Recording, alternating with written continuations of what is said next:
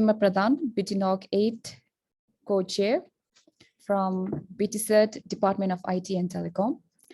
I, on my own behalf and on behalf of btNOG8 code team, would like to extend a very warm welcome to dear participants, respected speakers, and the panel members to the 8th edition of btNOG.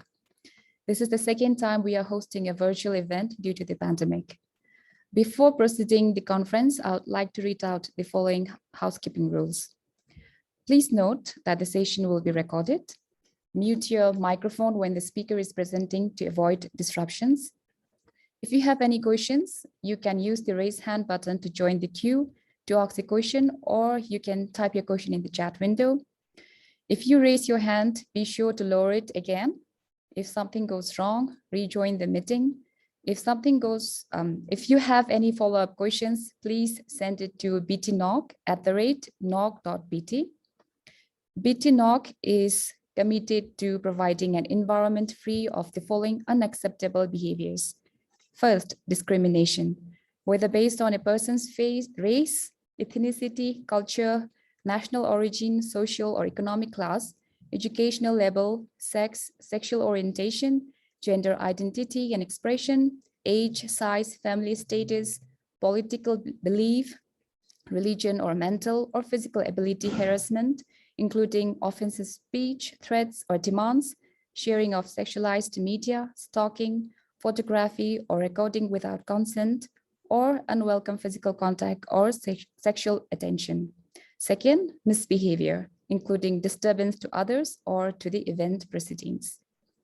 For today's conference, along with the 2 technical sessions and panel discussions, we have many other activities. There will be fun quiz at the lunch break, 1:45 p.m. to be precise, Bhutan time, and a technical quiz towards the end of the conference. The technical quiz will be from today's conference session, so you know how much your concentration is important.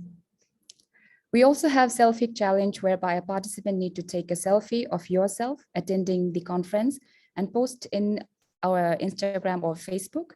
Also, you'll need to follow our page in both of the platform. This challenge is for the entire session today. The prizes will be provided only to those residing within the country. Also, we have data 599 data package from Tashish Cell for first 100 participants attending both tutorials and conference. We had tutorials yesterday. The only condition is that you need to have a prepaid Tashish Cell number. All the winners will be announced at the end of the conference, except data recharge and selfie contests, as we will need to compile and evaluate. All the winners will also be announced in our social media handles with your picture. So please inform us if you have any reservation on that. So are you all ready for the exciting day ahead? With this, I would like to open the conference by introducing our chair, Mr. Arpan Adhikari, who has been working tirelessly day and night for this event to happen. Arpan has a bachelor's degree in electronics and communication and has been working with Tashish Cell since November 2011. He has worked as a transmission engineer and later as network engineer and looks after the IP network of Tashish Cell. Over to you, Arpan. Thank you. Good morning, everyone. My name is Arpan Adhikari, and first of all, I would like to welcome everyone. A very good morning, good afternoon, and good evening to people wherever you are attending from. Kuzangpo to you all. So first of all, why virtual? Why did we think of doing it virtual?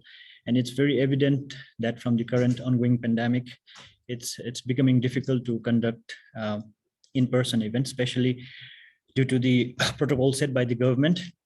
That's the reason we did not want to take any risk, but we didn't even want to let the btNOG event die out. We wanted to keep it alive, so we thought of doing it virtual. And unlike last year, we just had one session, that was the conference. This year, we thought of doing it a bit different by introducing a tutorial session. And with the help of the ICT community of the country, we were able to conduct a survey and get feedbacks from them, and then design the tutorial session based on the need of the community. That's the reason we went virtual, and we might have to go virtual till the time the situation becomes a bit normal, and travel restrictions and total number of people that can gather, everything changes. But for now, this is the new normal, the virtual meeting. With this, first of all, I would like to acknowledge our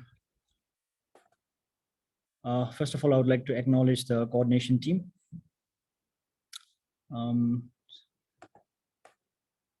The btNOG coordination team is formed by people from different organizations, from government, from private, from corporation, and those are the people who have dedicated a lot of their time during weekdays, weekend, late night hours to make this event happen. And I would like to thank each and every one of them. So to begin with, we have Mr. Tashifinso. He's he's Bhutanese working in Epinic, and he has been really helpful with organizing the event. Thank you, Adatashi, for all the contributions. Next, we have Alicia. She is a Deputy Executive Engineer, come System Engineer at Bhutan Telecom Limited. She has been working there for 5 years, and she has been helping a lot for past how many years, I don't know, but she has always been an active coordination team member for btNOG. Next, we have got Pratima. She has been with us for just btNOG8. That's where she started helping us out, and she has been really proactive and very responsive as and when needed. So thank you, Pratima. Next, we have got Somnamge. He's a system engineer and network engineer at Infocom Limited, and he has been helping us as well organize the whole event. Thank you, Sonam. Next, we have got Manoj. He was the chair for btNOG7. And this year he's a coordination team member. He's been busy with a lot of different stuff, but yet he has been helping us, a very proactive member of the group. Next, we have got Tashi Tobge. He's the CEO of Zilla System. Despite busy schedule, he has been contributing a lot, in past btNOG as well. Next, we have got Mr. Bharat. Yeah, now comes Bharat. He's the CEO of Zala. He runs ABIT, and he has been a part of the coordination team, and the company he works for has been helping us with designing and all in-kind sponsorship. And we have got Karma Jaming. He's also a senior ICT officer at DITT. He has been helping us. He was the chair for btNOG6, one of the most successful btNOG we had so far. And finally, that's me. And next, we have a program committee who make this event, the conference event, a successful one by helping us sort out the content of the whole conference, the speakers, the presentations and all. So they also have to work tirelessly, n number of meetings, discussions, getting in touch with the speakers, helping them correct and stuff. So we have a very good program committee member this year. So again, Adatashi, the program committee, one of the program committee member. Alicia, she has been a program committee member, not just for btNOG, even for SANOG and Apricot and so on. Next, Pratima. Then we have got Atalungten. He works as I think Atalungten works for Link Unify, and he has been working for Bhutan Telecom. He worked for other companies as well. A very resourceful person in terms of technology. We have got Warren Finch from Epnic. He has been helping. And just to inform you that Atalungten and Warren they were the chair for this program committee. Next, we have got Jimmy Chamling, Jimmy Rai. He works as a network support engineer in Australia, but he has been helping us with the program committee meetings and selecting the presentations. And Somnamge again, and finally me. So, okay, now back to, so today at the btNOG8 virtual conference, we have very interesting presentations. We have got international speakers like Jeff Austin, will be talking about DNSSEC, IPv6, but more focused for Bhutan. And there are other local speakers like Dendup. We have got Atalungten talking on Kubernetes. We have got Dendup talking on automation and stuff. So please stay tuned for the whole session. It's going to be very interesting. And finally, we would really like to thank our sponsors. without whom the event is not a successful one. So we'd like to thank Team Kaimru. For the first time, they have sponsored btNOG. We'd like to thank Epinic. They have been sponsoring btNOG from day one, and they have been providing in-kind sponsorship like the Zoom session. Currently, we are using the Kahoot platform that we have been using, apart from the financial contributions they have made. We also have got ISOC, Internet Society. We have got Flex Optics. Thank you, Flex Optics and ISOC. We have got Testcell, who will be sponsoring 599 data package for the top 100 active participants. We have Zillus System, helping us every year as a sponsor. And we'd like to thank ABIT and Zala for their in-kind sponsorship in terms of maintaining the website, in terms of designing the banners and stuff. Did I miss out anyone? Yeah, with that, I would like to once again thank all the sponsors. And now I would like to hand over the session to Atatashi, who will be the session moderator for the keynote speaker. Over to you, Atatashi. Thank you, Arpan. Just give me a thumbs up if you can hear me okay, see me okay. Cool, thank you, Kenrick. Before I jump to the keynotes, I think both the keynotes don't need introduction from me, definitely for sure. But before that, maybe quickly echo what Arpan said. This group of PC members and coordination members that help organize this event, they're all volunteers, please. They have a day job, they volunteer their private time, weekends. So my request would be, people in the crowd, you're more than welcome to volunteer, raise your hand and say you would like to be involved either in the coordination team or in the program committee. So looking forward to having more volunteers for the next btNOGs. With that, in the interest of time, let me introduce our keynote speakers today. We have two very important personalities who have helped shape where Bhutan's ICT ecosystem is currently. And to kick that off, we would like to start off by welcoming Tinlisar. Well, with regards to Tinlisar, I don't know where to even start. Tinlisar has been instrumental in many firsts in ICT, Bhutan's ICT history. Even before I joined Bhutan Telecom, Tinlisar, he was instrumental in pretty much establishing the first standard A Earth station in the country, equally involved in the inception and implementation of the national telco backbone across the country. Tinlisar has also been instrumental in starting internet services in country. And whether people will be surprised or not, Tinlisar was also involved in establishing our current day regulatory body, which is BICMA, Bhutan Information and Communications and Media Authority. So Tinlisar has been instrumental, not just in building the infrastructure in the country, but also having important organizations or bodies, regulatory bodies in the country. And in 2005 or so, Tinlisar came back to Bhutan Telecom as a managing director, and I was lucky enough to be a young engineer in Bhutan Telecom those days when Tinlisar came back to Bhutan Telecom. And I guess to understand Tinlisar's contribution to Bhutan and our ICT ecosystem, you should look at how many CTOs, CEOs, and even ministers lately, policymakers in Bhutan who have had some form of dealing with Tinlisar in the past, who have worked with Tinlisar. Straight off, Bhutan Telecom's current CEO, Tashisel's current CEO, they all used to work with Tinlisar. I even see Leki Sir now, a minister up there in the country in Bhutan, also used to work with Tinlisar. So those are just few of the names who have been influenced by Tinlisar and who have been guided by Tinlisar throughout their career. So it's not just the infrastructure part, not just the policy aspect where Tinlisar has contributed, but also in terms of shaping the human resource pool up there in the country and looking at the key positions most of Tinlisar's colleagues or subordinates are currently in, is actually a testimonial to Tinlisar's contribution to Bhutan, not just internet, not just telco, but the overall ecosystem. So with that, Tinlisar, thanks once again for accepting our invitation to be the keynote. All over to you, Tinlisar, for your keynote talk.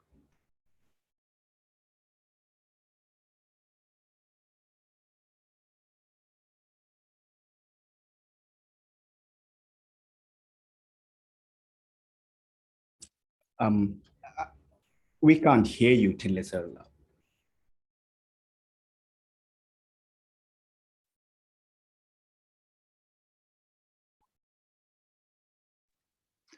Okay, can you hear me now? Yes, sir. Okay, great.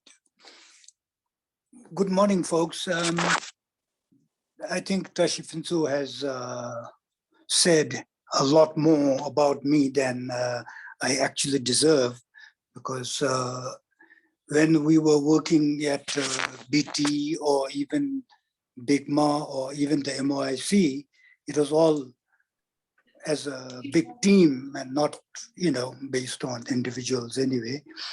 But I would like to thank you for inviting me to be a keynote speaker. I would, because I have been out of the mainstream ICT business for quite a long time, I would like to keep it very non-technical, so to speak. The first thing I would like to do is give you a talk about a little bit about the historical background, about how we have come from an open wire transmission system, which I also managed in when I joined the Department of Telecommunications a long time ago, to where we have reached the present stage that we are at. In the up to 1988, I think it was, we still had a lot of the open wire communication systems in the country. Actually, that was all we had. The open wires were in 3 different routes going from north to south. We had a open wire system from Thimphu to Punsaling, from Tongsa to Gelefu, and from Samruzongkhar to Tashigam. The funny thing was that these 3 links were not interconnected, and so we could not communicate between the regions. And as for the switching systems, they were very small, less than 100 line capacity, Strauger, step-by-step exchanges, which of course nowadays not many of you would have heard about or even seen. Then there were also some carrier systems, which was, you have a multiplexed channel system, which also was put on the open wire system. I mean, those were very unreliable systems, and most of the times, even if it developed faults, we could not even get spares to fix them. Now, having given a background on what we had, I would like to get into the telecom development phase in the country. We started developing telecommunications in 1988. I mean, seriously developing telecommunications.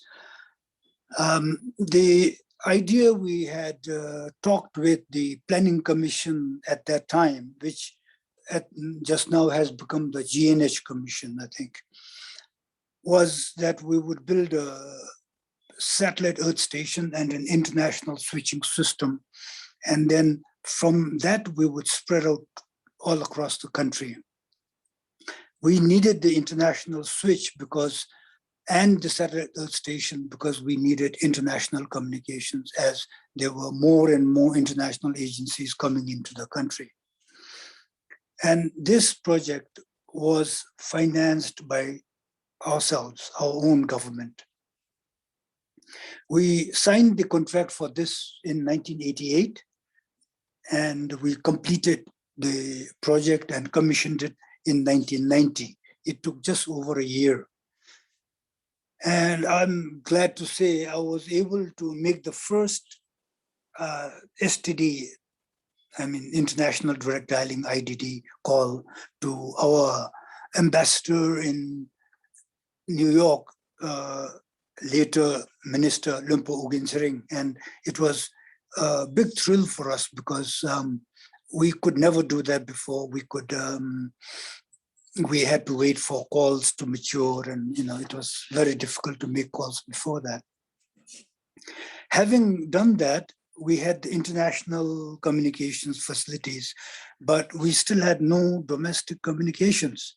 So the idea was to prepare telecommunications master plan, so to speak. This was undertaken by the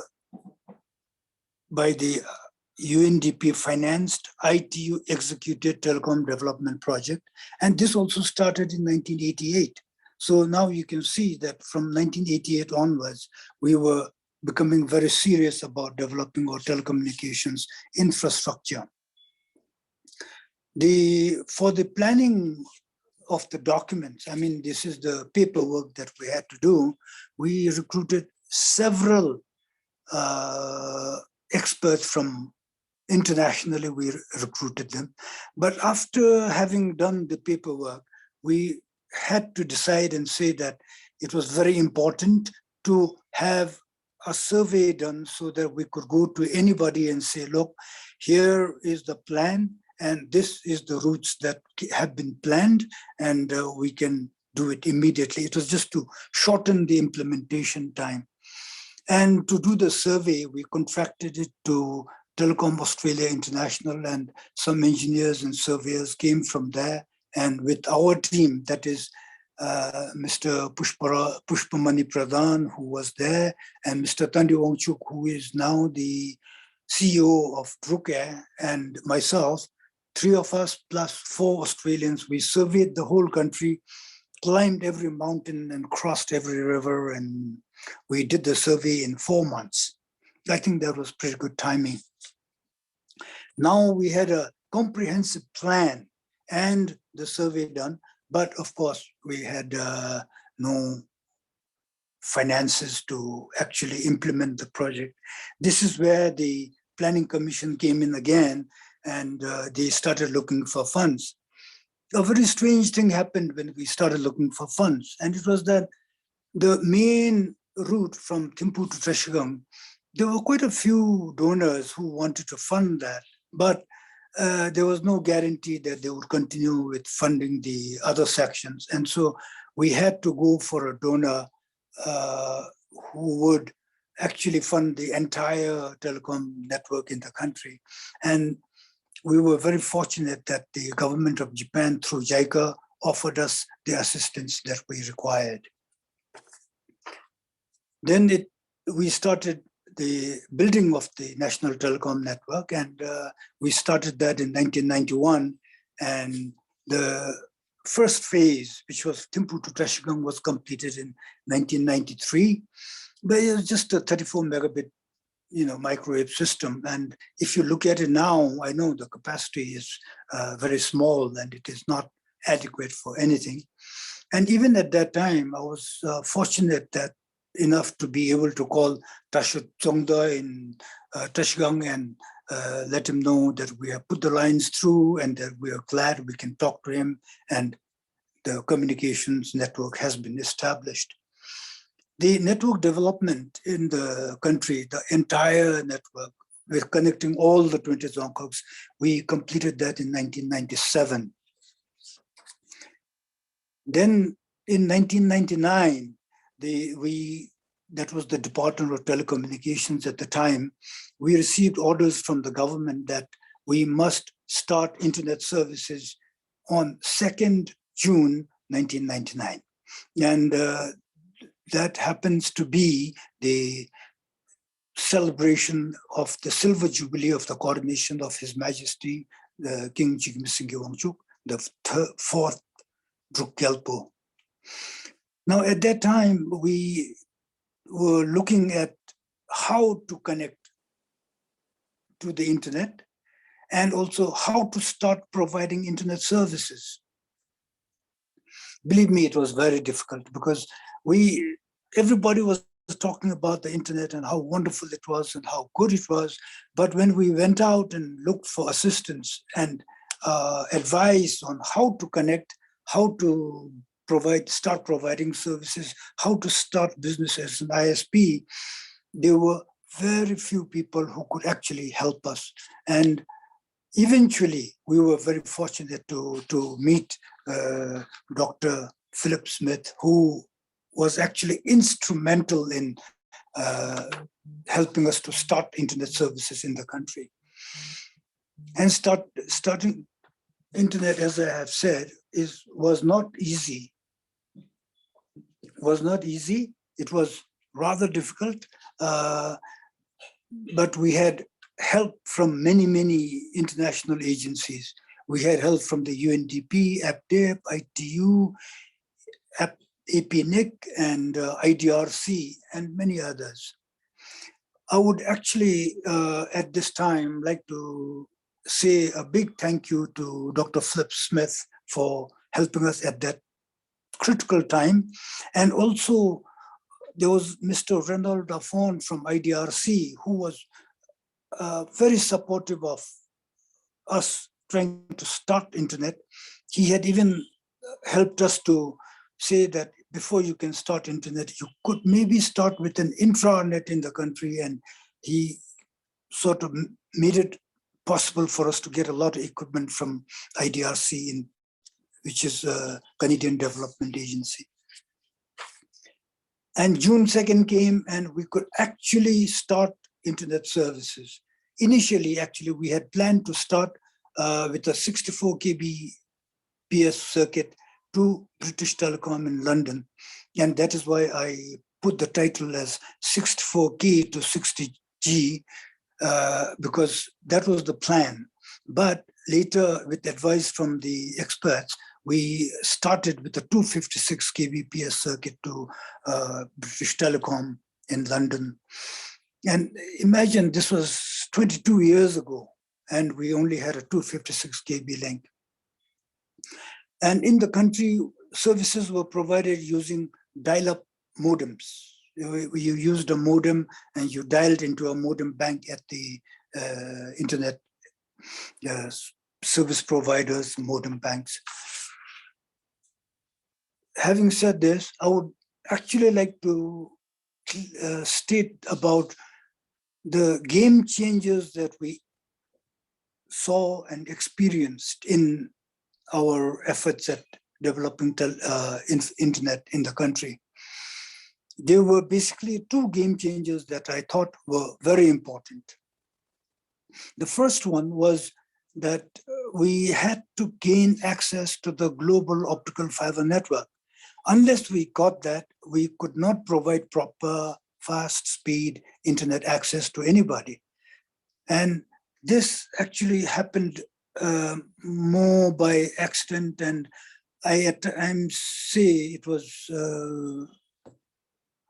actually by chance.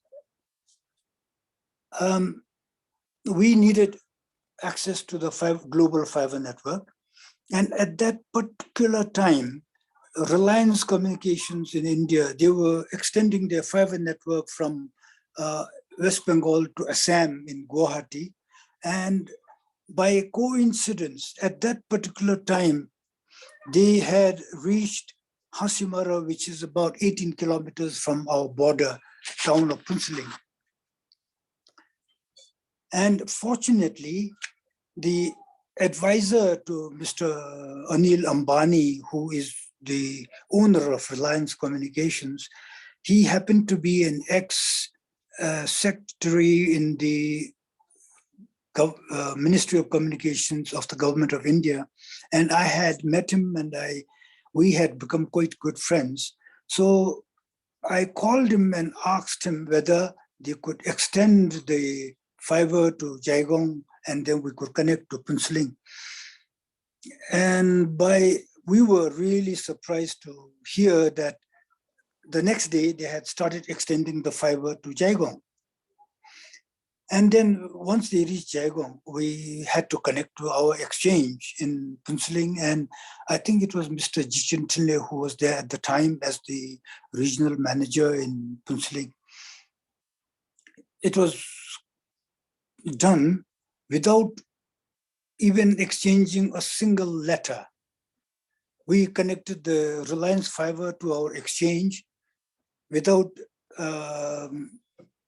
exchanging a single letter. And it was, if we could do business like this, any business, with very little formalities, it would be so nice, actually. The second game changer that has revolutionized the internet services in the country, I believe, is mobile internet.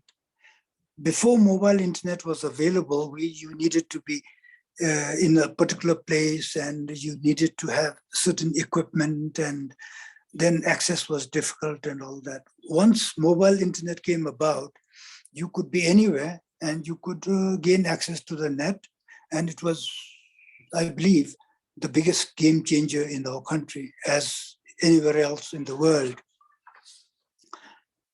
Next, I would like to just mention about the usage of internet. Of course, there are a lot of good things that can come about from internet. And also there are so many not so good things which are brought about by internet. I am sure, that many friendships have started, many friendships may have ended. Many would have even got married because of meeting somebody on the internet, and maybe even internet may have broken up some marriages as well. So there are many good things and bad things, and we must choose what we can, what we need to use it for with great care. Even in the political scenario, I think we have seen how disruptive use of internet can be in our society at large.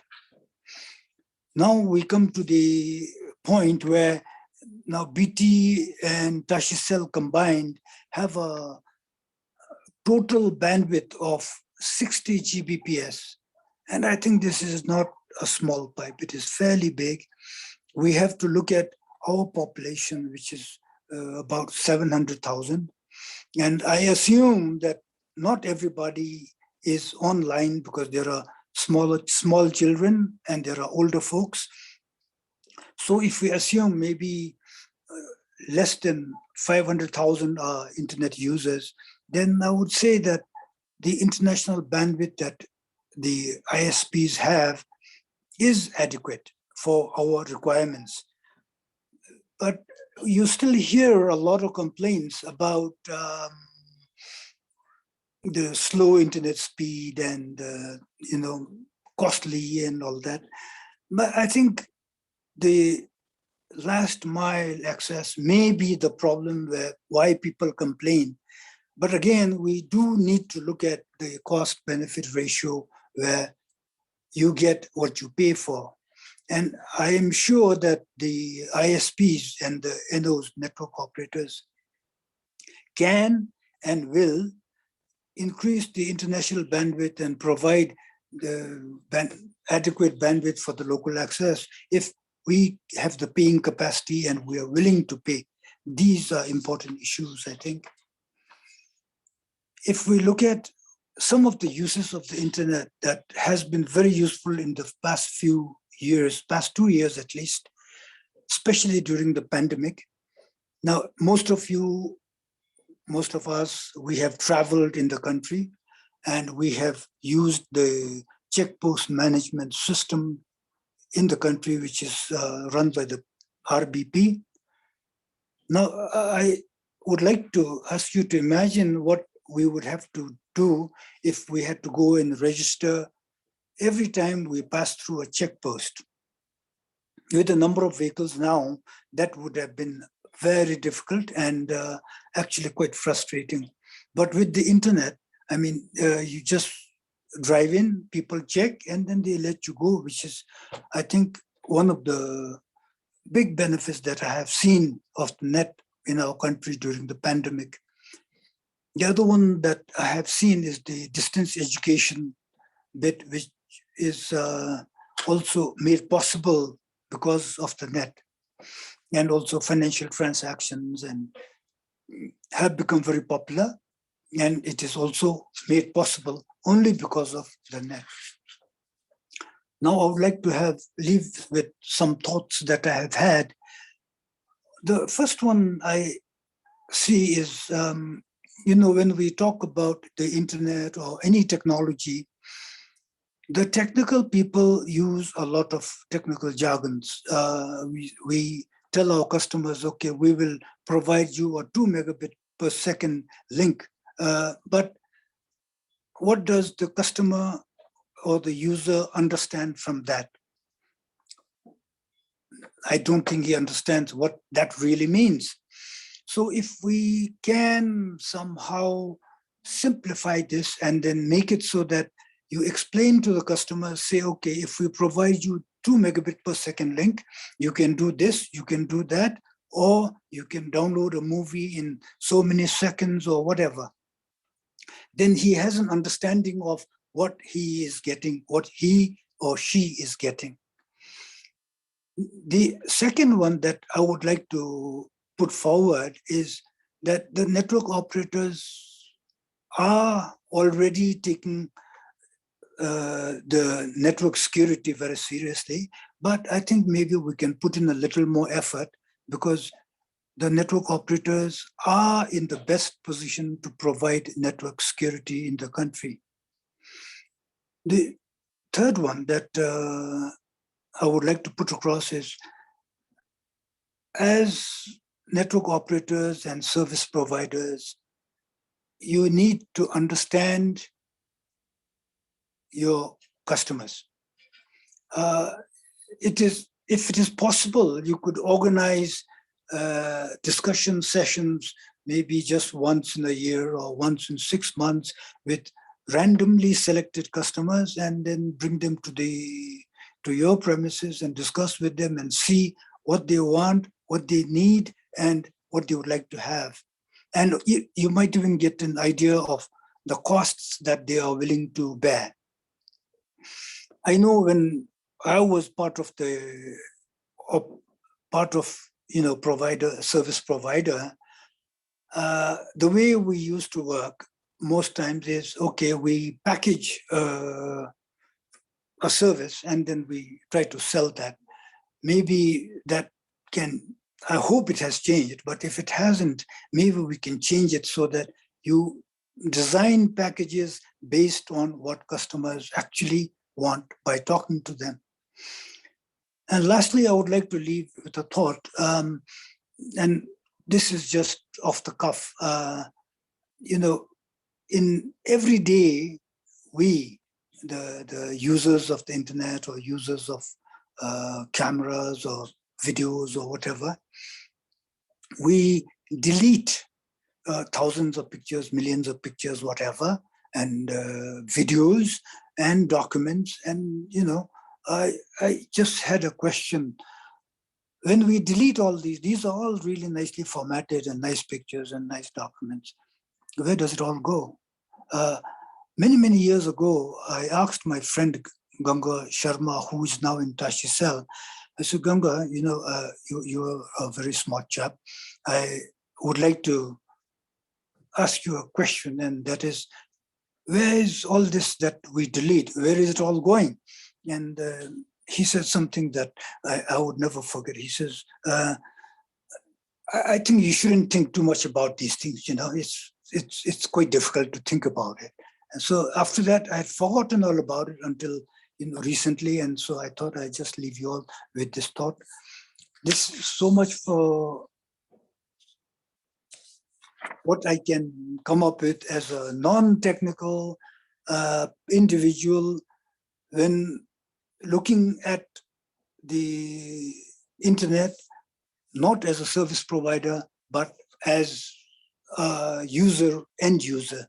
I would like to now thank you very much for inviting me to say a few words. And I would like to thank you and say Tashi Delek. Thank you. Thank you so much, Tunde sir. Thank you especially for that journey back in time, how you and a few early pioneers had to traverse the width of the country to give us what we have today. Of course, with the help of great friends from the United Nations, Australia, Japan, and across the world. Listening to your talk, Tunde sir, I was just trying to quickly take notes as you were speaking. There are many great takeaways for people like myself, the current crop of engineers, architects, the future engineers who might be students now. What came out was anything we do should serve a greater purpose. Anything we do should have end users in focus.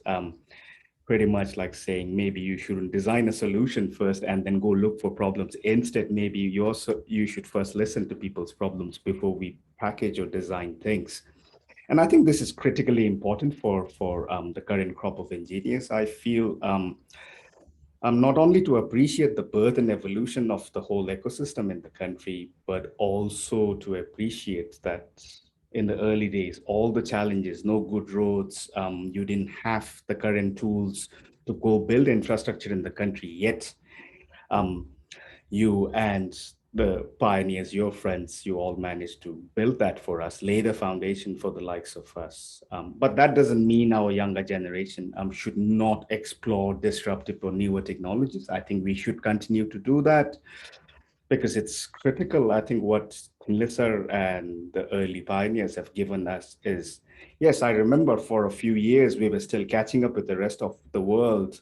But now I can confidently say that we are almost peers with the rest of the world where we can have equal conversations. So those are all thanks to people like you, Tinlisar. So thank you so much. All right, with that, next up, Dr. Philip. I really don't think even Dr. Philip, like I said earlier from the onset, Dr. Philip Tinlisar don't need me to introduce them. And in the words of Tinlisar himself, Dr. Philip, he is kindly known as the father of internet in Bhutan. He has architected what we have today up there in the country. And I'm sure Dr. Philip's templates are flying around across the country. People like myself who have left the country, I might have carried some of your work habits, some of your configuration habits or templates. So we all owe what we have currently in terms of architecture, in terms of design, in terms of how we do things to Dr. Philip. From my own dealings with Dr. Philip, I know for sure that Dr. Philip, the title doctor, comes from the fact that he's a physicist, but I remember a joke those days when we were trying to get some SONET SDH over optics, SDH over fiber, or later DWDM links. Dr. Philip, I was saying, Doc, you are a physicist. Can you help me out? And Doc goes, I haven't done physics for the last 30 years. There was this something called the internet. He just wanted to give it a try and he never left. So that's Dr. Philip. I remember when I moved from I used to be a transmission engineer when I moved to the ISP department, DRUPNet then. And Dr. Philip was in the country and all I could talk or converse with him was about the English Premier League because I didn't really know much about what the internet was. I was this radio transmission guy. But dealing with him, learning from him, yes, Dr. Philip can't snap if you don't do a good job. Best practices that we learned from him, we have been sharing that currently, even in the role that I have at APNIC.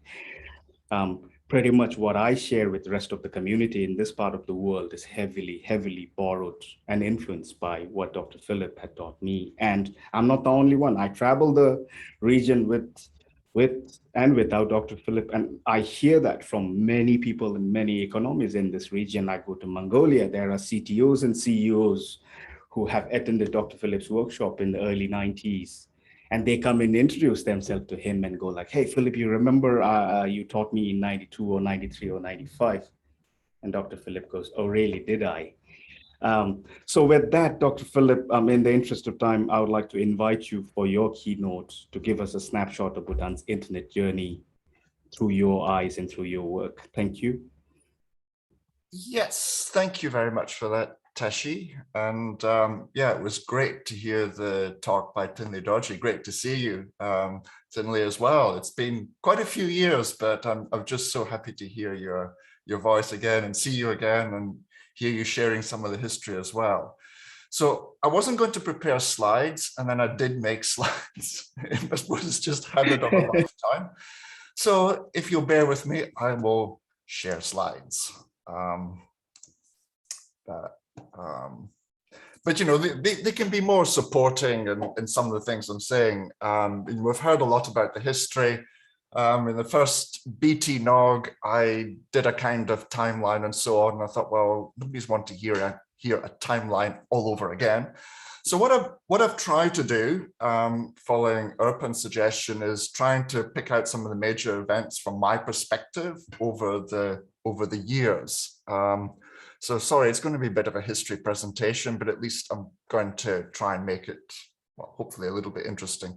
I mean, we all know where it all started. Internet had to be made available to coincide with the 25th anniversary of the fourth king's coronation. That was 2nd of June, as Tinley was saying.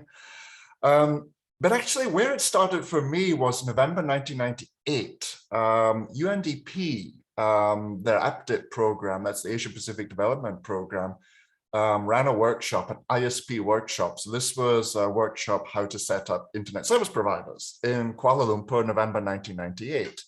And there were 2 participants from the Department of Telecom, because Bhutan Telecom was part of the department at the time. So there were 2 participants. And then March 1999, I got a request from the UNDP office in Thimphu. I think it's now one of the police offices down there. Asking for help to provide training and configuration assistance for the government's new ISP, which was going to be called DRUCnet.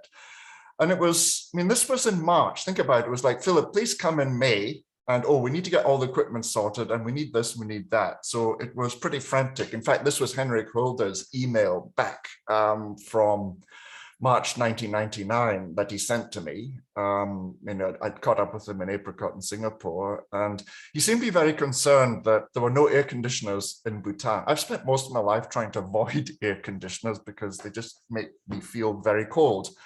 And coming from a cold country of Scotland, I don't really like air conditioners very much at all. So it was actually great. Some photos from the first trip in the early days of digital cameras, because cameras in those days, for those who are under 30, they were 640 by 480 resolution. I think this is just the story of the times. And so that's the resolution you got.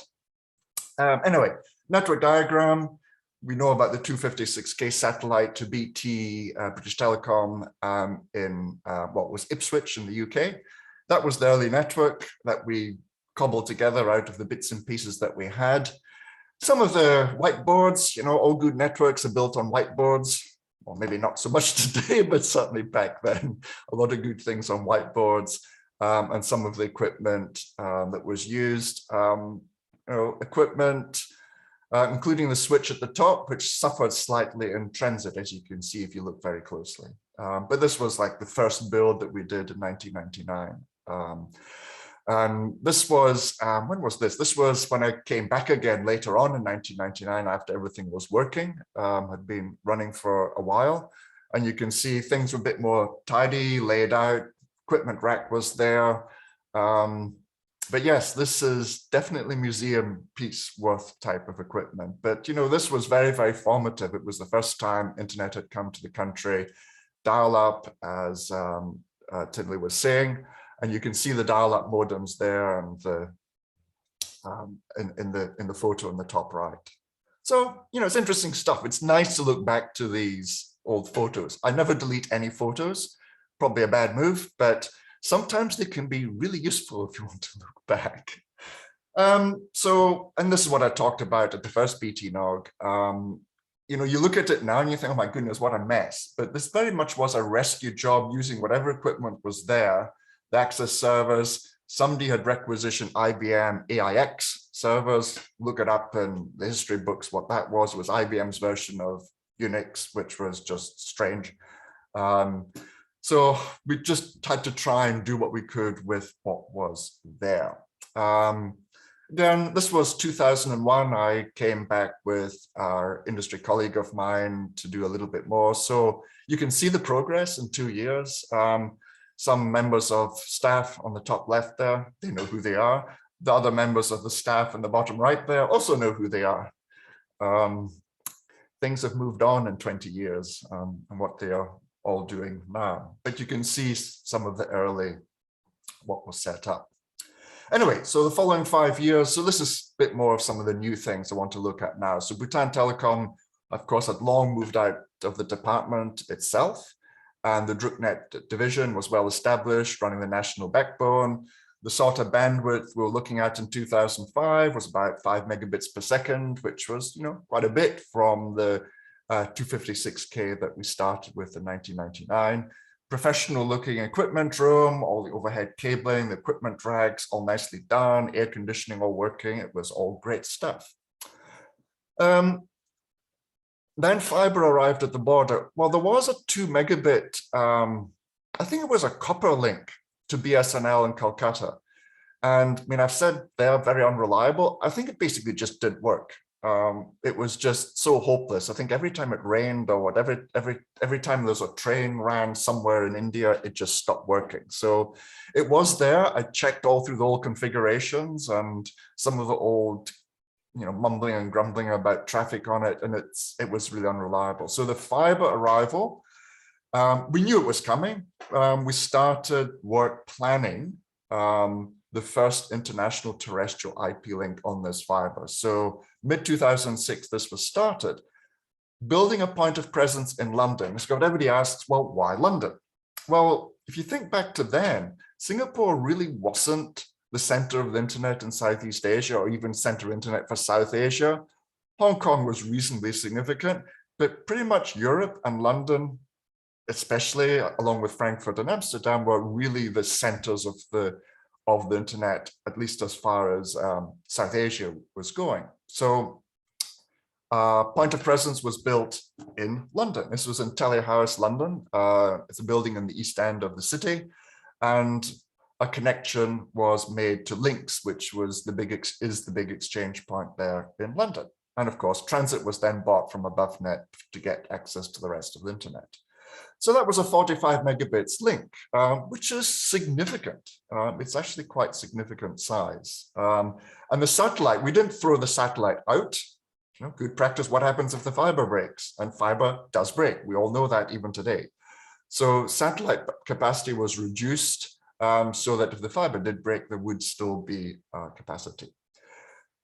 Competition started. This was like the next, I suppose, significant event for Bhutan. Drukcom was really the first domestic provider that appeared on the global table, and Drukcom appeared on the 6th of June 2006, a satellite link via PCCW in Hong Kong. And there's the entry. I monitor the BGP table, have done since 1999 early on, and we see Drukcom appearing there. Tashi Infocom was established, first appeared in the global table on the 12th of April 2008, getting transit via DrukNet, and there was the first announcement that I could find appearing from that. We've heard about the impact of mobile phone from Tinley.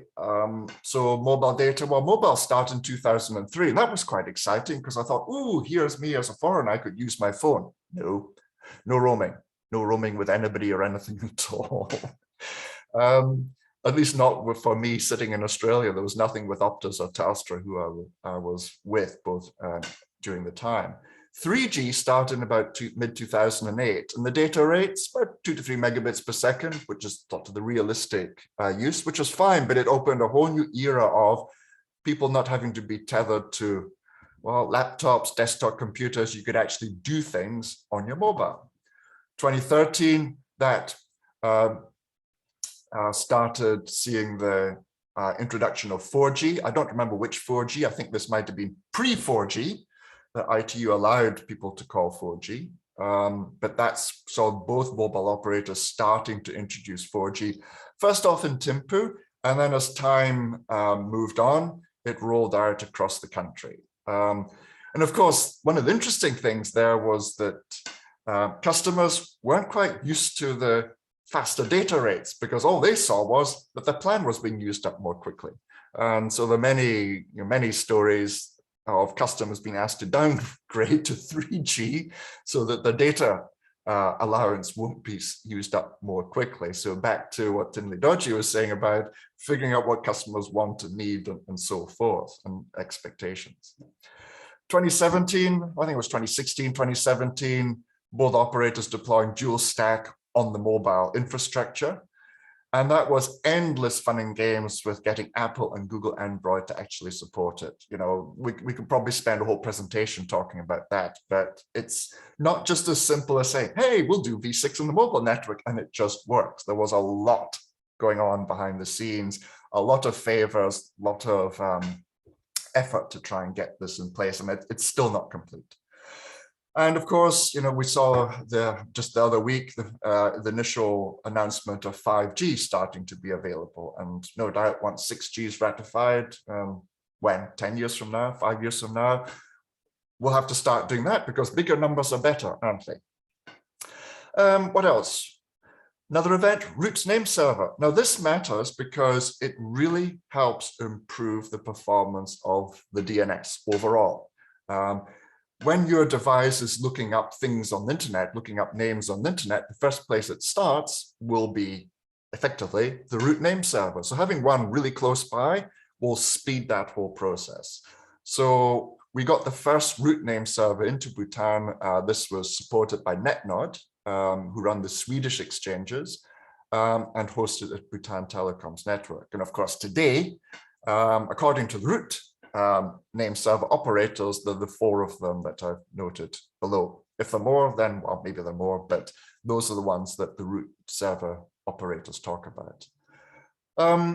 Caches again are very important. We know the price of long-haul internet.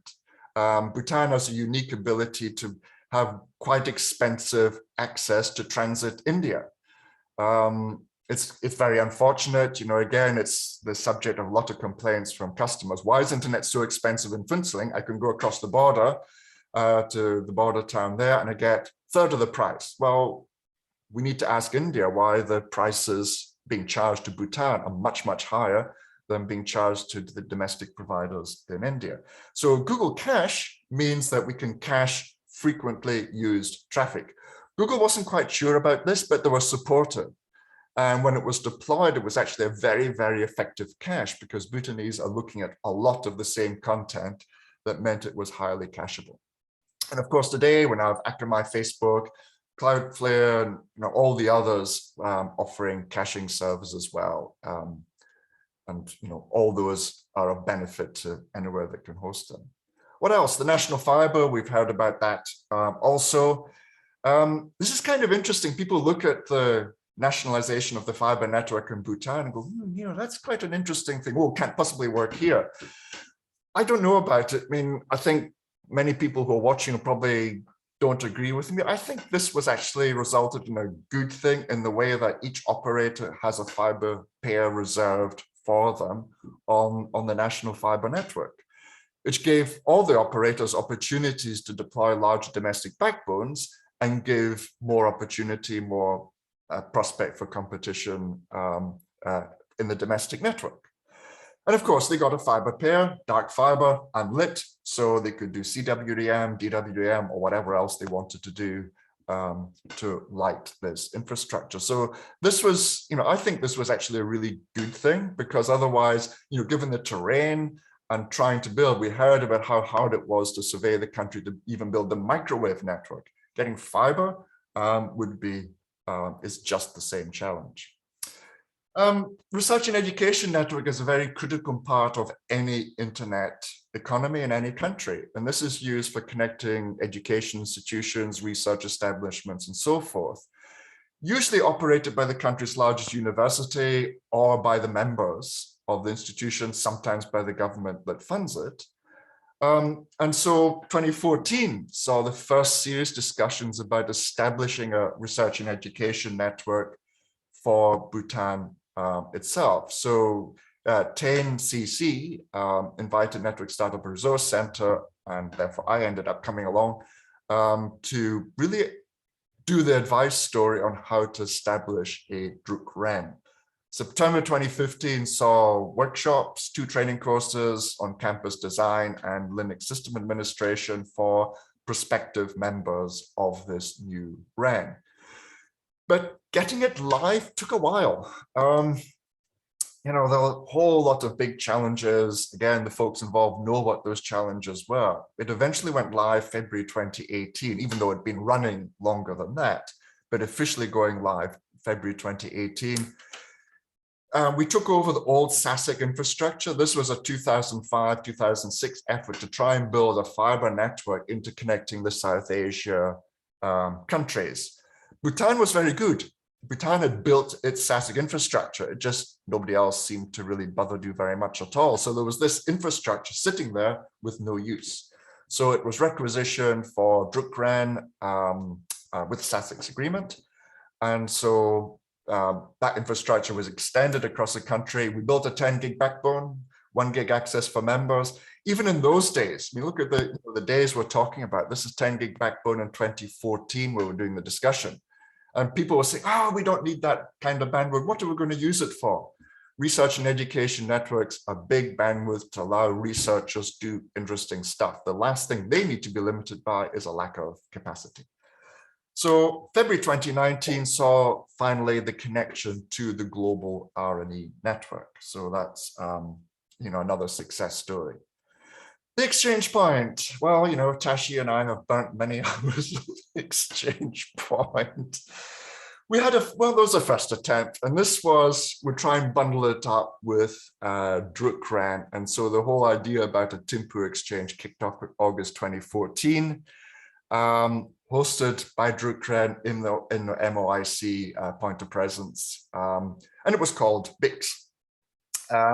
Tashi Cell and BT were in the building. Of course, Drukran was there, so it was easy enough to interconnect, but getting everybody else to interconnect and so forth, it was a non-starter. So there was some traffic by January 2017, but this was doomed to failure. I thought it would have been easier, but anyway. So take two. October 2018 was really the busy time. And we, those of us involved, we know what it was, just saying that tireless persuasion, hard work, behind the scenes, lots of arguing, discussion, and so forth. We finally reached agreement 2018. That's the agreement ceremony there on the top right. And this was located, as you all know, Timpu Technology Park, its own facility in the building, easy access for all operators, got the proper management board, official launch on 8th of January 2019. And I've got the picture there as well, which I'm sure most of us will remember. Of course, today there are 8 full members as well as some of the services there. So that was successful. Finally, we cannot forget the NOG. Definitely not last and least. It's really important to have a network operators group. And this is not for commercial providers. It's not just for them. And that was some of the initial pushback. Oh, well, it's just for commercial ISPs. And well, there are only 3, so why bother? Well, actually, it's not. It's for anybody running an IP network. And you can see the evidence. South Asia Network Operators Group, covering the whole South Asia region, had held already 3 meetings it had already held by 2014. July 2005, July 2010, January 2014, which was the famous one, and then January 2019. Well, that SANOG 23 saw the big push. The first meeting after that big push was in Funseling late on in 2014, November 2014. Coordination team was formed from those interested in the domestic industry. We had a 1-day conference, and you see the conference photo there. We had huge number of domestic participation and some foreign visitors as well. And really the rest of it is history. The training course is a very important part of the NOG. As Tashi was saying at the start, or it was Urban saying, whoever was saying at the start introduction, it's hard to do training when it's like a workshop style training when it's a virtual event. As you can see from the picture on the right, the in-person training is very important, not only for building working relationships across organizations, but also for a lot of the teamwork that's needed to complete these courses. So, we're now at the 8th one. That's wonderful. You see so many NOGs that have started and they just give up. It's great that the btNOG team have kept this NOG going, even though we're still struggling. Well, we're coming out the other end of the COVID-19 pandemic. So congratulations to all of you, especially the btNOG8 team, both the coordination and the program committee, for making this happen. Today, well, the road is long, twisty, rough, roadblocks, landslides, steep, uphill, downhill tracks. Yes, those were my trips to the east and many times over the country, but it's also been the story of getting the internet working and running in the country as well. It's just how the terrain matches the story and the challenges that we've all had. But, I hope this is a very quick summary in 20 minutes. I hope that you can see the internet success story. If you look back at some of the early days, imagine walking the country for 4 months to survey it. Imagine the 256K. What can you do with 256K today? But all these components are functioning. They're in place. There's always room for improvement. I promise I won't be grumpy anymore when I come and visit, whenever that restarts. But we need to look at redundant fiber paths. We need to look at independent local data centers. We need to do a lot more about local content hosting to make it better for all. And on that note, congratulations and Tashideli. Thank you very much. Thank you so much, Dr. Philip. That snapshot back in time again. I guess like Dr. Philip said, the foundation is laid, everything, all the key components are in place. There are, of course, challenges like Dr. Philip alluded to. Our geopolitics and geography doesn't help. We can't drill mountains to pull our own fiber across, bypass the neighbors.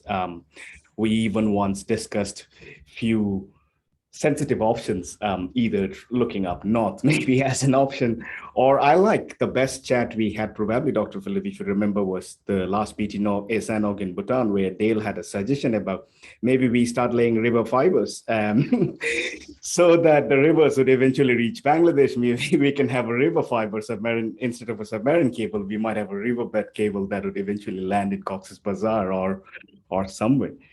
So on that note, once again, thank you so much to Dr. Philip and Tinley, sir.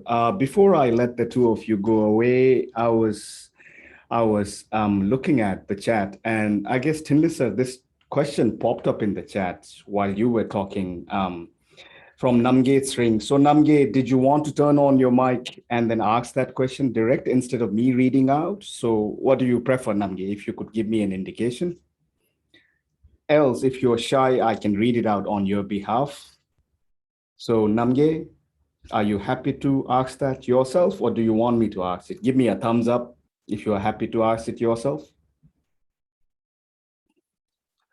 Maybe not, let me do it on your behalf. Tinley, sir, in the chat, Namge says, benefits of internet are undoubtedly enormous. Thousands of students were able to continue their studies in online mode during the pandemic. What are your thoughts on the cost of internet packages, especially when we compare it with internet changes in the neighboring countries? So I would actually appreciate opinion from both of you, not just Tinley, sir. So Tinley, sir, maybe if you could go first.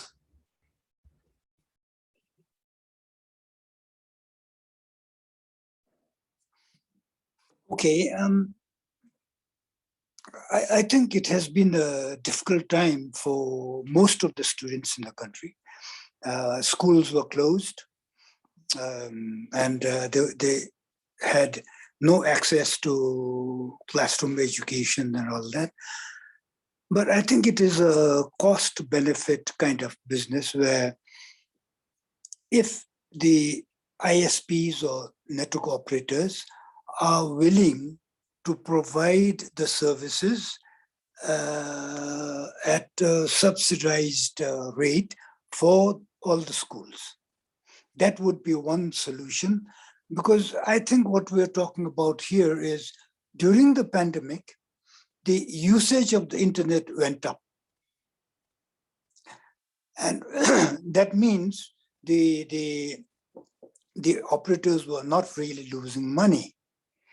So if it was just a question of reducing the profit margin. Now, if that could be done, I think we would have had a solution. But again, I'm not sure how Tashicel is, but with BT, and they would have to probably go with DHI and the other owners. So that's what I feel anyway. Okay. Thank you, sir. Thank you for that. Dr. Philip, would you like to give it a go, especially that comment about comparing to the neighboring countries? I think we need a bit of context there, the market size and all that a bit. Yeah, and it's, we've been talking about this for how many years? I mean, what's it? We're 2021 now, and we've looked at this since 2014. So even in the Drukran discussion time, we were looking at that and all the different plans. We go back further in time. That's what SASIC was meant to be trying to do, was build this some kind of network, fiber network across all the countries to deal with some of the challenges, especially with remote areas.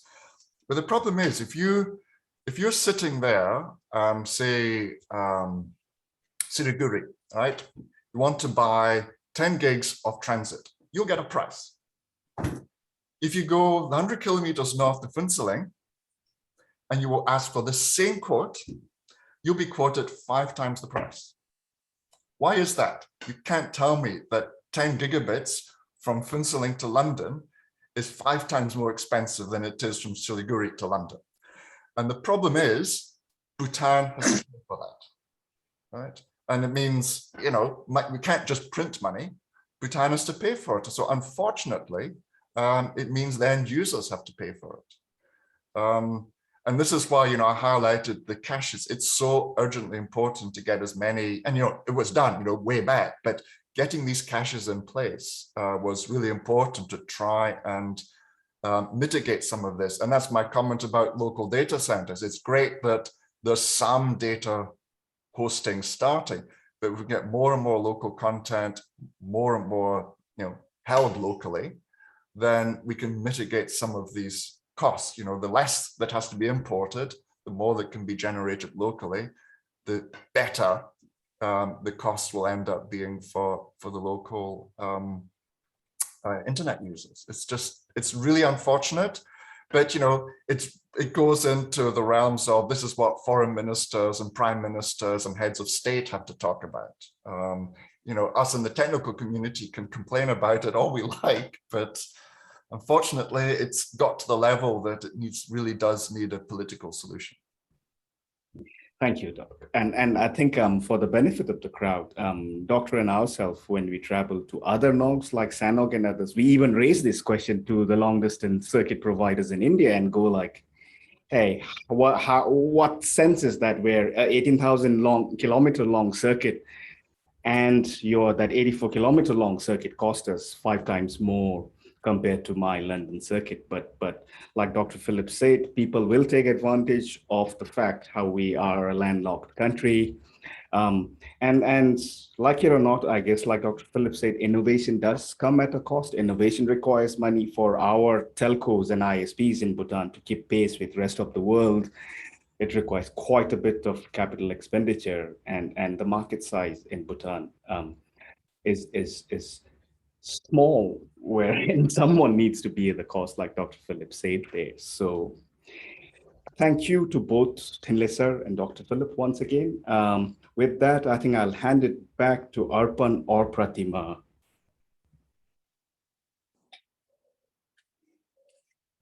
Arpan, Pratima, all yours. Hello. With this, we have ended our keynote session. Now we'll have a tea break. We'll break for 10 minutes. Yes, we'll be back by 11:23. Thank you all. See you in 10.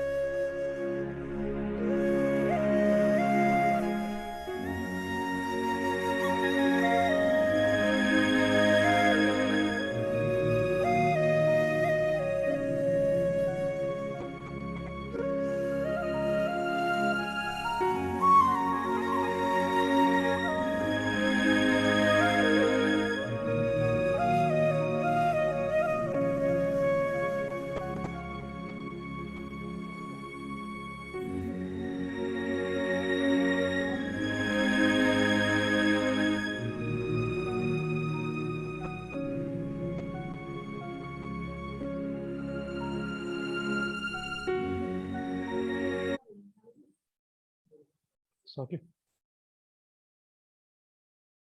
Hello.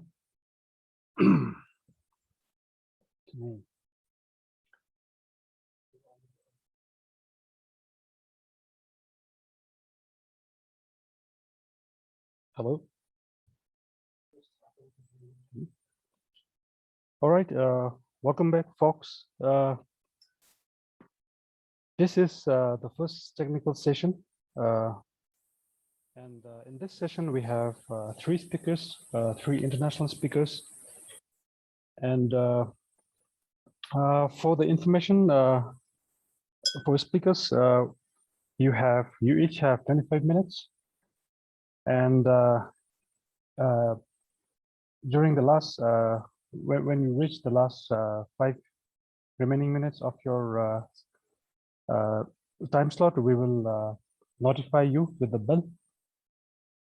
So to start off the session, we have, so just a moment. So we have Jeff Houston, who's a chief scientist at APNIC, and his talk is technology adoption in Bhutan's ISPs. So over to you, Jeff. Look, thank you very much. And I have to say it's an absolute pleasure to be part of this. A little bit sad that I'm not there in person because, you know, COVID and everything else, but honestly, it is a pleasure to join you in any case. I'd like to speak about technology today, but I suppose I'm going to start with a question.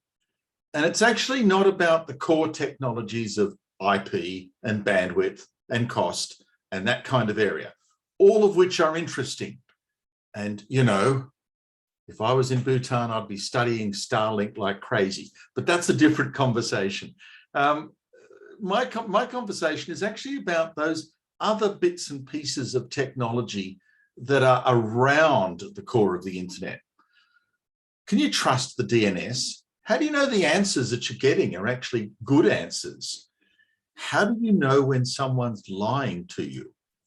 Well, unless you sign your domain name and check the validity, then you don't. And so DNSSEC, security in the DNS, is important. And interestingly, the ISPs in Bhutan have adopted DNSSEC like crazy.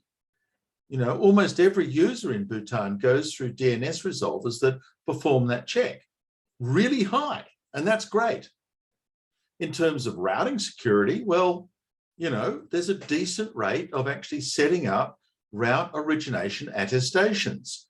So you're doing the paperwork on getting signed rowers. And in terms of route filtering and dropping invalids, again, decent, nothing wrong with that.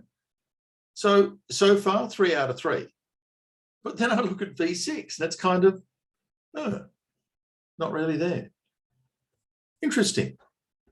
Why not V6? I'm like, it's not as if you don't seem quite capable of doing these technologies. It's just V6 is just hasn't been on the list. Now, Bhutan is not unusual.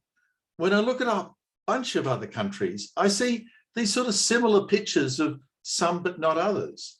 And so Sweden, for example, lots of DNSSEC, not much V6.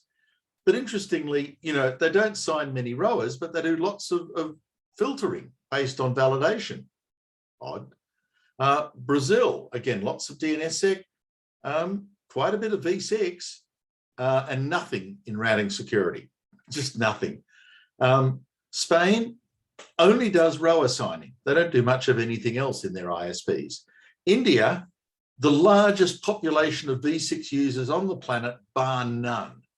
You know, the entire V6 sort of user base is carried by India. Huge V6, huge DNSSEC. Rower signing, yeah, okay. Dropping invalids, doing the last part of RPKI and routing security, not really. Why? You sign the stuff, you just don't check. And the US DNSSEC, yeah, not really. V6, moderately good, not brilliant, but moderately good. Rowers, again, decent. Filtering and dropping, not really. Bhutan shares a lot with Mongolia. Very high DNSSEC, no V6. but an awful lot of really good work on both generating rowers and dropping invalid. So for some reason, Bhutan and Mongolia sort of have a very similar technology profile. And it's kind of interesting to ask why. Because all of those markets, you're offering the same service to the same kind of sets of consumers. And the equipment we all use is much the same equipment these days. And our supply costs are the same across the entire planet. So we're all exposed to the same markets, the same equipment, and the same set of costs. Yet there are, and quite dramatically different GDP per capita. There's an awful lot of consumer wealth difference, but that doesn't really alter things, oddly enough. India's massive V6, but the GDP per capita is tiny.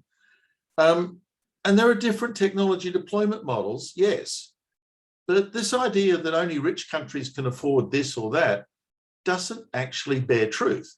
The folk who have adopted these technologies vary a lot, but it's not by wealth. There's something else going on. So let's just drill a little further, because that question of what are the drivers to get ISPs to adopt the technology is actually an interesting question. So here's the global story about V6 since 2014, based on measurements we do on APNIC across the entire world. And if you could ever say that there was a sense of urgency about deploying V6, I can't see it. This is not urgent. After all these years, we've reached 28%. That's hardly a crisis. We seem quite comfortable in making this transition last for decades. In this case, Europe is slightly below the world average, and that's because I think India, but inside Europe, where you've got a more uniform collection of wealth and technology and capability, you still see this astonishing diversity in different countries. Germany in V6, killing it. Belgium, killing it. France, yeah. Spain, Italy, not really. And Sweden, no. And of course, all of Eastern Europe. So very diverse picture. What about if we move over to Asia? Well, the numbers are higher, 32%, and that's a lot higher. And oddly enough, they are growing at a better pace. Asia didn't do V6 until 2017. And across their user base, which is the largest user base on the planet, getting to 33% is a phenomenal achievement in just 4 years on the internet. It's certainly bigger than anywhere else. But, India, outstanding. China, not. All the stans, not at all. And that little red dot just there, right in the middle, yes, that is Bhutan. And it's certainly similar to the other knots. But other countries, including, Malaysia, Cambodia, Vietnam, and of course, Japan, which is one of the very early adopters, and Saudi, have adopted this for some time. So there's a lot of diversity in this picture. So if we were to put V6 aside and look at something else. Now, DNSSEC has almost no user impact in terms of selling features. I'm sure if you questioned your users, why did you sign up with us? Was it because we do DNSSEC in our DNS? You wouldn't get an answer. It's completely something you do because it's the right thing to do, not because it makes one jot of difference, if you will, to consumers of your ISP service. The adoption sort of rate for DNSSEC started higher than V6 back in 2014, but it had its ups and downs, and it's still about 26% globally. Europe slightly ahead, and again, diversity, but different. So the Scandinavian countries, Norway, Sweden, Finland, just convinced. They do DNSSEC everywhere, Denmark. And in Middle Europe, the Czech Republic, absolutely. The UK, which has a lot of V6, doesn't do DNSSEC. Neither Spain nor Italy do it, but they didn't do V6 either. But you can see it's sort of a different picture, that the drivers for DNSSEC, which is very strong in Northern Europe, are different to the drivers for V6. Why is that? Why do they do that? What about Asia? Nothing's happened for the last 24 months. You know, we got to around 24% of Asian users sitting behind DNSSEC validation, but then nothing changed since late 2019. And again, this really diverse thread, but this time Bhutan is not the same as Mongolia. Bhutan, that little island of green, even brighter than India, is about the same as Saudi Arabia. Now, I know why the Saudis did it. The Saudis did it because they outsourced their DNS to a service that was originally operated by Nominum, now run by Akamai, and that service does DNSSEC. But I don't believe the Bhutan ISPs have outsourced their DNS. I believe you're doing it yourselves, but for some reason you've turned it on, and that's good. But it's sort of every country is different. Why is that? Let's move on to routing security, because we've heard a lot about routing security over the years. And certainly there is a fair deal of adoption around routing security. All end users, around 14% of the world will not go to a destination if you can only reach that destination by a bogus route, an invalid route. Now, where is the adoption? Well, interestingly, in this case, not in Europe and not in Asia. They're below the global averages. It's more America, the North and South, than anywhere else. If we look at, again, in Europe now, saying, well, who's actually going all the way and discarding invalid routes because they don't match the routing security credentials? Norway, big. Sweden, big. Estonia, so-so. Germany, not in the slightest. UK, not in the slightest. Oh, and of course, our friends of Spain and Italy. But you see, it's a sort of a different picture. And so various ISPs do various parts of these technologies, but why they pick one and not the other is not so clear. It's a very varied picture. What about Asia? Well, Bhutan is better than the average. And this is one of the few indicators where, you know, it's actually bigger than India. And in fact, bigger than all of its neighbors, with the exceptions of Syria, don't know. And, oh, you've got me there. Uzbekistan, I think. Someone can correct me. And Japan is good, but there's Bhutan. It's sort of, there's a fair deal of it in Bhutan, but nowhere else. Interesting. And I suppose it's useful to ask this question about, we're all running the same internet. We're all running the same equipment. We all sell the service, much the same set of pricing. And so in some ways, you would expect, a bit like the old telephony networks, we'd all be running very similar profiles in this technology, but we don't. Why? Well, I suppose part of this is that if you look hard at our markets, including Bhutan, there's no orchestration anymore. It used to be that the national telephone company had a vertically integrated market, and the supply of technology, the determination of service, and the operation of the service was all orchestrated by one company. They even controlled demand so that they were able to keep pace with demand for services because they controlled pricing, they controlled the entire market.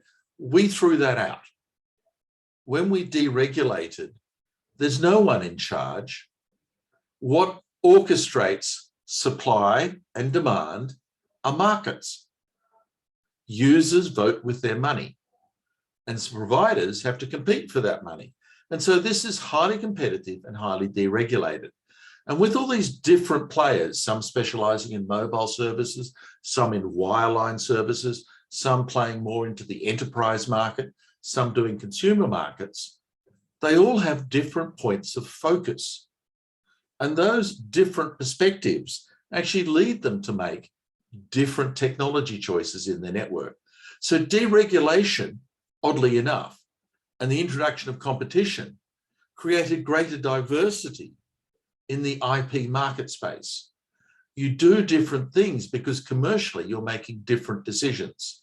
It's okay in so many ways, it's okay, but it does lead to these critical differences. The other thing is that these technologies are complex. They're very, very long term. I'm like, you don't deploy V6 because it's a fun thing to do.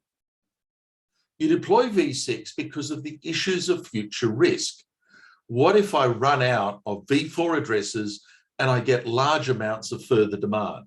What if we transform our network from a network of humans and, you know, these mobile phone thingies to a network of devices where every last little thing has an internet connection inside it? It runs some kind of internet of things. What if we have to literally number not just 30 billion devices, but 3 trillion? What if we had to actually work with a network that was 1,000 times larger in terms of devices than it is today? 1,000,000 times. Now you go, but that's ridiculous. And you look at the silicon industry that pumps out 8 billion processing units every year. And it's just getting bigger. Despite the problems in Taiwan right now, we push out an enormous amount of silicon. And most of the silicon gets connected to the internet. But this is long term. It's not getting connected tomorrow. It's not going to show in the bottom line of either cost and revenue in, you know, November 2021. No. Whatever we're doing spans not just 1 year, but 5 years or even 10. And if you think about the way this industry now works compared to the telephone business, it's a different industry. I spent, you know, I was sentenced to 10 years to work for the telco back in the mid-90s, 1995. And then I discovered that even 10 years before that, in 1985, the Australian Telephone Company had its Y2k Planning Committee. These guys did long-term planning. You know, they planned for Y2k 15 years before it was ever going to happen. No one plans over 10 years. Your plans in your ISP don't even last for 5 years. And if you think about the plans you had 5 years ago, you're not doing them. Or even your 10-year-old plans, you're not doing them. I would bet that your current plans are all about data centers, data caching, how to get the content closer to the user to strip out some of those long transit costs that you're experiencing in your consumer market. The closer you can move data into your users, the easier and faster your network will run. That wasn't a plan you had 10 years ago. Wasn't a plan you had 5 years ago, but I bet it's a plan you have today. And so with all of these things like DNSSEC and V6, which are taking us more than a decade, all those plans just disappear. This industry, because it's deregulated, does not do long-term planning. Oops. So the other thing, the internet you're building for today is not the internet of 5 years ago.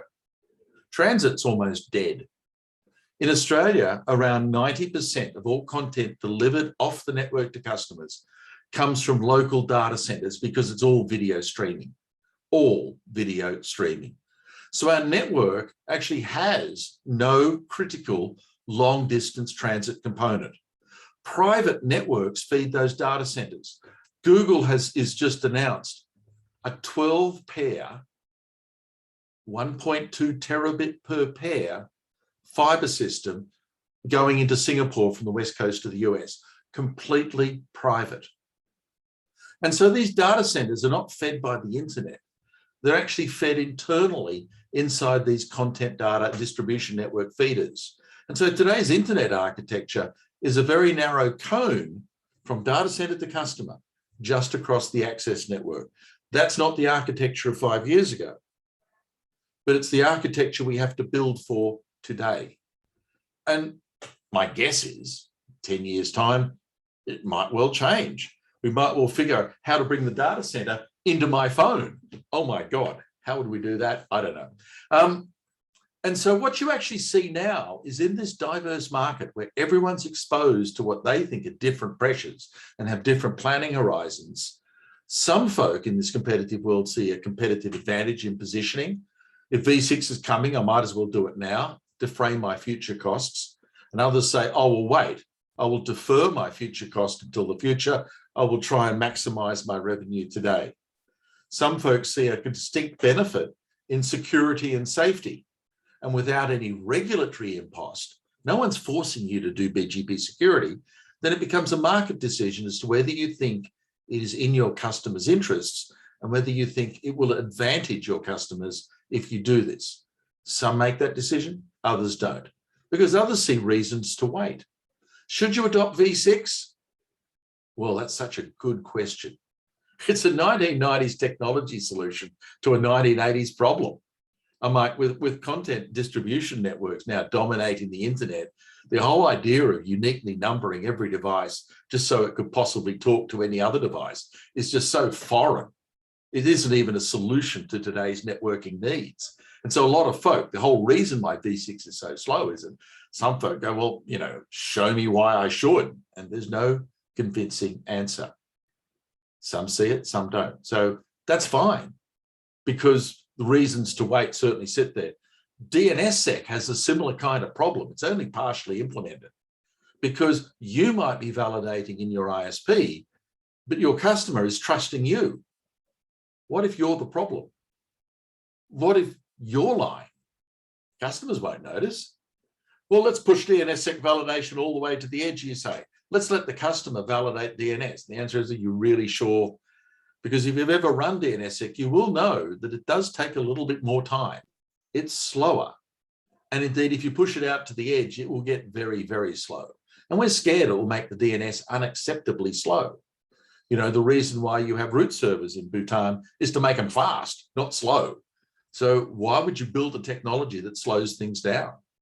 And route origin validation, it makes it only slightly harder to attack. It doesn't make it very hard to attack. You can still attack, just slightly harder. And all these extra parts, it's fragility, not necessarily increased safety. And so while there's a case to do it, there's equally a case to go, but I'm just adding one more thing to fail. And so with these differing spectrum of opinions, and they are just that, opinions, finding what you should do becomes a set of your own trade-offs. So let's go back to Bhutan in the few minutes I've got left. DNSSEC, you turned it on in early 2018. Follow that blue line, and everyone in Bhutan is doing it. Not sure what happened in the last few weeks of September. It's gone down a little bit, but on the whole, it's just there and doing well. Who's doing it? Well, literally everyone. These are the largest ISPs by AS number that I see in Bhutan from the ad system measurement that we use.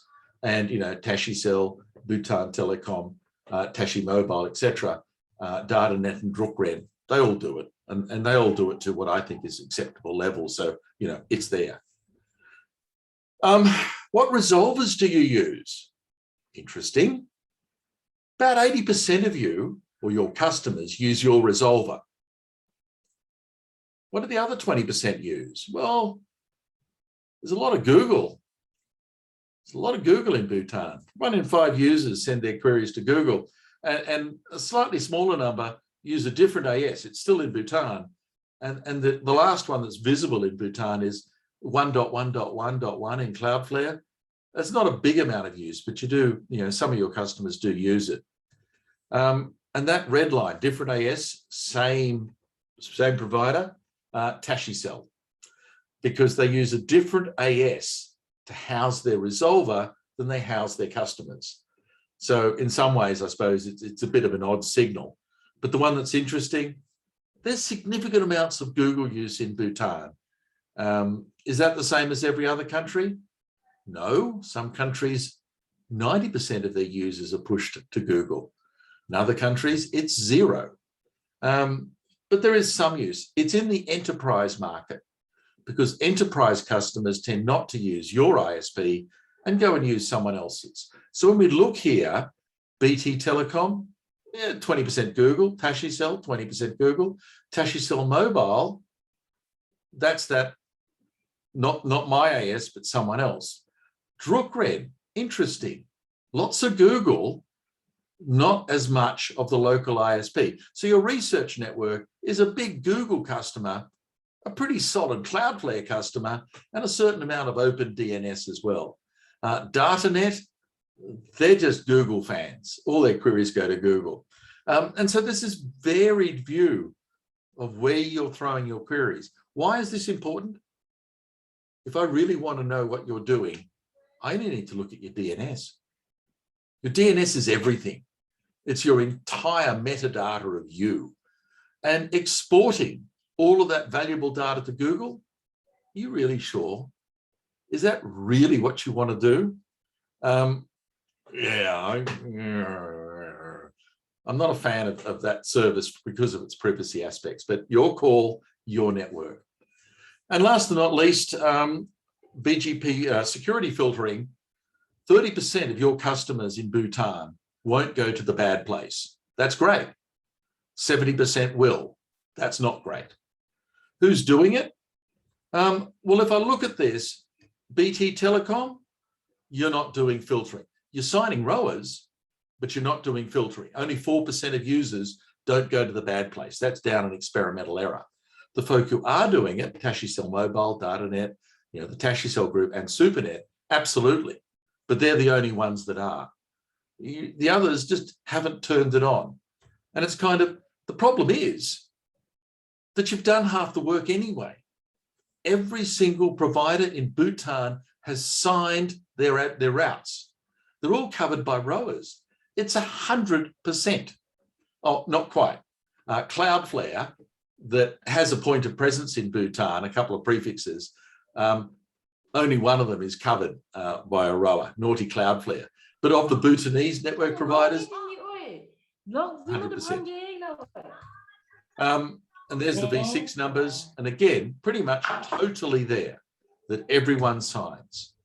And then there's V6, which after all of that is kind of odd because although there was some work in 2019, it's not exactly impressive, is it?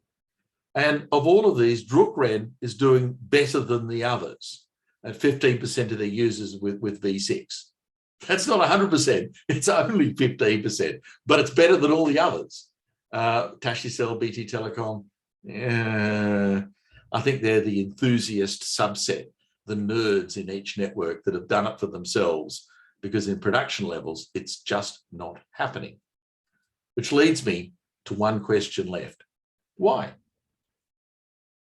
If India can do it across all of their mobile providers, if so many other places can do it, what are the reasons why you're not doing it? Why is this number so low? And I think that's my time. So thank you very much. I'll hand it back to the session chair.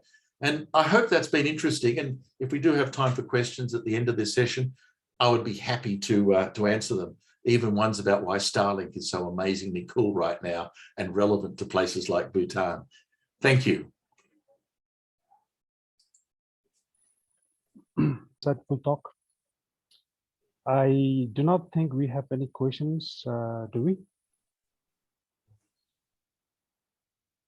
From okay.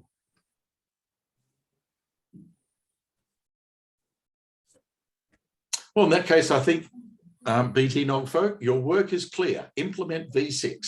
No mucking around, no excuses. I expect results. Thank you.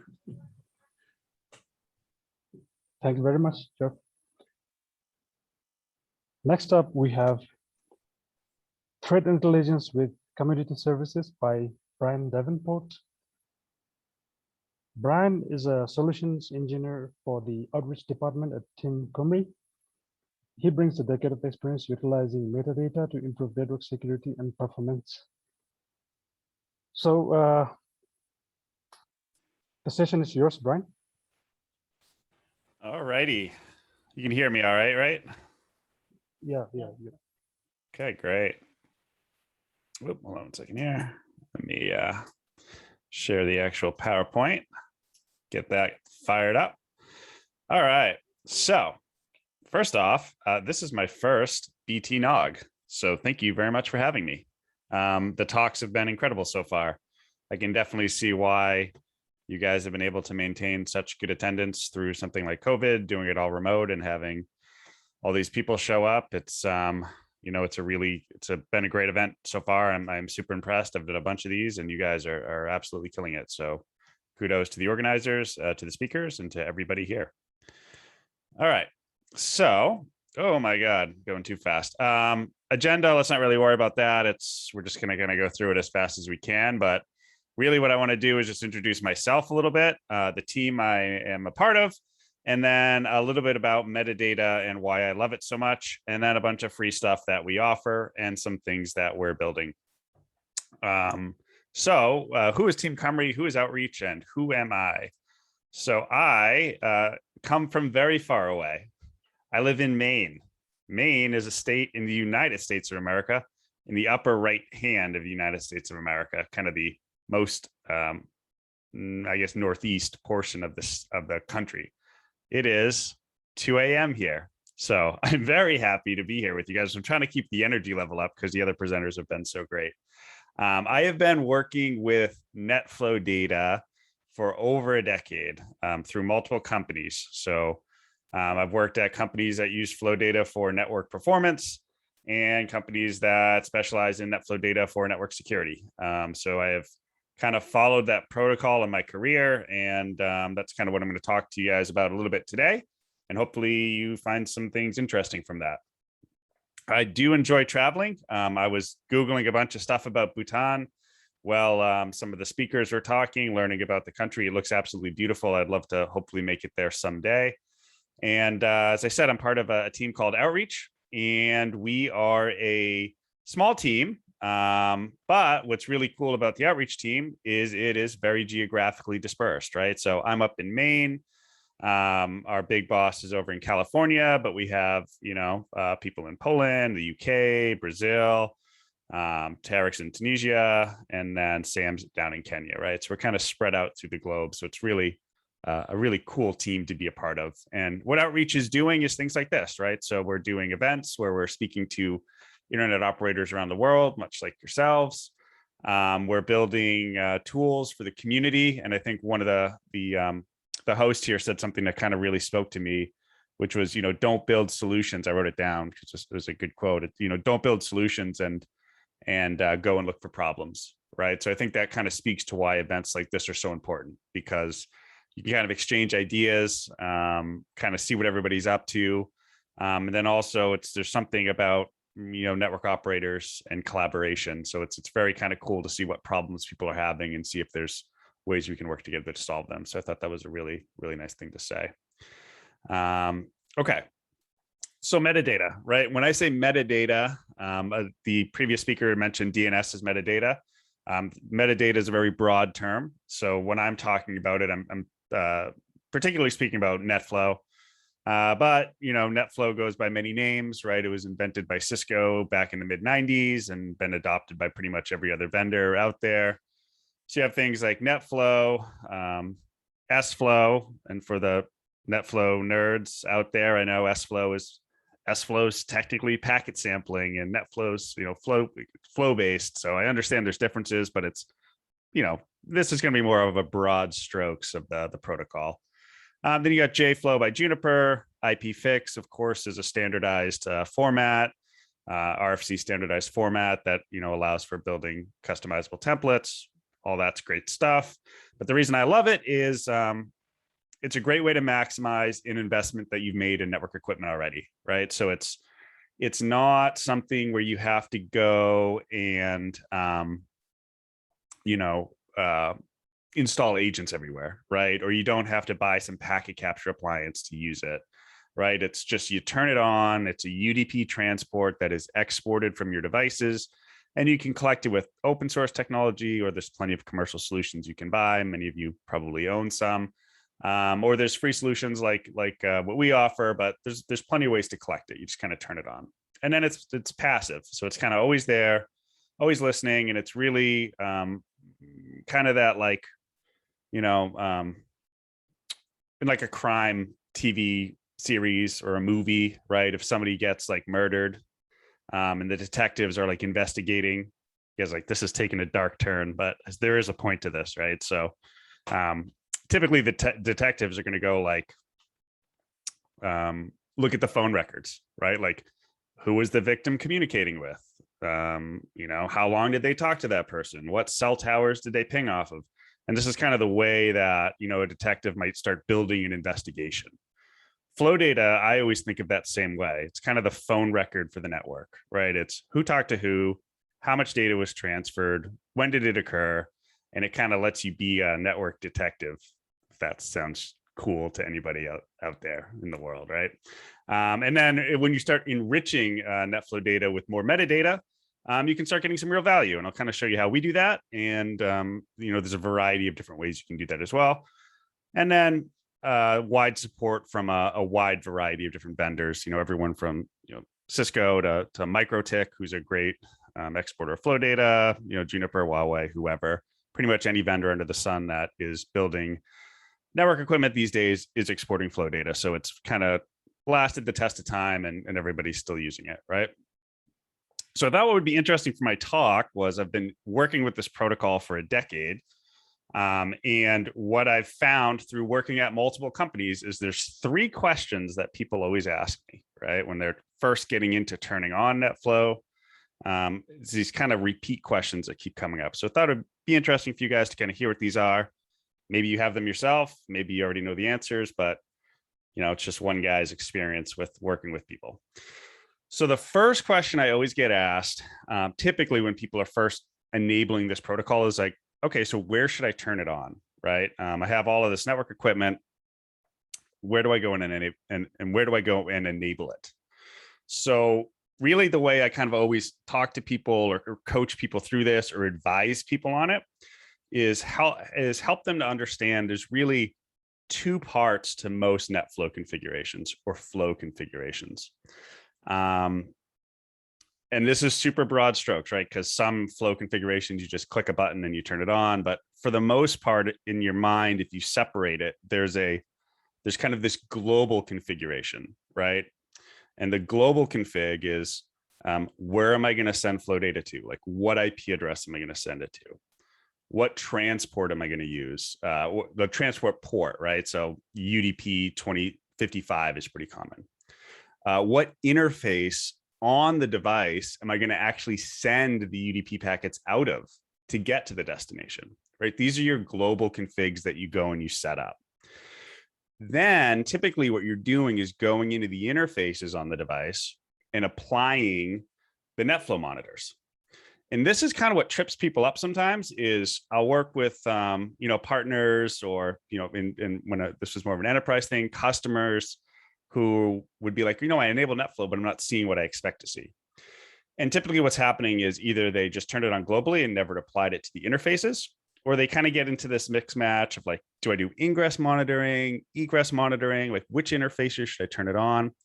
So really, if you just kind of look at the network, and we have this example here, and we'll call this lady Mary, right? As she comes kind of in through the device here, through this interface here, and goes out this interface to peer 2, as her packet goes inbound and outbound, and as the peer comes back in, if I have flow monitors applied to both these interfaces, I'm getting NetFlow data for both of those, right? So I'll see her as a source, going to that peer as a destination.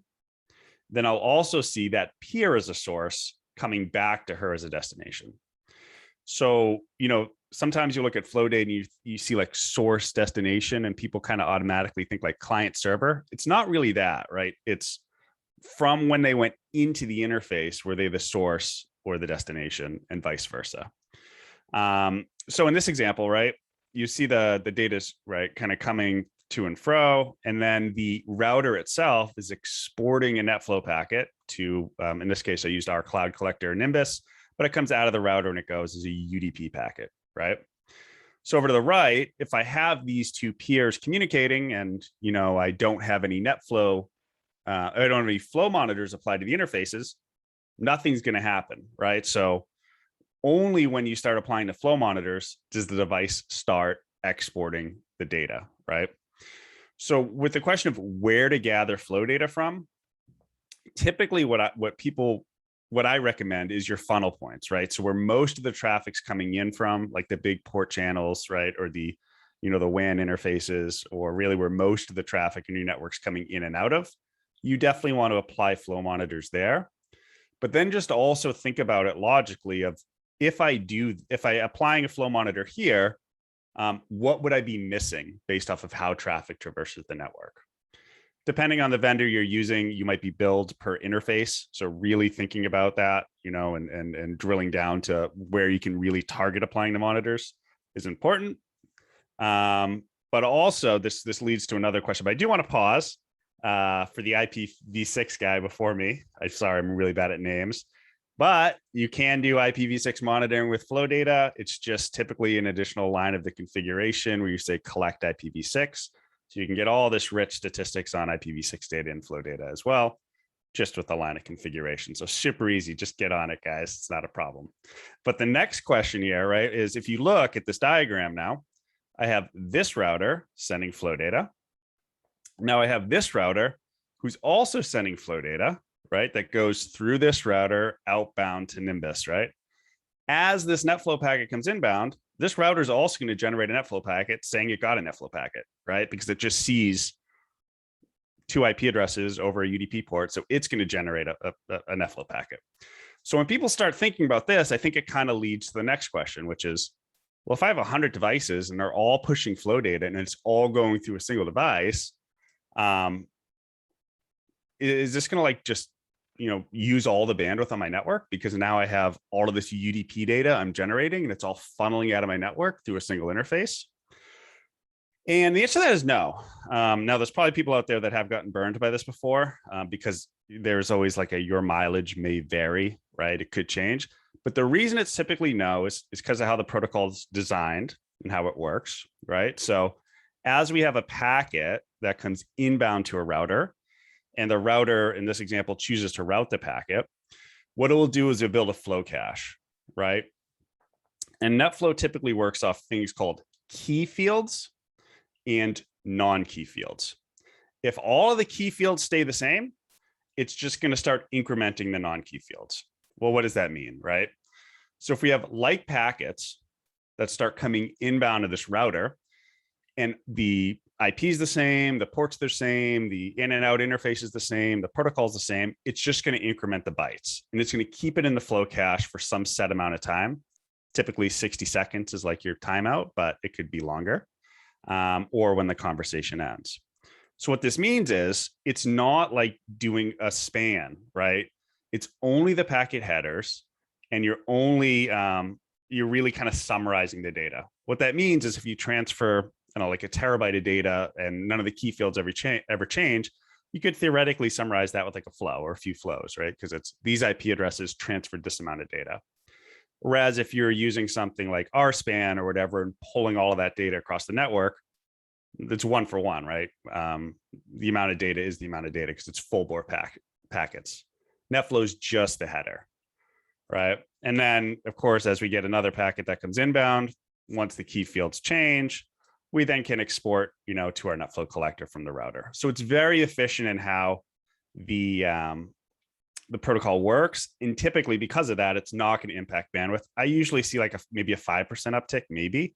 But the nice thing with it is if you're collecting it, you can also see what percentage of your bandwidth is NetFlow data, right? So you can do that kind of reporting. And then, kind of get into this last question, which is, all right, so I understand where I can turn it on. You're telling me it's not going to impact my bandwidth. Well, these devices are already busy. Am I going to brick my CPU on my router if I turn this on in production? So it is unfortunate that this is being recorded because some of these aren't, but I will say it won't. And I'm on the record now saying it won't.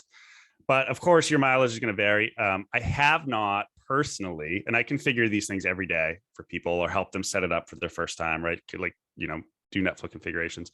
It's been over 5 years since I've had a negative thing. And I can really only think of a few, like one that stands out where I was on a call with somebody and we're configuring, it was a Cisco 6500, which is kind of wild to be, doing those in production, but config looked good. go ahead. Yeah, looks good. Commit it. And it was back in the GoToMeeting days, and then his web camera kind of froze. The call ended. That was back when I was selling a commercial product. That deal did not close. That customer was not happy.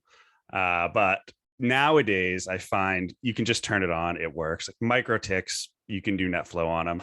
I'm sure there's, we got 131 people. There's probably people screaming at their computer right now saying that they've had this bad experience. But I'm telling you, it's probably going to be fine. You can always do sampling to save on CPU cycles if you want to. And of course, YOLO this at your own risk. Corporate policies is always best to follow. Change controls are good. But for the most part, if you're worried about it, you can always start, off hours, or if the device supports sampling, you can start with the sampling rate. But I'm telling you, it's just not an issue anymore. You can just turn it on, it'll work. Okay. So that's kind of the big three questions I get asked. I know a lot about flow data. This is very high level. I think if I do another btNOG, I'd like to do one more deeply technical, just from some of the talks. I think maybe the audience would appreciate that. But I thought you'd find this interesting, just kind of what I get asked. And I hope you found some value out of that. And of course, feel free to ask any questions you have. Happy to answer those.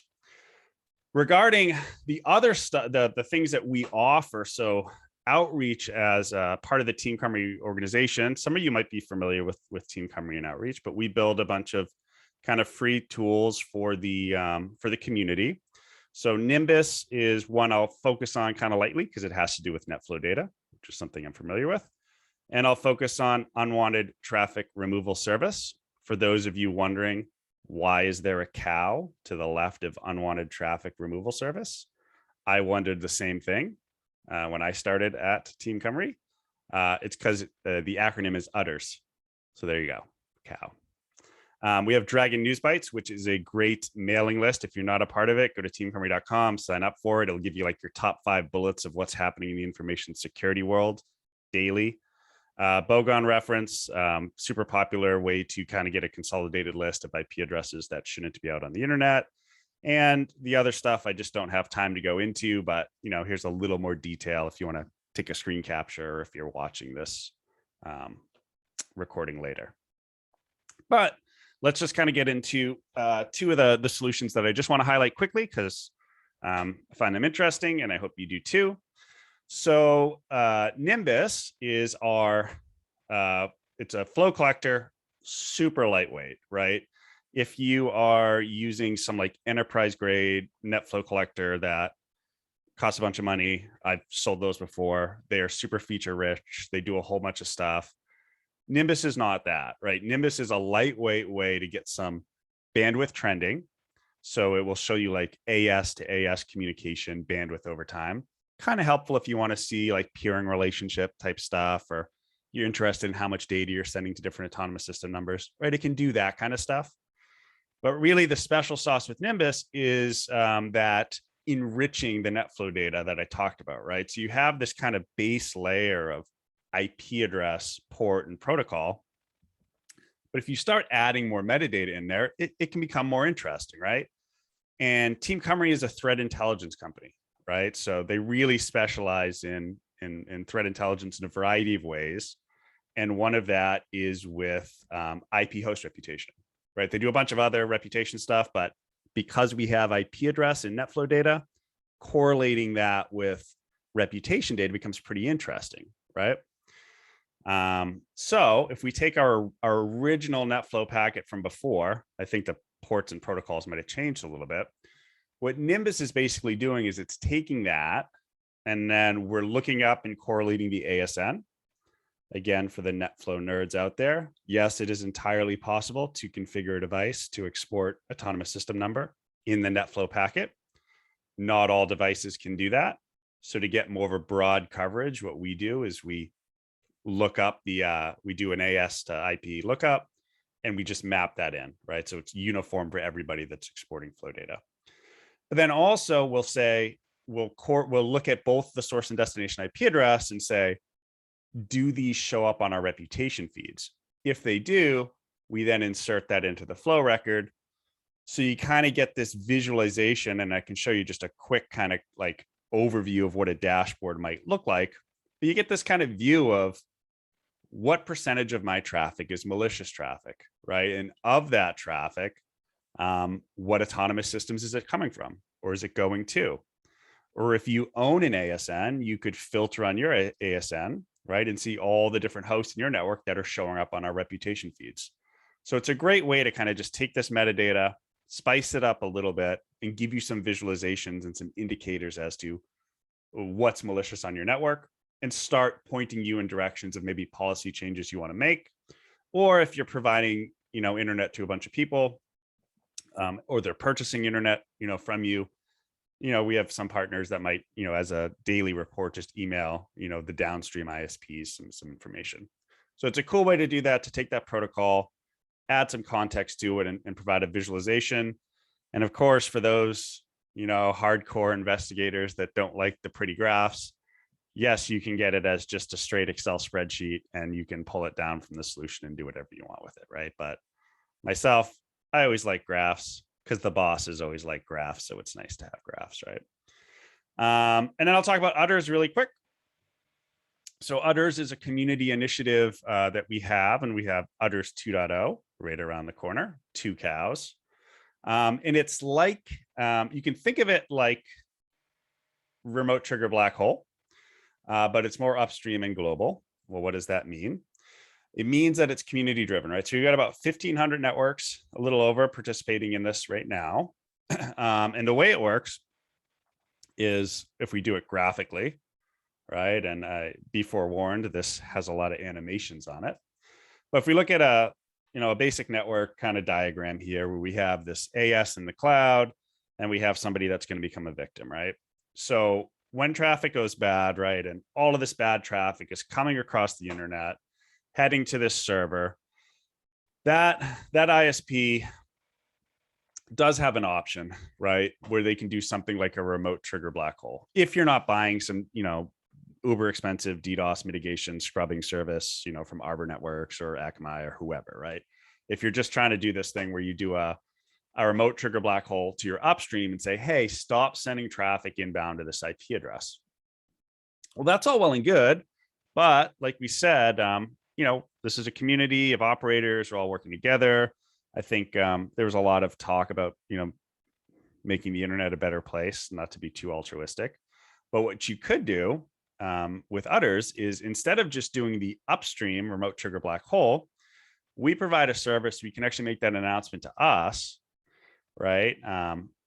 So here you can see, like, all of this bad traffic is still flying across the internet, even though it's going to get dropped at the customer's edge, because it's getting black holed there. So all these ISPs in the mix are still getting all of this traffic, right? So if you make the announcement to the Udder system, we'll then propagate that out to all of the participating networks. And then if you're an Udders partner, you both will kind of honor the requests of anybody else, so that you would say, okay, I'll drop this traffic for you. And you can also make those announcements, right, on your own. So it's kind of this means by which the internet operators can work together and try to mitigate these DDoS attacks, at each provider's edge, right, or at each provider. And this really helps smaller ISPs.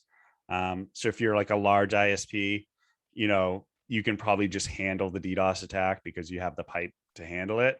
But it does help the smaller ISPs that can't afford, the mitigation services. And it's a great program to be a part of. So if you're interested at all about that, definitely feel free to check it out on our website. As I said, we have 2 cows coming here in 1 week, if we hit our deadline, which has been pushed back, but we're pretty sure it's going to be this week, where Udders 2.0 will be coming out, which adds in support for FlowSpec. And we're doing that very safely. And we have some documentation about FlowSpec in case anybody just freaked out because they heard those words. We are doing RPKI validation. So very glad to follow up my previous speaker who was talking about that kind of stuff. We have support for IPv6 now, and you can announce larger prefixes. So a bunch of cool stuff added in here. Udders original's been around for like longer than I've been at Team Cymru. I couldn't even tell you, I think it's been over 5 years. So it's, this is all community feedback, things that people wanted to have added, and we're looking forward to get it in there. And then with Nimbus 1.x, it's been extremely popular, more popular than we thought it was going to be. we are making some kind of big architecture changes in the back end, which always, isn't super interesting to somebody that's using it because nothing really changes in the front end, but it's going to help us scale. And we're taking a lot of feedback. So things like maybe adding new data types, like a lot of people are interested in SNMP, or to kind of get more like SNMP trends as well.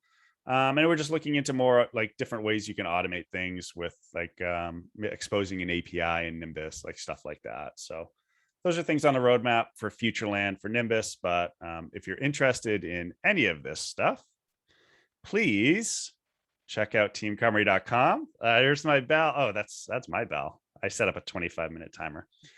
So teamcomrie.com, community services. You can check all of those community services that I went over in like 2 seconds. Go there. Team Cumrie on social media. And there's 127 people out there according to the participants chart. I always love seeing who you guys are because, when it's 2:18 in the morning and you're just talking to a camera in your office, it's nice to know there are real people out there. So if you are on LinkedIn and you're up for it, please connect with me. I'd love to actually see who you are and what you do. And again, I just want to say, awesome event. I've learned a bunch. You guys are killing it with the organization and everything else. So I just want to say thank you so much for having me, and good luck to the rest of the presenters. And everybody have a great rest of your event and stay safe. Thank you guys. Happy to answer questions if I have time. I'm not sure. Thank you, Brian, for the great talk, and thank you for staying up so late. I'm going to take the day off tomorrow. Yeah, so there's a question from the crowd from Manoj. His question is, can we use Nimbus for vulnerability assessment, and does it have the reporting features? And there's another question, can Nimbus also perform penetration testing? Good question. So it's everybody's saying sorry about the early morning. It's totally fine. I actually do a few of these late nights. It's not that big of a deal. But so for vulnerability assessment, so you got to remember, really, Nimbus is doing IP address mapping to our host reputation lists. So if a vulnerability assessment is you wanting to take a look at all your NetFlow data and see if any of the IP addresses on your network are showing up on our reputation feeds, yeah, okay, it'll do that. What it's not doing is doing like it's because there's no payload, right? So it's only IP addresses. So you wouldn't be able to see like, oh, this system on my network isn't patched and this is the CVE or this is the vulnerability on the system, right? It's not getting to that level where it's like, scanning a network and figuring out what ports are open and stuff like that. It's correlating IP addresses to our reputation feeds. So I would say that's vulnerability assessment for kind of finding maybe malware on your network, but it's not like a penetration testing or like something like a Nessus security scanner. So it's a little different, but you'll definitely get a bunch of context out of it for sure.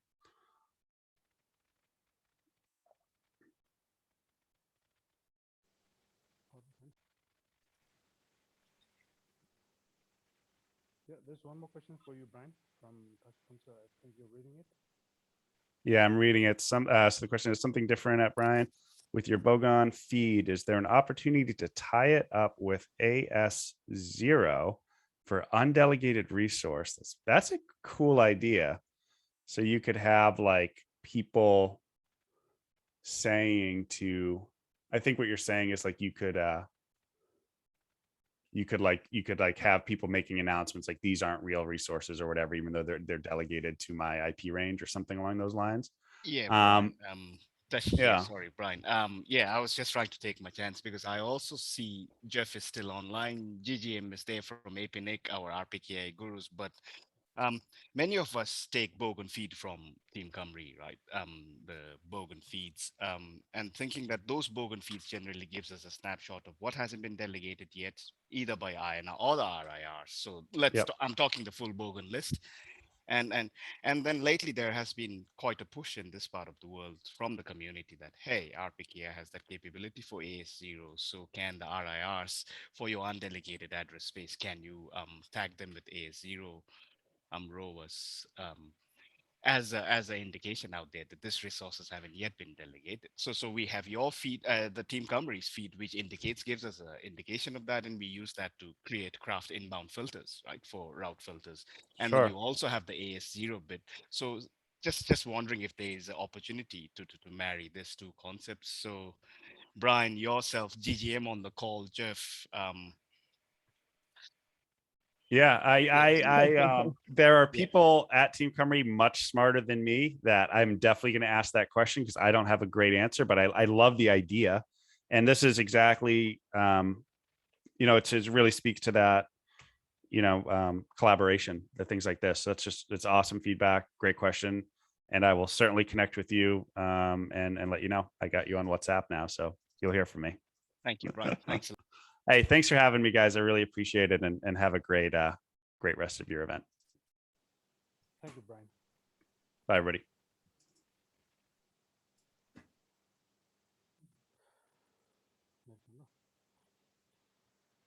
All right.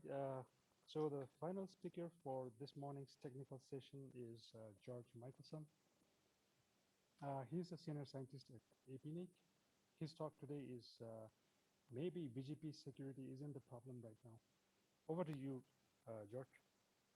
Hello, am I coming through okay? Yes, George, you're all right. So I'll just share my screen.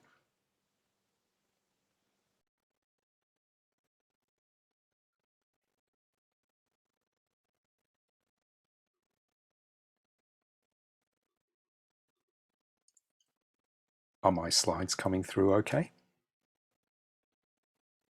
Yes, they are. Great, thank you. Hello everyone, Kuzu Zangpola. Thanks for giving me a chance to talk to you today. I probably won't need all of my 20 minutes, so you might well get some time back at the end of the session. I'm George Michelson. I'm from APNIC Product Development. Before I took a role working on our information products, I was doing registry development, and that included RPKI. And before that, I was helping JEP in labs for a number of years with the measurements. But today, I'm here to be a bit depressing. Maybe a little bit optimistic, but ultimately, probably a bit depressing. And I might be a little bit preachy, or maybe start an argument. Anyway, I'm sorry about that. So, before I say anything else, I want to say up front, please, no matter what else you read into what I say, don't stop signing your routing intent. Nothing I say here is meant to say the idea of proving and certifying your address holding behavior is wrong. It's not wrong. Please signal your intent for BGP, sign ROAs.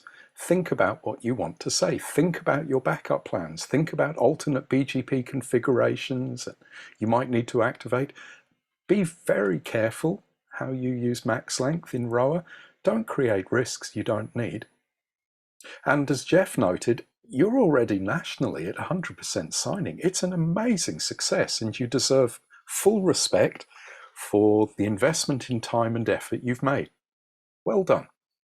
But having said all that, what if I said right now the problem isn't actually security? What if I say the problem right now is foot guns? People shooting themselves, or more often other people, in the foot. Well, I think a lot of what's going on nowadays is foot guns. If you don't like the foot gun metaphor, we can go with fat fingers. A long time ago, 25 years or more, I was in systems administration, and a senior sysadmin who was a PhD in astrophysics and a very smart lady said to me, George, you are also quite smart, but you never, ever check the command before you hit return, do you?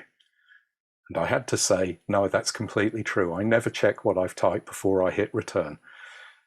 I made massive amounts of fat fingers typos configuring the systems.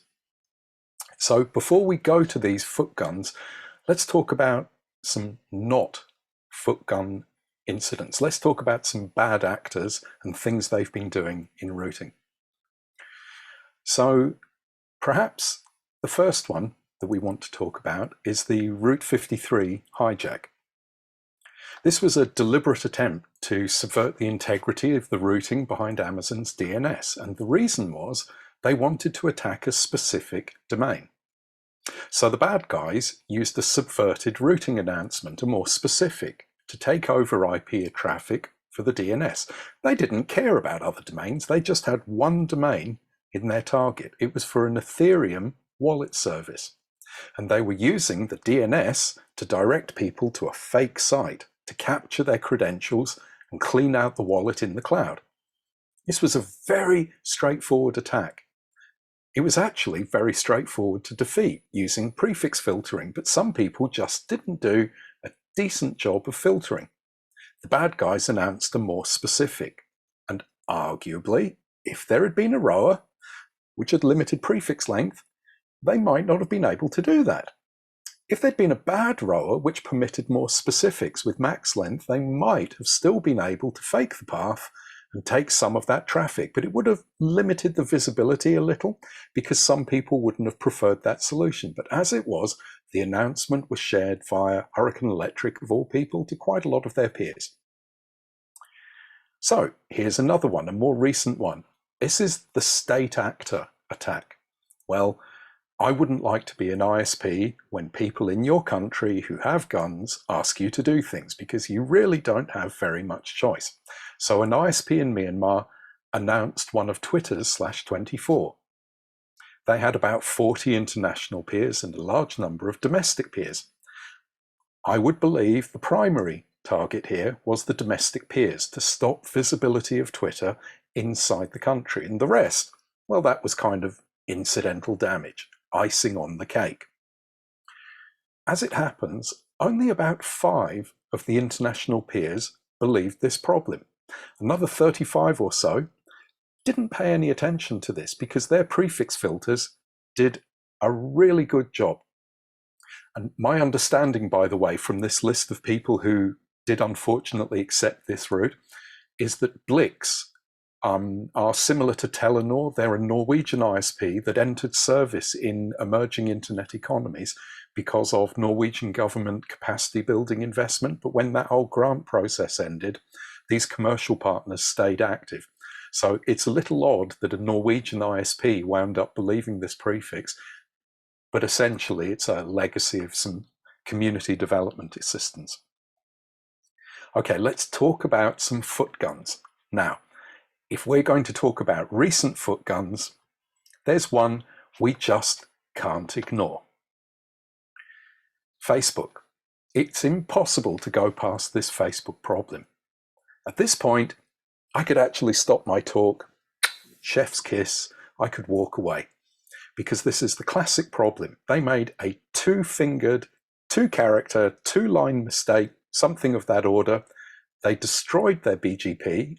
As a consequence, their DNS systems immediately went offline to stop there being any problem in sending out the wrong information. And unfortunately, all of their DNS systems went offline, which incidentally broke secure entry to their data center and their offices. So if they were outside the building, they couldn't open the doors.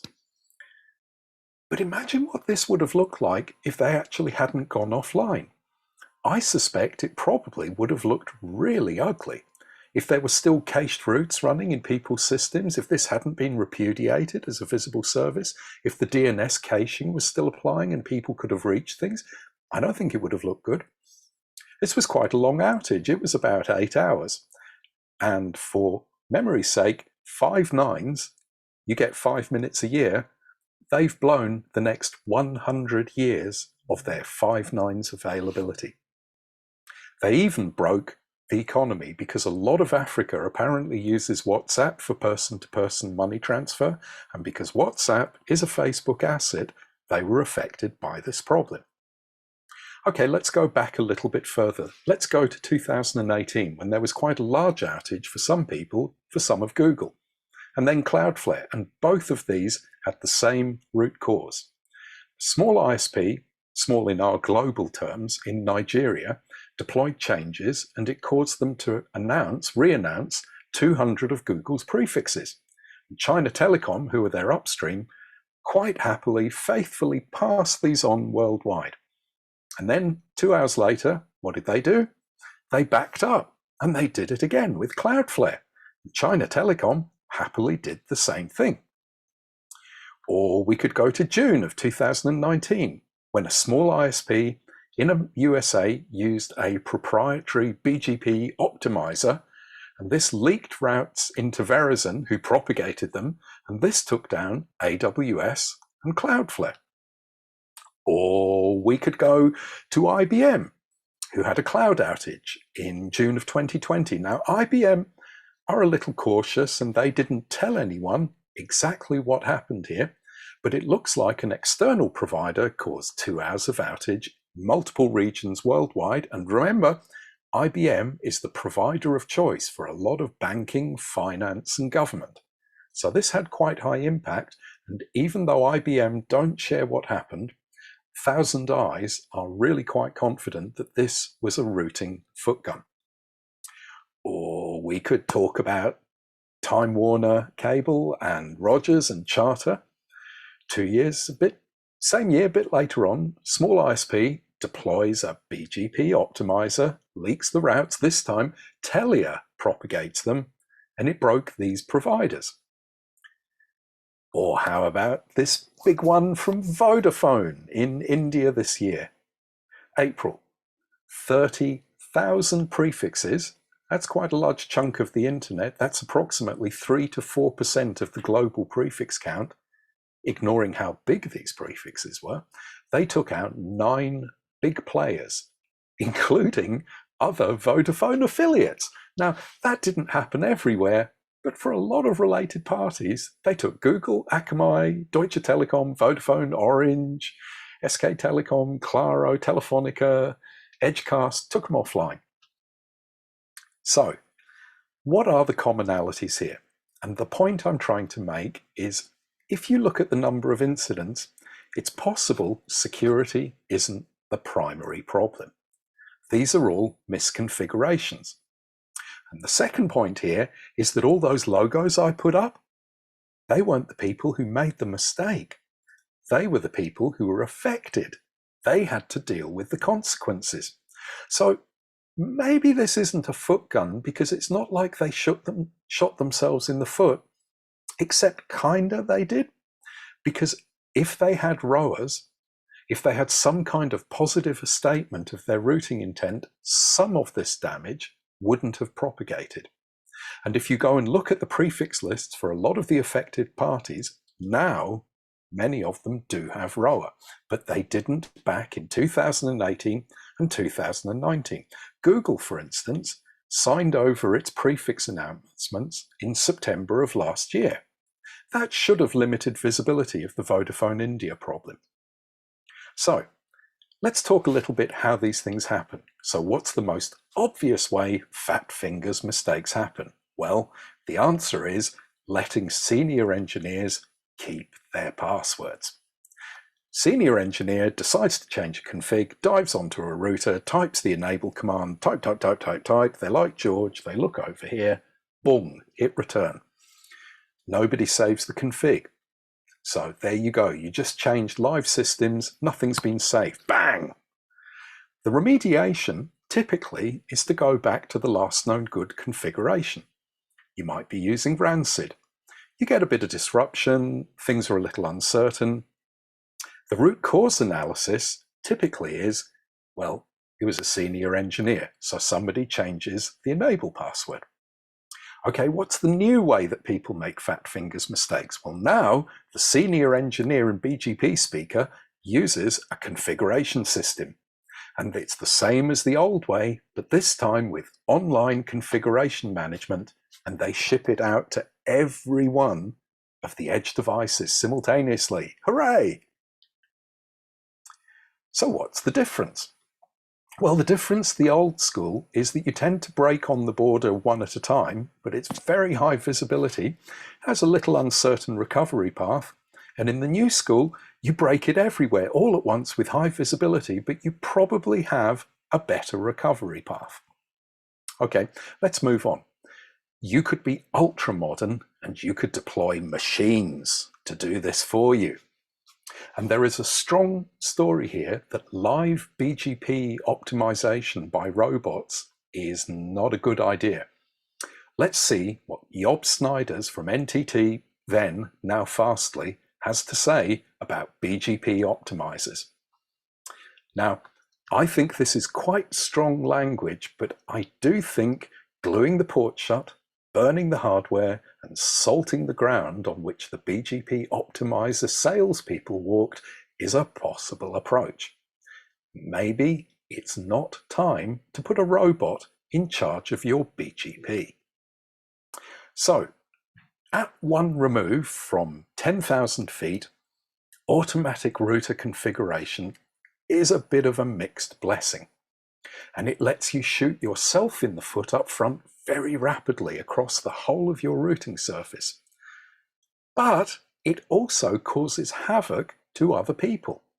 Probably you need to do this, and I mean the automatic configuration management, not the causing havoc. But maybe the root cause here isn't about how you change things, it's about change itself. You need to ask yourself, why are you doing change? Maybe it's a new address assignment. Is it something you could avoid right now? Did you have to do this? So additive changes like putting new resources online, I think on balance probably have a fairly limited field of damage. I mean, if you misspecify the prefix, and by the way, that does happen quite a lot. We often see people announcing the address next door off by one. If you do that, it tends to limit the effect to the specific prefix you intrude on.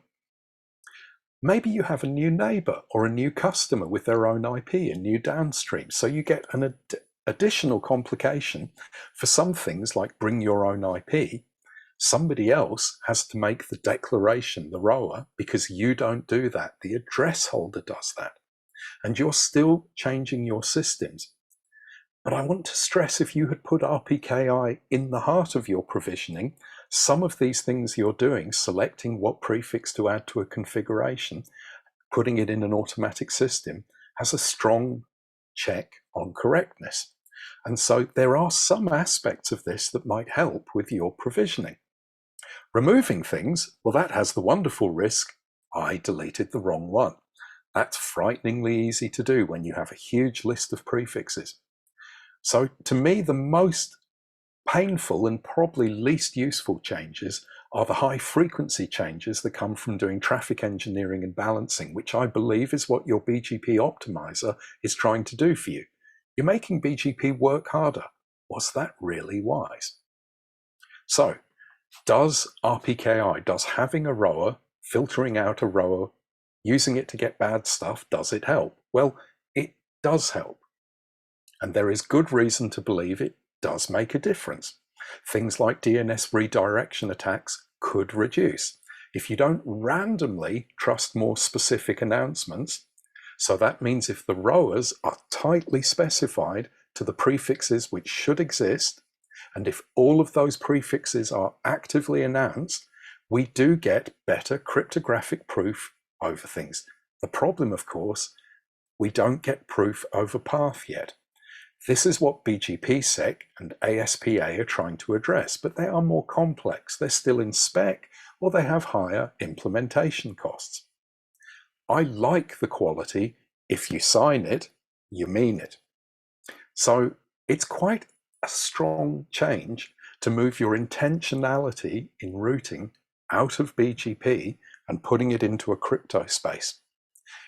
If you choose to do this, if you choose to say my cryptographically signed statements are the ground truth, this means you have to accept that misannouncements against your cryptographic statements either have to be fixed or you have to change the cryptographic statement. But it is unquestionably clear. If you stand by what you sign, you get a better outcome. So I'm all for RPKI and ROA. I think they add value. But there is this other problem. Jean-Paul Sartre famously said, hell is other people. And that means there's both sides of the deal. You sign and you tell the world what your intention is, but you also need to interpret what the world says based on what they sign and declare. And you depend on a virtuous circle. You depend on them checking what everybody says before they pass it on to you. So I'm thinking maybe if we forgot about the security part as our main driver and we focused on foot guns and fat fingers rather than bad actors, maybe RPKI helping limit mistakes is a low bar goal, but a useful one. Maybe we want tools which help. So I should stress at this point, I'm not here to tell you what to do. I'm not an operator. I'm not a BGP speaker. I don't have to configure BGP for a living. I have wondered if this mechanistic model, automation, borrowing ideas from software design where you have continuous integration, testing and deployment, I wonder if this perhaps is part of the problem. This drive to automate is very strong, but in the software domain, when you're writing code, you have integration tests and you have runtime tests and you have Selenium tests in staged test spaces. The problem is it's extremely hard to do that for your peers and your upstreams to understand how they will reinterpret what you have done. There is no continuous integration testing for the internet. Perhaps we have to find some way to make model networks to test things in. And I do beg you, please keep doing your side of RPKI. Sign things. Make declarations. Be careful. Don't open doors by using max length the wrong way. Think about it. But don't become part of the people who will follow a lie. And it really doesn't matter if it's misfortune or mischief, it's still bad BGP. So really, really finally, keep an eye on things. Automate, keep people involved.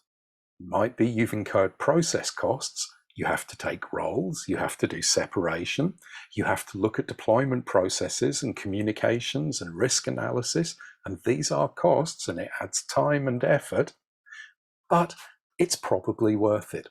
Keep smart minds looking at your BGP. Catherine Scheller, thank you. Amazing, Gigi. Thank you, George.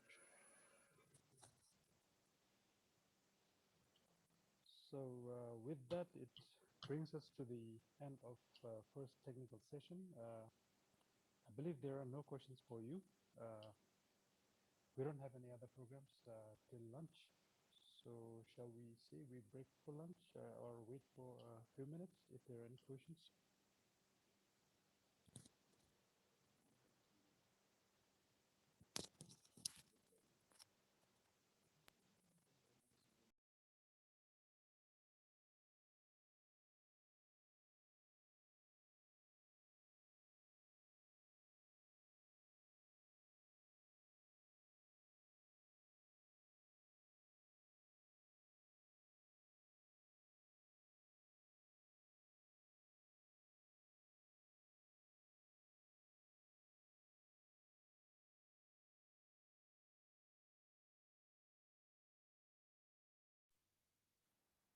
So actually, there's a question for GGM if you're still online.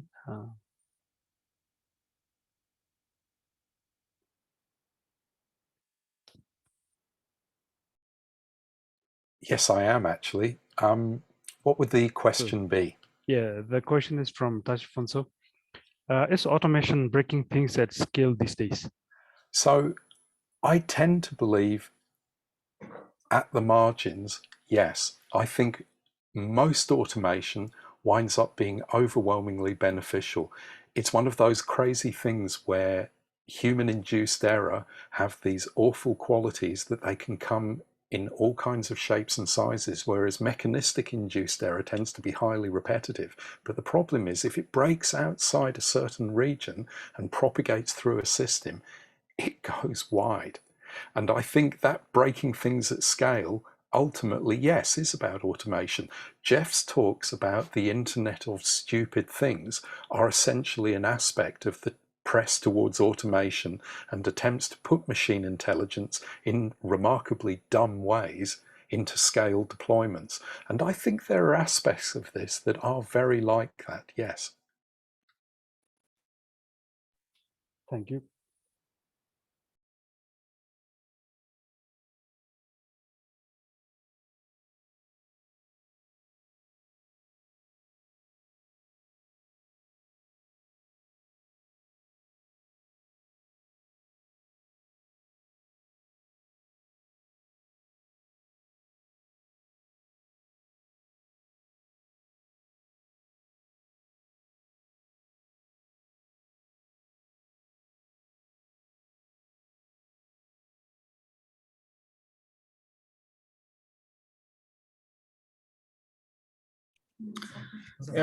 Hello.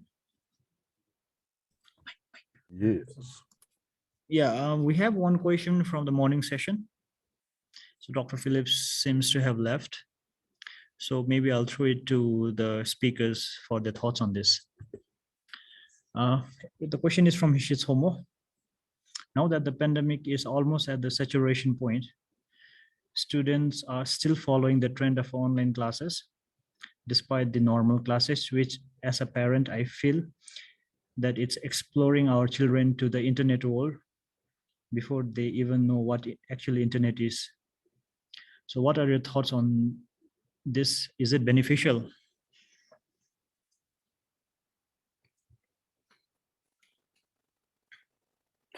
I'll have a stab at this one if that's okay. Sure, sure. My son is 28 and working in Britain that is exposed to quite a high level of COVID infection in the community, and he works in the tertiary education sector. And his pattern of work has survived remarkably well, moving to work from home, but he's in the backroom support scene. He is quite skeptical about the likelihood of a volume of students wanting to return to face in the current social conditions. But he also is very, very skeptical of the value proposition of distance education. And he said the teaching staff that he works with are very concerned about the quality of education delivered over this medium. There are many upsides. People have been more thoughtful about what they put into the content, and it's possible to use the time efficiently and effectively to edit materials to make them fit the bandwidth available. But what is missing is the interaction, and there are heaps of good studies that suggest people actually need and enjoy that interactive experience to really learn things. This kind of modality of talking isn't always very good for doing what we used to do in tutorials and seminars and small groups.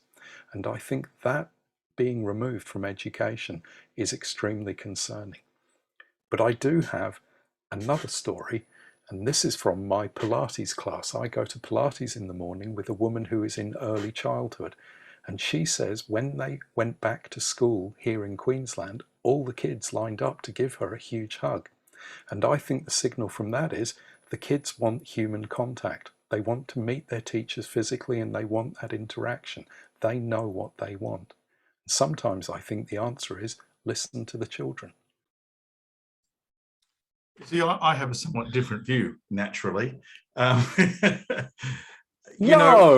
it's not true. As humans, we live to communicate, and the way we communicate defines our humanity. And oddly enough, it also defines our society. When we invented the telephone and started using it, we actually invented the concept of the projection of power. And the true result of the telephone was multinational corporations. They didn't really exist before then because the communication mechanisms were just too inefficient, but the telephone made it possible. The internet has changed the way we communicate, and it's changed the price of communication. We're not paying for this video conference. If you'd have tried this 30 years ago, you'd be paying thousands of US dollars per second. And so we've made this kind of communication incredibly cheap and incredibly effective, but we're changing ourselves as we go. And the problem with this and with all of these other technical changes in our lives is that they are irreversible. And while we might, decry that really communicating by letters was way better, and, this whole telephone thing was just newfangled inventions that we shouldn't use, and the internet is, of course, evil. South Africa didn't have television until 1976 because it was so evil. The problem is that you can't shut yourself away from this. And in some ways, COVID and the locking of all of us, including our children up, and relying on these tools as the only mechanism of communication has hastened this social debate. We have to come to terms with it. It's not good or bad. We have to come to terms with it. And yes, there's a role for touch. There's a role for close communication, and humans love touch. But at the same time, this is the world we have now built. There is no going back. And so COVID, I think, has just brought this up to the forefront. Somehow we all 7 or 8 billion of us, are trying to come to terms with what it means with the entire world sitting in your pocket on your mobile phone, and how we actually live valuable lives and have social discourse that's productive and don't go off the rails is a problem I think our children are going to solve. Because all I've done, and George, if I can employ him in the circle of blame, have produced the problem. We haven't produced the answers, I'm sorry. That's the next generation's, task. On that, I agree. I think the solution lies in the future, not in fuddy-duddies like me. Or me. So, all right. I hope that clears the doubt for Ma'am Hishi. Now that we don't have any question, we'll disperse for lunch. And I would like to request all the participants to be back by sharp 1:45, because we got a fun quiz and there are some exciting prizes. So we'll start the quiz at 1:45 sharp on Kahoot. So get your apps ready.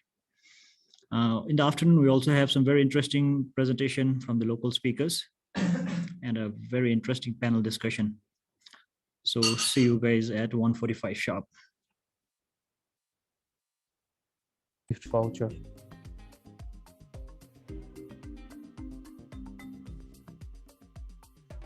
There will be around 15 questions.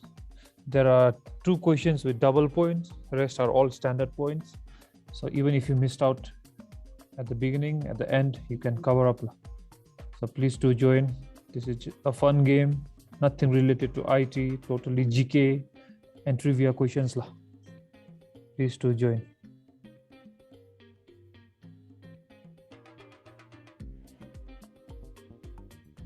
For those who already participated yesterday, I'm sorry to inform you, the questions are not repeated. It's totally different. So if you were assuming the questions will be repeated, it won't. So please put on your thinking cap and be ready. So we will start in a few minutes, maybe when you reach 100 participants.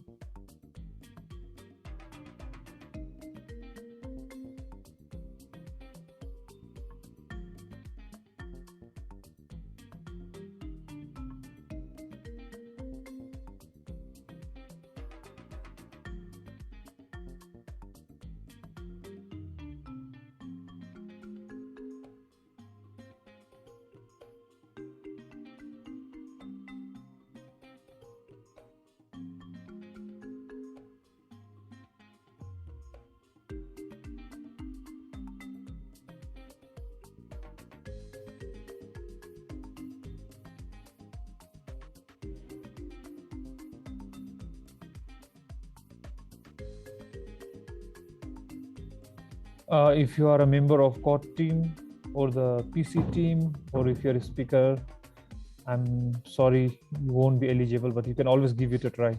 So if in case the first 3 on the podium are not from Bhutan or are from PC member or something, then we'll go down. Maybe 4th, 5th, 6th will be declared winner, and 4th and 5th. So that is how, until we find a valid winner. And also the winner, you have to turn on your camera and mic once you are declared as winner. This is just to make sure that you're not a PC member and also you're not a bot. So please, if you're playing quiz and if you are in a dark room or something, please put on the light and be ready. That is being optimist.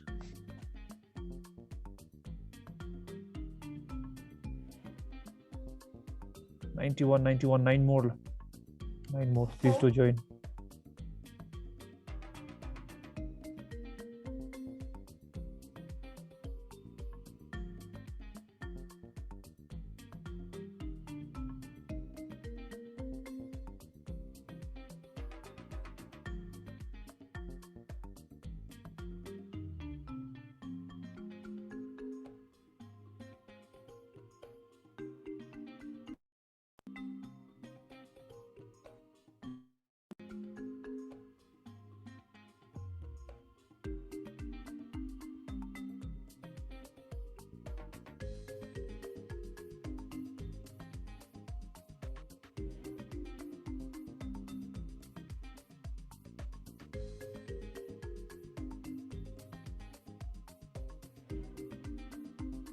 Also, we see some interesting names.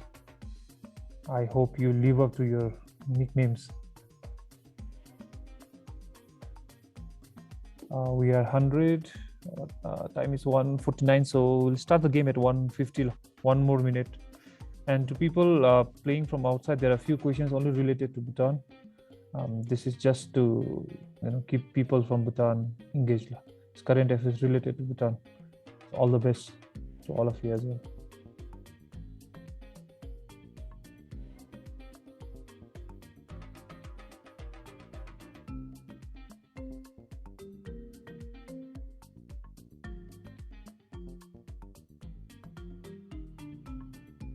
We still have people joining. Anyways, I think if we wait a little longer, I think we are going to push the agenda. So I think we'll start. Should we?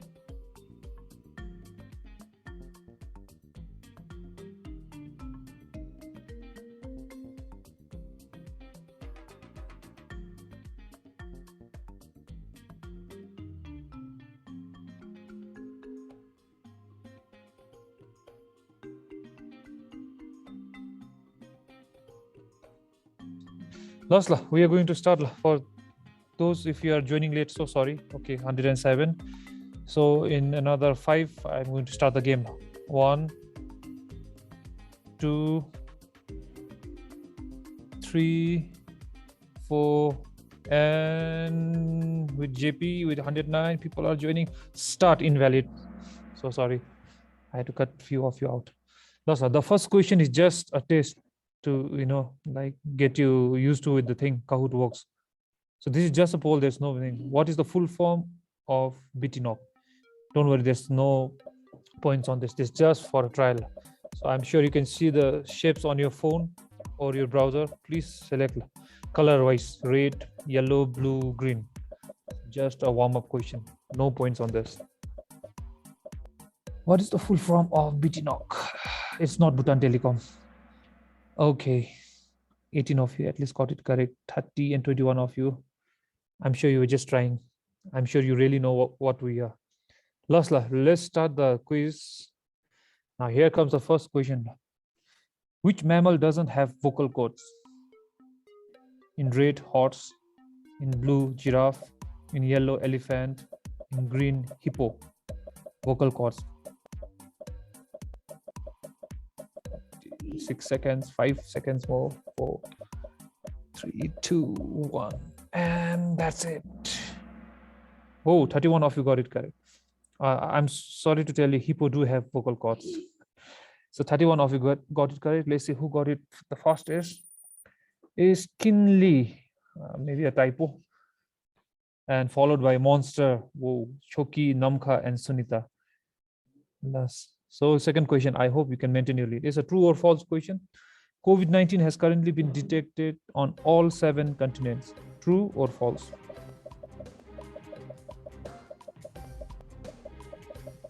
JBL is waiting for you. You better think properly and answer.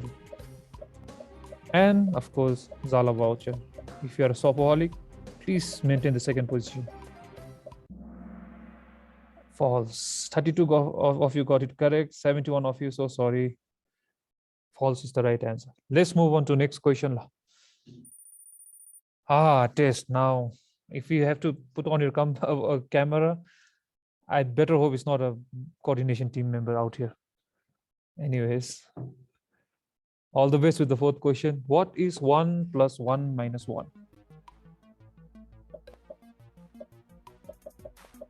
1 plus 1 minus 1. Is it an imaginary number? Is it a window? Looks like a window to me. Not sure. 3, 2, 1. Yay, 93 of you got it correct. 6 of you who think it's an imaginary number like me, welcome on board. Let's see the leaderboard. Choki, TR, Serup, Sunita, and Pupchen, the front runners at the moment. But don't worry, there are lots of questions. All the best. Next question, again, it's a quiz question. How long do elephant pregnancies last? Is it 12 months? Is it 22 months? 10 months or 9 months? Elephant pregnancies last.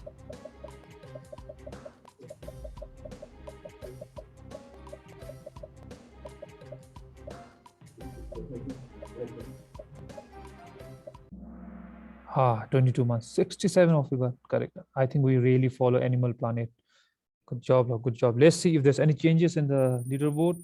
Nope. The top 5 are still leading it. Come on, people out here. Let's try to, take Choki down. Next question, number 6. Guess the movie from the clip. So I'm going to play a clip. You have to guess the movie. Emphasizing practical effects and stunts, keeping the story as simple as possible, and putting so much thought into the composition of the action that individual stills could hang in a museum.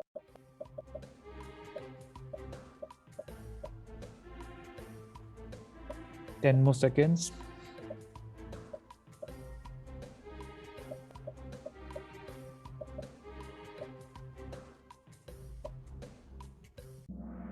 Ah, 82 of you got it correct. Yes, it is Mad Max Fury, one of the greatest movie of all time.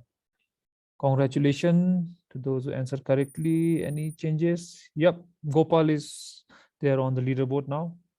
Someone has been taken down. Next question for number 7. On the farm, what is the kid? Is it baby Chimmy? Is it farmer's puppy? Is it farmer's kid or is it a goat's baby? What is a kid on a farm? It's a trivia kind of question. People are still thinking, huh? 0. 58 of us got it correct. Congratulations. For the 2 who think it's baby Chimmy, I don't know why you click that. Maybe it's fastest finger first or something. Anyways, let's move on. Let's see if there's any changes. TR. It's the new champ right now, followed by Serup, Choki, Tashidi, and Fubuki. Sorry if I'm pronouncing that different. Fubuki. Last, finally, we are seeing some changes. All the best. Again, number 8. How many bones do shark have in their bodies? 721, 1000 plus, 127, none. How many bones do shark have in their bodies? If you have kids at home, I'm sure you know the song Baby Shark Doo Doo. You must be knowing the answer. None. Yes, I think 28 of us are parent out here. The answer is none. They don't have any bone in their body. I'm sure there should be some changes. Yes, Choki on fire has highest answer streak of 7. Congratulations, Choki. Next question. Let's move to the 9th question out here. 2022 FIFA World Cup to be held in Qatar starts on 21st September, 21st November, 21st August, or 21st October in 2022. FIFA World Cup. Any football fans out there?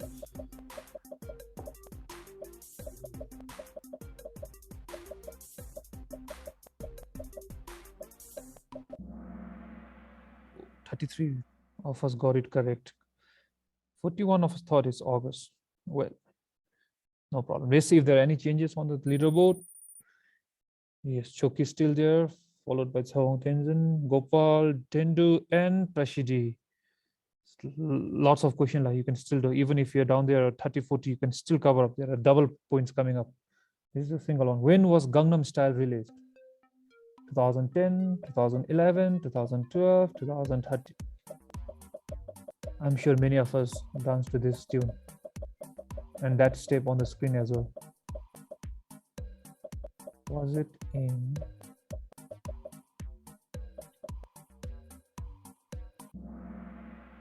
2012? 15 of us got it correct. Congratulations. Even I had no idea. Any changes? Yes. Gopal. Now Gopal is on fire. Karma Denker, welcome on board. Sawang Tenzin moving down. Somebody better catch Chokil. He or she is way in front right now, but don't worry, we have lots of questions. Number 11. Mugambo Kushua is a famous dialogue of which movie? I'm sure everyone should be knowing at least from Bhutan. But the answer looks confusing. I don't know. Oh yeah, no. Yeah, 89 of us follow Bollywood. Congratulations. Let's see if Mogambo has changed anything. Yes, now Gopal looks like he's the Mugambo Kusho right now. He has gone up. Congratulations, Gopal, Choki and Tashide. Choki, better luck with the Hollywood movie next time. Moving on to next question. Number 12. Which Bhutanese YouTube channel received the Silver Creator Award or play button from YouTube?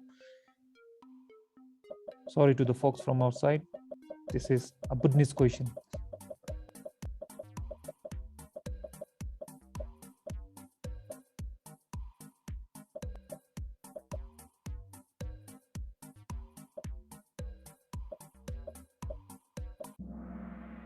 Yeah, at least 105 are from Bhutan. I can confirm that much.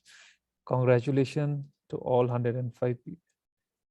And no changes, only the all got it correct, it seems. Last line, now we are ending almost towards the end. Buckle up. Which is the only vowel on the standard keyboard that is not on the top line of the keyboard, of the letter, sorry.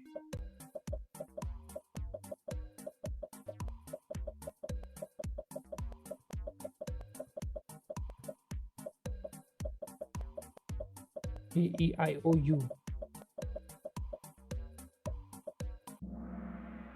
The answer is A. 91 of you got it correct. Great job. Any changes?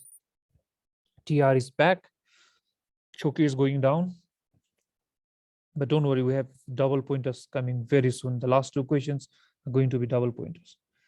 Now here you have to type the answer. Identify the movie based on the description. You have to type ABC. A US Marshal goes to a mental hospital to investigate the disappearance of a patient. There he realizes that not all as it seems. So is it A, Inception, B, Shutter Island, C is the other? So you have to type A, B or C.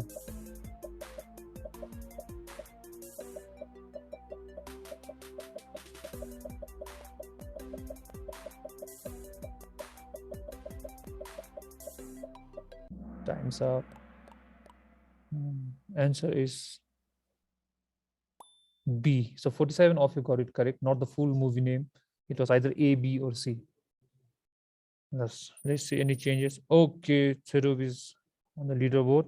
Now comes the two double pointers. So you have to arrange in particular order. So you will see in the question. So you get 1 minute to do that.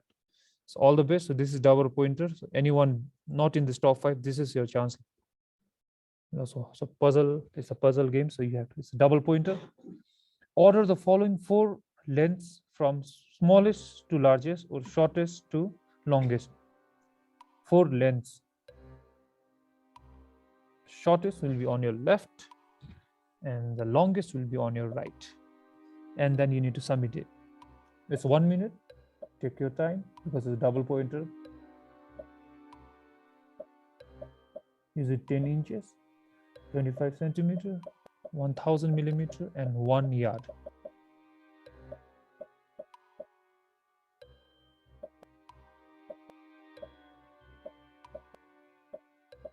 Uh, 50 people are still thinking. They're taking their time. Good.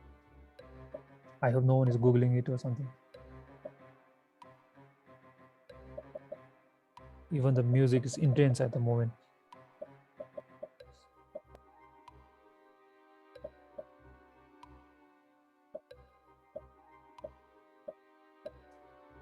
Time's up. 98 of you got it correct, or how is it? The correct order is 25 centimeter, 10 inches, 1 yard, and 1000 millimeter. So let's see the leaderboard after that. Any changes? Nope. Looks like the leaders are playing it safe. Now the last question. Now this is the chance where Mr. Serup or all can catch hold of Mr. Gopal, or yeah, it's Mr. Gopal only. Last question for today's fun quiz. Double pointer, and there you go. Order the places in Bhutan from north to south. Northernmost to southernmost. These are not the Zongkak, these are places. So maybe the town. Northernmost to southernmost. The map is given. If you were attentive in your geography class, you have already answered. If you were like me and you are still looking for where Lunse is.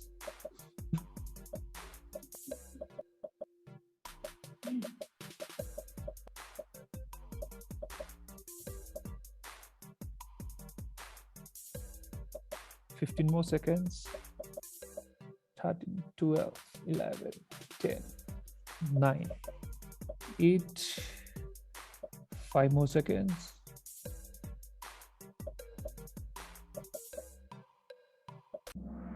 Lasola. Now the right thing is order is Lunse, Ha, Mongar, and Samse. I think 25 of you got it correct %. Now let's see if there is any changes. The podium. On third place, we have Karma Denker. Congratulations, Karma Denker. Trashidi on second position. And first we have Mr. Gopal. Congratulations.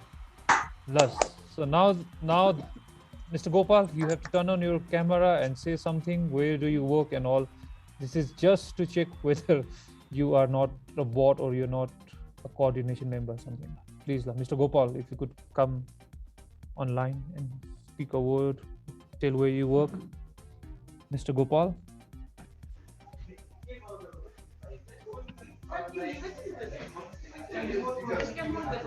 Oh. Hello. Yes, Mr. Gopal, we can see you. If you could say something where you work, how did you manage to win or something? Maybe a victory speech or something. Well, I was not prepared for the speech. So I'm Gopal. I currently work in Bhutan Telecom. So for my winning, first of all, I would like to thank God, my parents. Not Google, I suppose. Not Google. Okay. I would like okay, to thank btNOG team for giving us this opportunity. Thank you, Mr. Gopal. Congratulations. You were one among the 100. Congratulations. Thank you. Next, we wanted to hear from Tashidi. Sorry, Mr. or Miss Tashidi. If you could kindly come online like Gopal did. Hello. Yes, Madam Tashi. Yes. Hello. Can you see me? Yes, we can hear you. Yes, we can see you. We can hear you. If you could say something about yourself. Okay, so my name is Tashtiki and I also work in Bhutan Telecom. Hey. Yeah. What else am I supposed to say? Thank you so much, btNOG, for the opportunity today. Congratulations. And thank you. Congratulations. So both of you are supposed to contact our chair, Mr. Arpan, with your phone number and everything so that he can deliver the parcel. Thank you so much. Thank you everyone for participating. If you're sad, don't worry. We have one more technical quiz coming up at 3:45 on the same platform. We'll see you there. And it's back to the technical session coordinators. Thank you so much.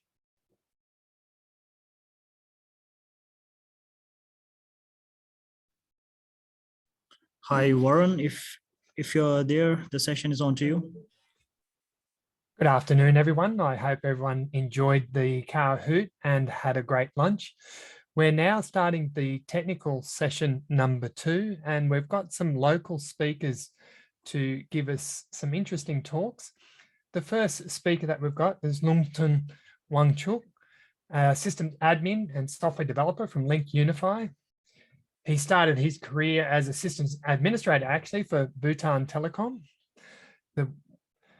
He then moved from there to help establish a data center in the Thimphu Tech Park, and he's been helping local IT firms with designing their infrastructure and solutions for the businesses. So he's going to be talking about why not Kubernetes. Over to you, Lungtun.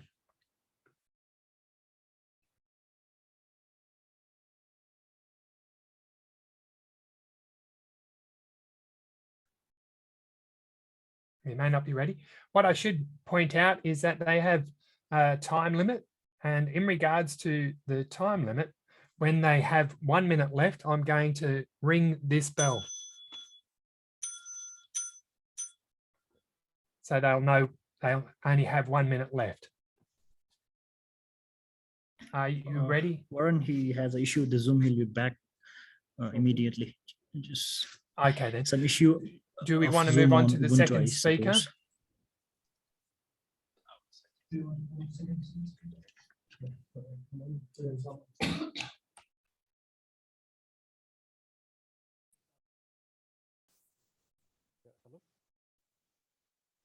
hear me? No? Just a moment. We can hear you, but it's very faint. All right. That's better. Is this better? Yes. All right. Sorry about the glitch. Give me a moment to prepare my slide. Okay.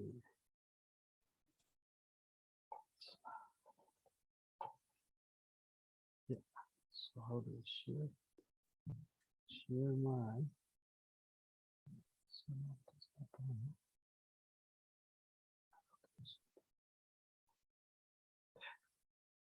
Take this is fine.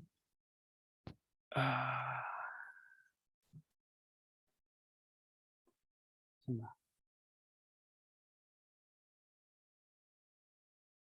I should be able to share.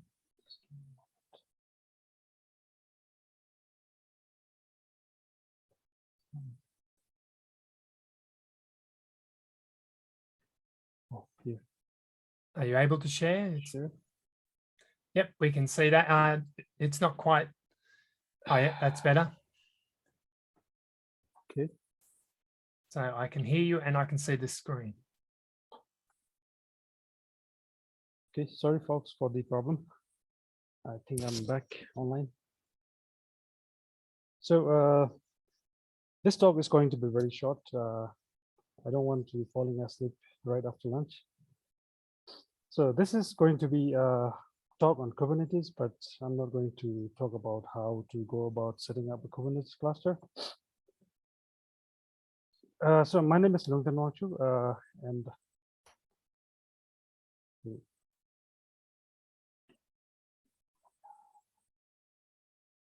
yeah, okay. Yeah. My name is Lungtun Wangchuk, and I work for Link Unify. We're a local company based out of Thimphu. So if you follow technology news, you would have read about Kubernetes at some point.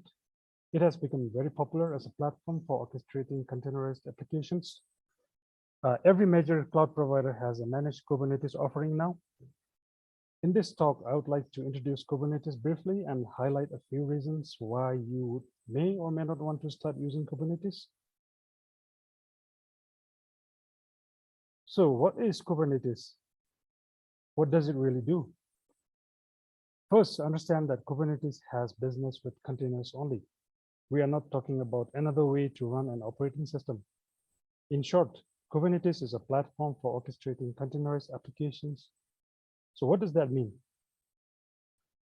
Let us take a look at what it does in order to understand it. So Kubernetes is responsible for deploying application images and running containers, managing the scaling of containers on demand, balancing resources for containers and clusters, management of the ingress traffic coming to your services, applications and services. So Kubernetes can perform all of these tasks at scale.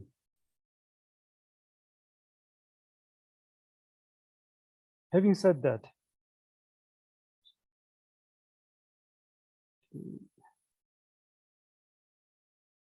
Kubernetes doesn't provide everything that you need to take your application delivery infrastructure to the level of automation it is capable. For instance,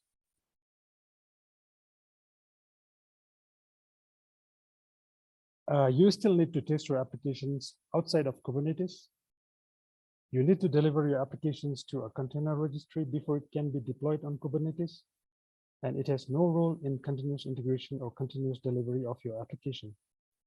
You still need to use your usual set of tools for source control, testing, packaging the applications, and delivering it to your container registry, from where then your Kubernetes can pick up the application.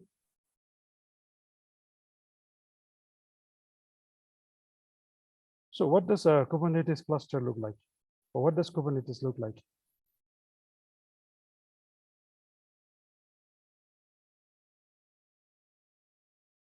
Now let's take a look at the components of Kubernetes to understand it. Kubernetes is made up of two kinds of nodes: the control plane nodes, also known as master nodes, and worker nodes. Control plane is the brain of Kubernetes, while the worker nodes form the body. Every control plane node runs a kube API server, a kube scheduler, a kube controller manager, and an etcd database. So kube API server, simply known as the API server, is the component of Kubernetes that exposes the Kubernetes API. It is the front end for Kubernetes control plane through which you interact with the cluster.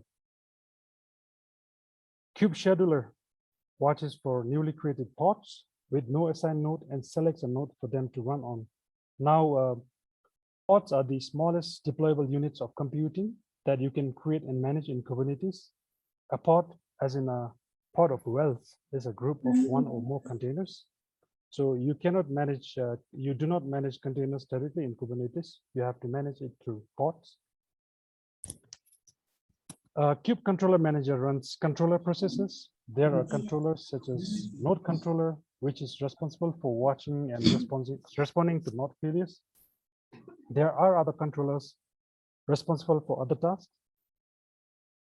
And finally, on the control plane node, we have etcd, which is a consistent and highly available key value store used as Kubernetes backing store for storing all cluster data. Moving on to the node components or the worker node components. So on every worker node, there will be a kubelet. So a kubelet is an agent that makes sure that containers are running inside a pod. The other component, kube proxy, maintains network rules on the nodes. These network rules allow network communication to your pods from network sessions inside or outside of the cluster. Container runtime. This is the software that's responsible for running containers.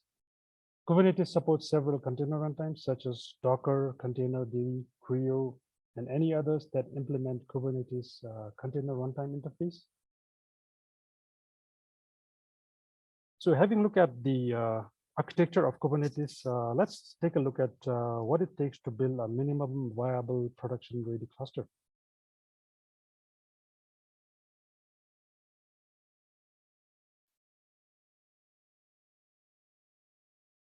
So for a production-ready cluster, you at least need 3 control plane nodes, 2 worker nodes, 1 API load balancer, and an external storage.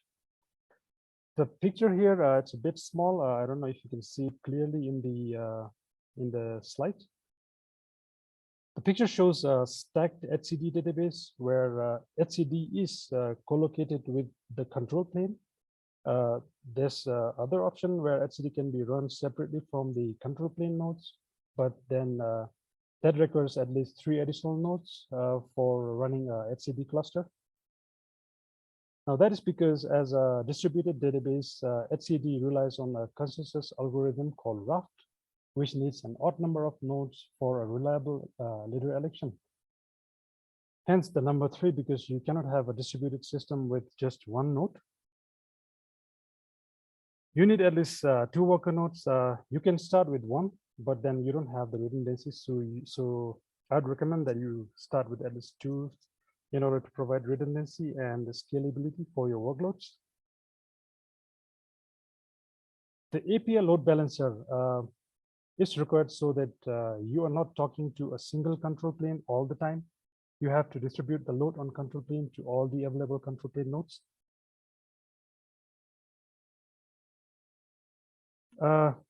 So containers are ephemeral. What that means is it doesn't hold any persistent data inside the container beyond its lifetime. Therefore, you need to store your persistent data like your databases outside of Kubernetes.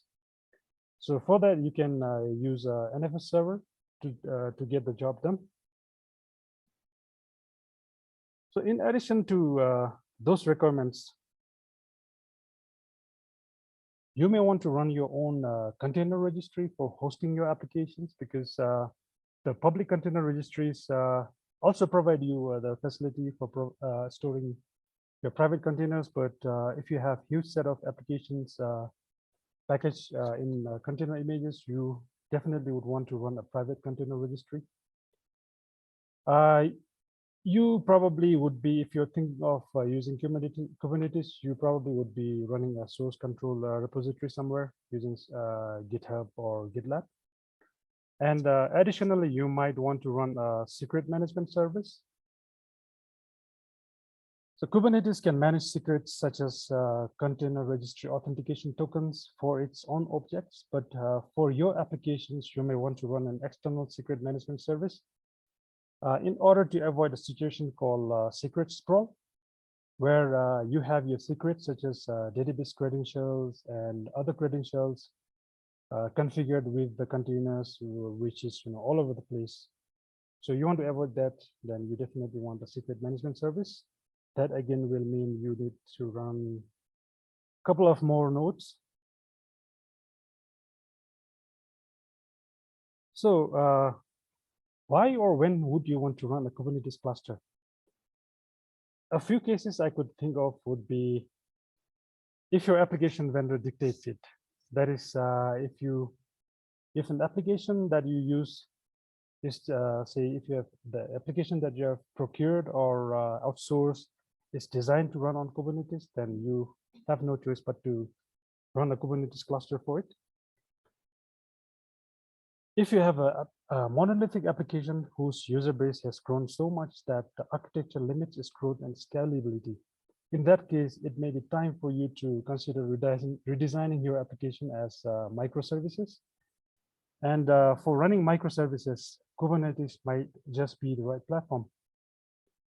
So there could be other reasons as well.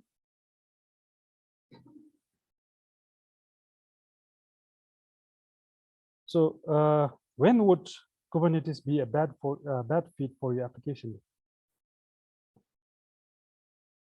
Some scenarios I could think of are if your applications are all monoliths, that is, if your applications can run off of 1 or 2 containers, then probably you don't need Kubernetes. If you cannot afford to run 5 or more VMs to support an application, then maybe you're not ready for Kubernetes yet. Or if your application development and delivery process is simplistic, where you don't make use of CI/CD pipeline. So if you do manual deployments, probably you are not ready for Kubernetes. So if your team doesn't already use tools such as Git, Ansible, or Jenkins, then you may not be ready to put Kubernetes to work. I'm simplifying things a bit here, but it is a starting point for your team to evaluate your need for Kubernetes.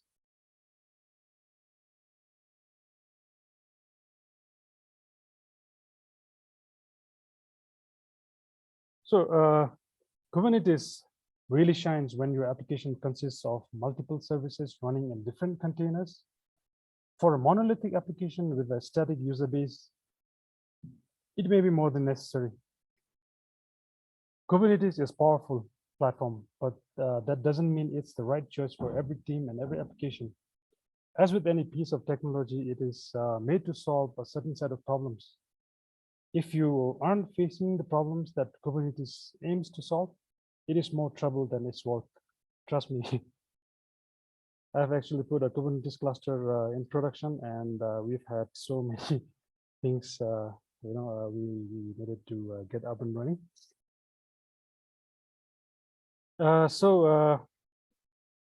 If you're interested in Kubernetes, where do you get started?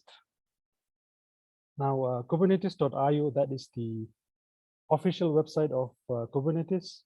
In there, you'll find all sort of documents you need to understand Kubernetes and get it up and running. So to start with, I would suggest that you start with the concepts, understand Kubernetes. And once you are familiar with the Kubernetes concepts, then you can move on to setting up a Kubernetes cluster. Now, there are a few different ways you can stand up a cluster. So in there, you'll find options for setting up a learning environment with a simplistic one, which isn't good enough for production. But also there'll be links to production-ready cluster setup guides. And so outside of the official resources, I would highly recommend Kelsey Hightower's Kubernetes the Hard Way, which has everything that you require setting up Kubernetes cluster from scratch. Its documents are published on GitHub. I think a lot of us who want to get started with Kubernetes, at some point in time land on his the Kubernetes the Hard Way page. So that's where you should start, I think. So that brings me to the end of my talk. Like I said, it's a very short one. Thank you, btNOG, for giving me the opportunity to bring this presentation. That's worked out well, because you're going to bring us back on schedule again after going over for the Kahoot quiz that we did earlier.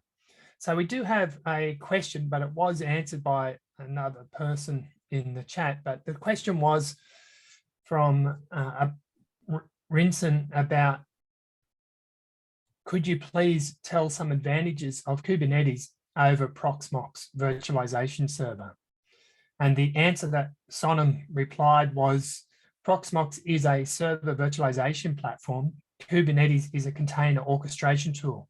They can work together. So what's your opinion on that, Nungten?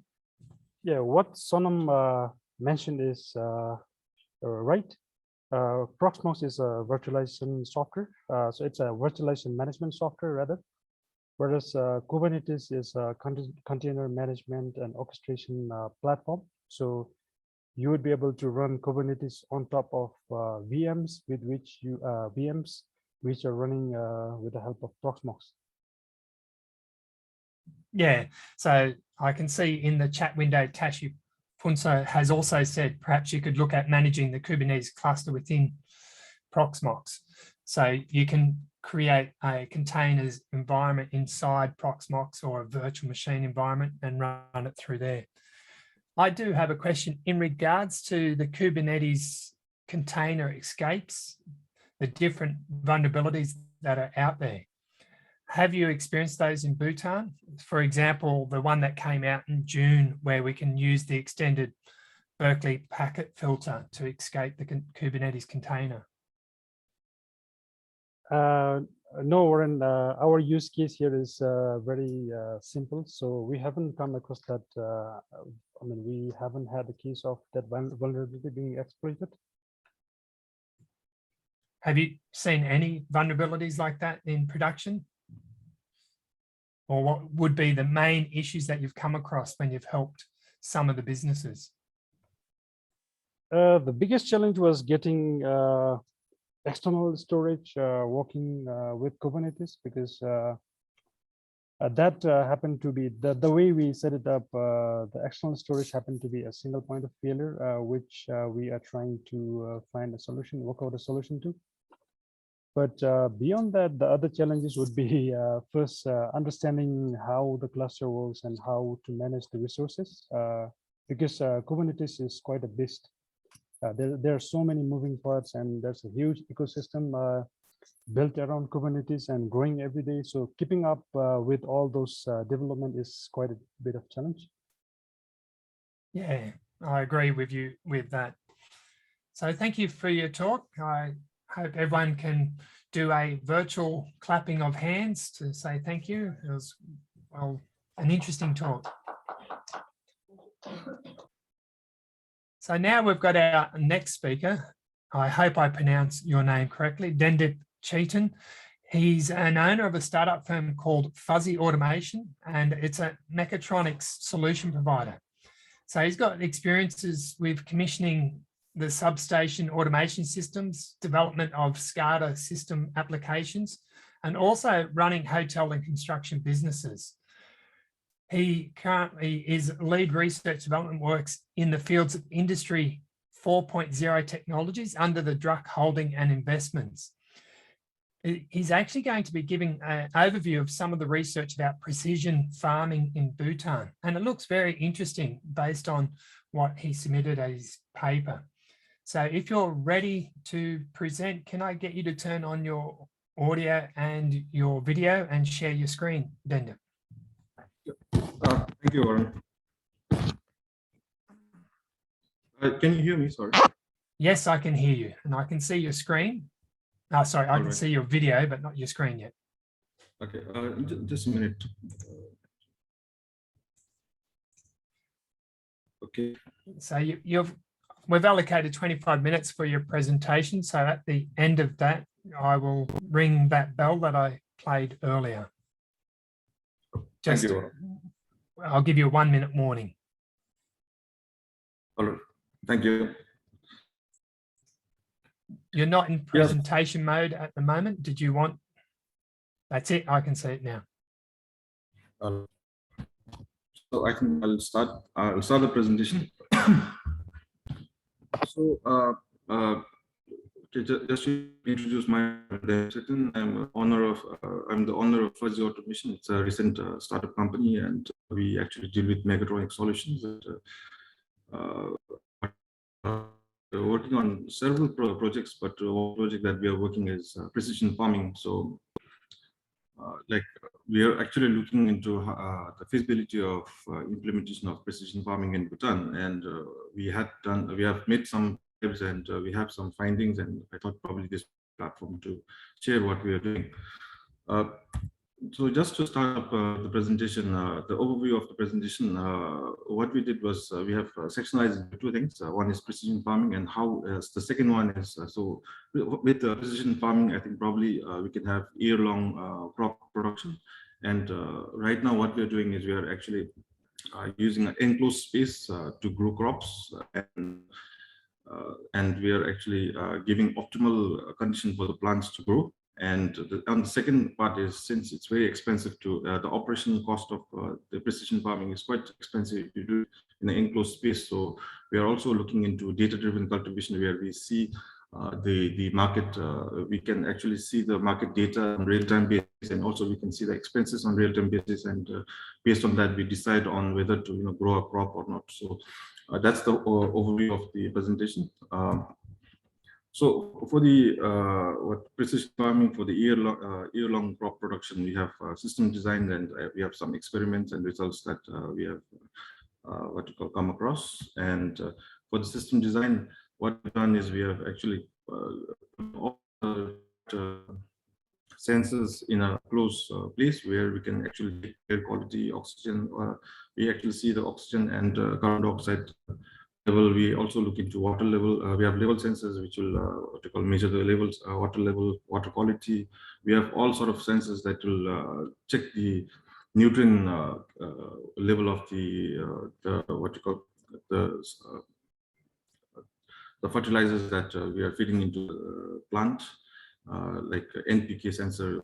For example, for NPK sensor, what we do is we have real-time of nitrogen, phosphorus, and potassium content that is reporting to our system. We also have temperature and humidity sensor, light intensity sensor, and even we also look into wavelength of the lights that is used for growing the plant, so that we actually understand how the plant is reacting to different light sources. And apart from that, we have also, so all this data that is reporting from the sensor is actually displayed on a GUI interface, and also we save it on in a suitable database so that we can use this information for data analytics in later if we actually start a crop cycle next time.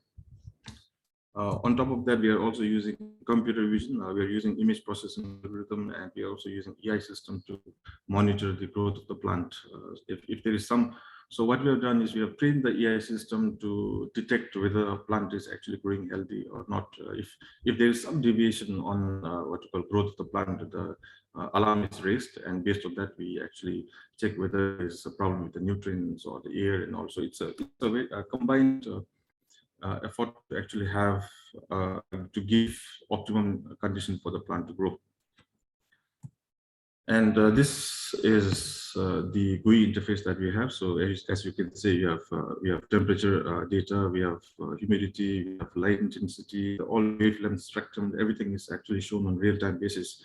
Even the pH and the EC, electric conductivity of the medium that we are growing the plant on, everything is actually shown. So that this actually gives us a very holistic view of how the plant is growing, and how what are the things that we are giving to the plant for the plant to grow.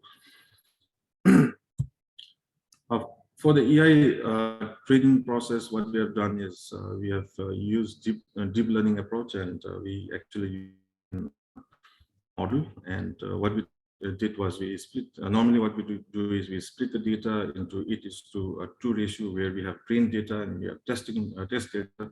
And these models are actually we change the parameters, critical parameters, and based on the comparison between the test and the training model, we see the accuracy of the prediction model.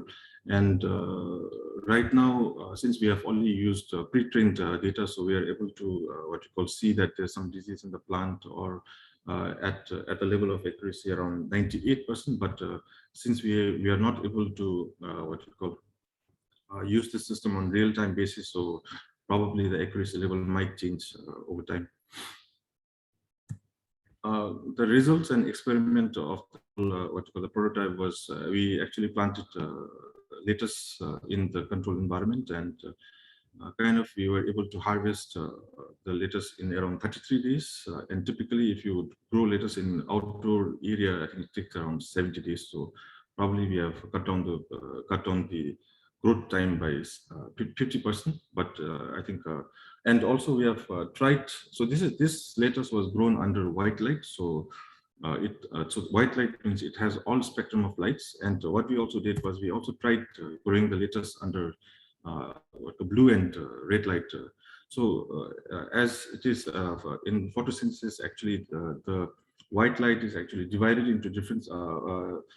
For photosynthesis, the plant only needs red and blue light. So what we are doing is we are making the photosynthesis process faster by giving red light and blue light to the plant directly. But something went wrong, and our plant was very unhealthy in the end. So probably we might have to redo the experiment again.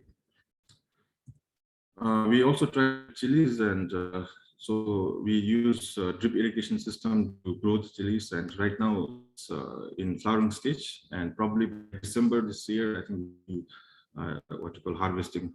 harvesting our chilies from the plants which is grown indoor. So this was our results on the prototype, and so that was covered the precision farming approach. And on the data-driven cultivation, as said, it's expensive to run precision farming approach in an enclosed area. So it's kind of I think there should be other approaches, data-driven cultivation. I mean, data-driven approaches, so that you can actually decide on when to grow the plant and when to actually sell the plant, so that sell the harvest. So that you get the best price to sustain your businesses, and also in the end make profit. So these are the three approaches we have adopted. So first thing was crop yield monitoring and prediction. In precision farming, you can actually understand, you can monitor the crop from seedling till the harvest. So And at the same time, you can predict now because you have all the information in your hand, so you can also predict the yield of the crop. So that would be a plus point for you because now there is no dependency on climate, or there is no dependency on outdoor factor, because you're putting you're actually giving that optimum condition for the plant to grow in the indoor space. Second is on monitoring expenses, and third is on supply. I'll just talk a bit more on that. So as said, on crop yield and monitoring and prediction, I think, as said, we can, since we have the data, we know what's happening. The system knows how the plant will be growing in certain conditions, so we can actually predict the yield.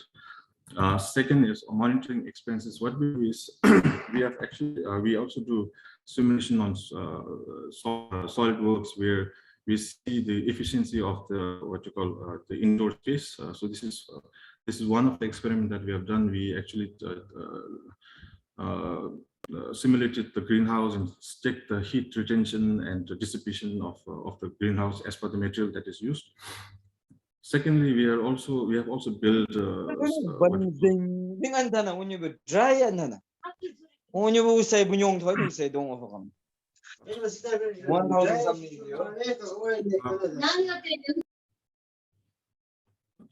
So secondly, we have prototyped AMR system, which is automatic meter reader, which can get real-time data from the existing meters, and with this, actually, we can monitor the expenses of operating costs of the greenhouse of the precision farming, because I think the highest expenses would be on the energy side. So because you'll be using temperature control aids and other equipments in the system. So probably with real-time data, you can actually know that this much amount is is spent in running the for energy consumption.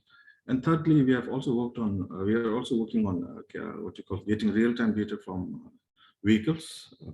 There's something called there's a network inside the vehicle called Canvas network, and from there we're able to pick up some data like fuel consumption, engine, if there's some engine problem, the engine diagnosis, everything. We are actually building that, and probably with all this data together, actually monitor the expenses, especially on energy consumption, how much expenses you're implying on the energy consumption, also on transportation of goods from your farm till the market. And so that's how we probably, with all this data combined, we can actually look into the expenses.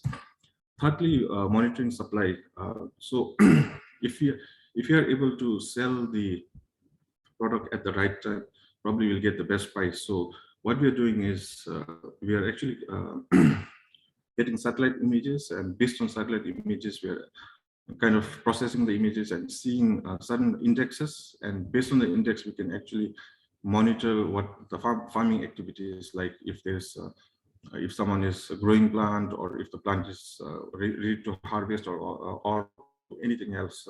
And as per this particular case, what we have done is this was, I think, back then by March, we took this image, and April, I think, we have taken this image, and we checked what is happening in the farm area. And if there is like dark patches on the satellite image, it means that there's water content. And typically, this satellite image is what you call of a farmland that is in Paro. And so with this image, we could understand that there's water in the farmland. And just to confirm, we took a photograph of the land, and at that time, irrigation was happening. So probably with this, approach, actually, we can see what are the activities that is happening on the outdoors, and also see what kind of crops they are growing, what would be the growth stage of the crop, and in the end, what would be the supply to the market. So based on that, we decide upon when to cultivate our plants, when to sell our plants. So I think that in that way, we would be actually meeting the demands, at the same time getting the right price for a product. So this this was our whole approach, and up to some level we could get prototypes done, but right now we don't have very like a good amount of data to give our analysis and findings. But based on what we are doing and based on prototypes that we have designed and things, some level of achievement, I feel that this project, this approach, like precision farming, it can be feasible in Bhutan. But I think but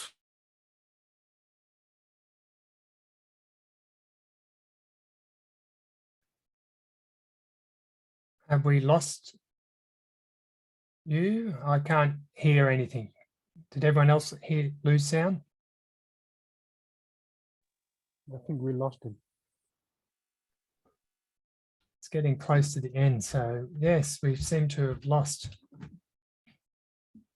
the presenter. We'll just see if he can respond.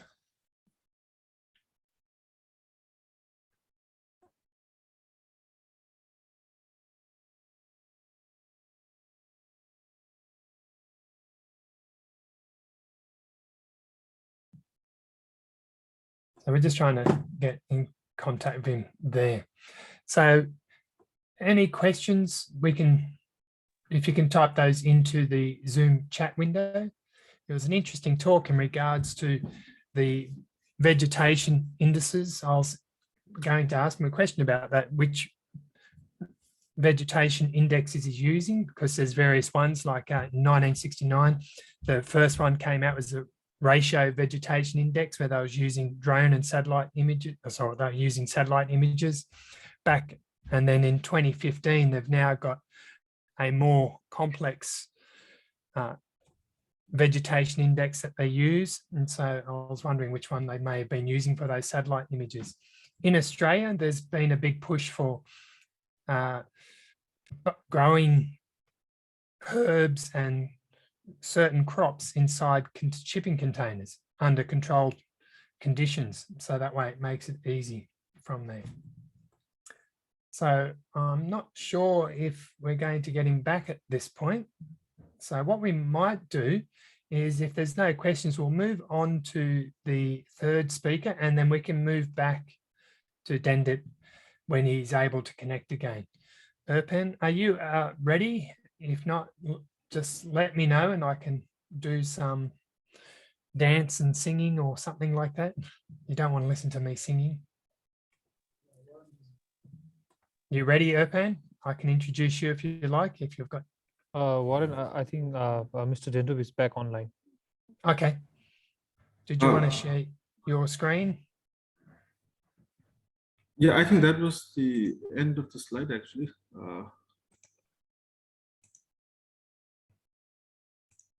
Yep, it was. Yep. So, so I was talking about the feasibility. So, I think, sorry. It might be best if you stop sharing your screen, because your sound keeps dropping out as well. Oh, okay. All right. So are there any questions?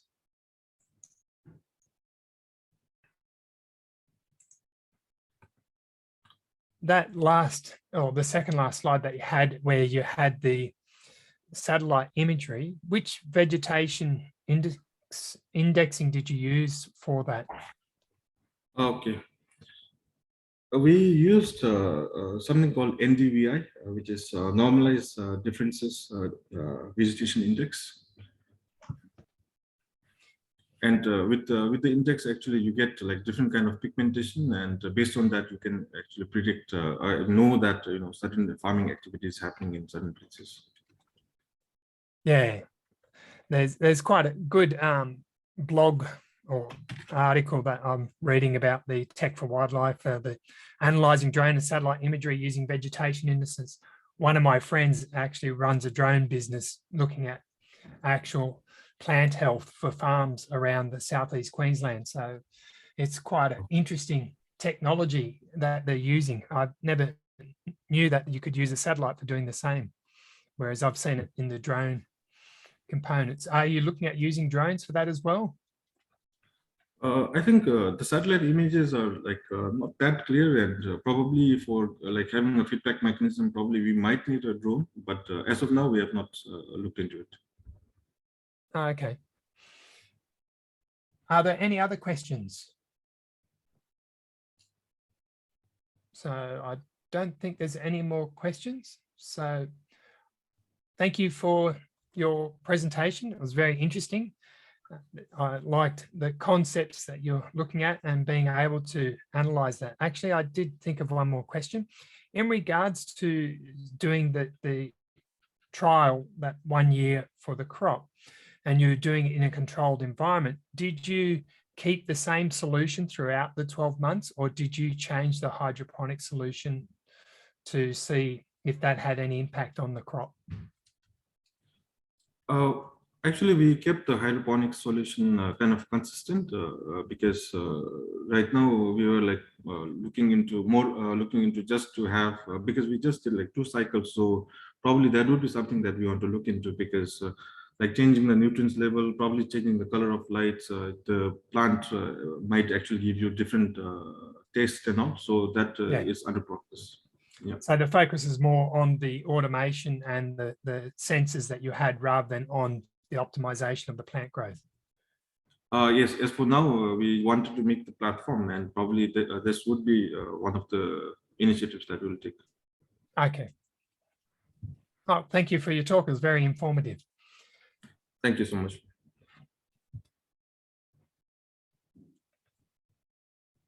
So now we're up to our last speaker for this session.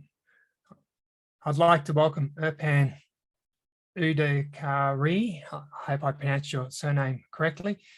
You're the committee chair for btNOG, and you've already introduced yourself at the start, but you're a network engineer, ISP core network for TashiCell. You have a bachelor degree in electronics and communication. You've been working with TashiCell since November 2011, so you're coming up to the decade nearly. You're just off short for a decade. He has worked as a transmission engineer and lately as a network engineer, and he looks after the IP network for TashiCell. He's here to give us an update about the Bhutan Internet Exchange, BTIX. So over to you, Erpan.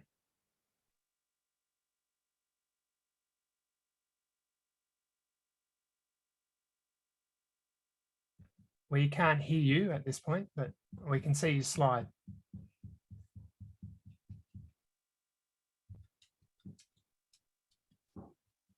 No. Am I audible right now? Yeah, now we can hear you. Is it clear? We can't see the slide, but we can see you. All right, so now everything? Yep. All right, so thank you very much for the introduction, Warren. So today I'll be presenting on the Bhutan Internet Exchange. It's more or less just an update. I'll try to keep it short but not boring, unlike other speakers who have presented on pretty interesting and trending topics. So yep, here we go. So what's an IX? What's an Internet Exchange? Well, there are different kind of IX, commercial IX, neutral IX. So it's basically, technically it's just a location where operators and providers freely interconnect their network to exchange traffics. Right, and it happens over a very simple Ethernet switch. There's no very hi-fi stuff. It's just a simple Ethernet switch where the operators and providers connect. Typically in a neutral IX, the host or the IX host provides a switch and a rack space with proper power and air conditioning and stuff. And the members are supposed to bring their own router to interconnect to the switch. So life without an IX, right? So this diagram shows, let's say the operators and providers in the image are Bhutan Telecom, Tashi, Nano, Telecom, Supernet, other ISPs. And without an IX, what do we have? We have got n number of providers or n number of participants connected to each other. So there will be, for every participant, there will be n-1 number of connection. And this we're talking about physical connectivity, laying a fiber or a microwave connectivity between each operators or providers. So this way you can see how many connectivities do we require. So yep, here's the life with an IX. So you just have Ethernet switch, you have one connection per provider, and then you just do a peering, BGP bilateral peering with each other and start sharing traffic. And so there's a brief on the, this was a brief introduction on what an IX is. With this, we'll move on to the Bhutan Internet Exchange. BTIX is a neutral internet exchange point.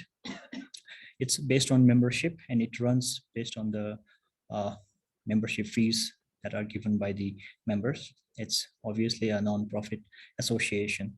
It was established on 7th December 2017, but it was launched only on 8th January 2019. And it's located at Meet Me Room in TTPL Tech Park, Thimphu. And you can see the diagram on the right-hand side. That's the rack where we have the switch. And just below BTIX logo, you can see the servers on which we are running various services. So here are the founding members of the IX: Bhutan Telecom, Tesicel, Drukcom, Nano, Data Center Services that we call DCS, Drukgren, the National Grid of Bhutan, and the Government Data Center, that's GDC in short. So what infrastructures do we have at an IX? We have a switch, and that was donated by DIT. We have server that was donated by APIA, and then we have a router that was recently actually donated by Epinic.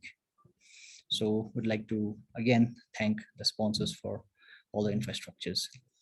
So this is a typical network diagram of how Bhutan Internet Exchange is. So here we have an IX router. So IX router connects to the switch and also becomes a member of the IX. So there's a different AS number for it to be a member. Then we have a transit connectivity to Tesicel, Bhutan Telecom, and Nano. So the three ISPs are providing IP transit to the IX. And within the IX, we have few infrastructures like DNS. Everybody is well aware about DNS. We have an IXP manager, which is an open source tool that we have been using to manage the IXP, where we see a lot of insight on the graphs, the membership. There are a lot of details that I'll show in the upcoming slide. We also have a mail server. We do have a route server. So route server here, basically what it does is you have something called bilateral peering, and we also have peering with the root server. So an ISP can be peering with just the root server and can be announcing their IP addresses. So any other ISPs that peers with the root server will get the routes from other members. So route server does that, facilitates those kind of connectivity. But the good thing about root server is it doesn't act like one additional hop. It is completely transparent. So I wouldn't know about the existence of a root server because my path to the other ISP will be direct. There's no AS path involved in the root server based connectivity. We also have a root collector. We have a looking glass as well. We also have deployed RPKI validator. And web server, we have got SFlow. So SFlow probably Team Kaimro covered in the morning. It's just a flow monitoring protocol like IPFix, NetFlow and all. And we have a LibreNMS for graphing and finding out the health of all the infrastructures. And then on the switch, we have members connected. So the members could be connected using a 1G port or 10G port, but it's completely up to the members. So depending upon the traffic volume, they could be connected on 1G or 10G. So founding members are one thing. So founding members are those who were initially there during the setup of an IX, but later on we have members like Packet Clearing House, PCH. We have got KRoot from RIPE NCC. We have got a recent member, SuperNet. We also have got Woodynet as a pro bono member and Cloudflare apart from the founding members. So this is a daily graph that I have taken probably about a week back. So you can see the peak traffic that's hitting is about 1.04 gig. We don't have much traffic. I'll explain why. This is the monthly graph where we see a max of 1.52 gig. And then this is a yearly graph. So you see that sometime in November 2020, the traffic at the IX dropped sharply to about 1 gig. So the reason is Bhutan Telecom and Tesicel are the largest ISP in the country, and the maximum traffic exchange is actually in between them. So we have a PNI, so we have a private interconnect. So what we did was we migrated the traffic from IX to the PNI so that we can offload some traffic on IX. That's the reason there's a huge decrease in the graph, but there's nothing wrong with it. So IX will always be a backup for Bhutan Telecom and Tesicel, where other members can enjoy the exchange of traffic through the IX only. So this is just a sample looking glass that we have. So you can see the neighbor IP address, the description, and other informations like how many prefixes have been shared. So this is basically based on the peering with the root server. So as much as we have mandate for the members to peer with the root server, we have few the pro bono members that haven't yet paired with the root server, and some we are yet to enforce that, but more or less almost all other members are pairing with the root server. So talked about BGP, we talked about RPKI in the morning. So yes, Bhutan Internet Exchange is also dropping invalids. So where are we dropping invalids? So since 2020, we have started dropping invalids. One is at the IX transit. So basically whatever prefix has been announced by the transit provider like Nano, BT, and Tussle to the IX transit router.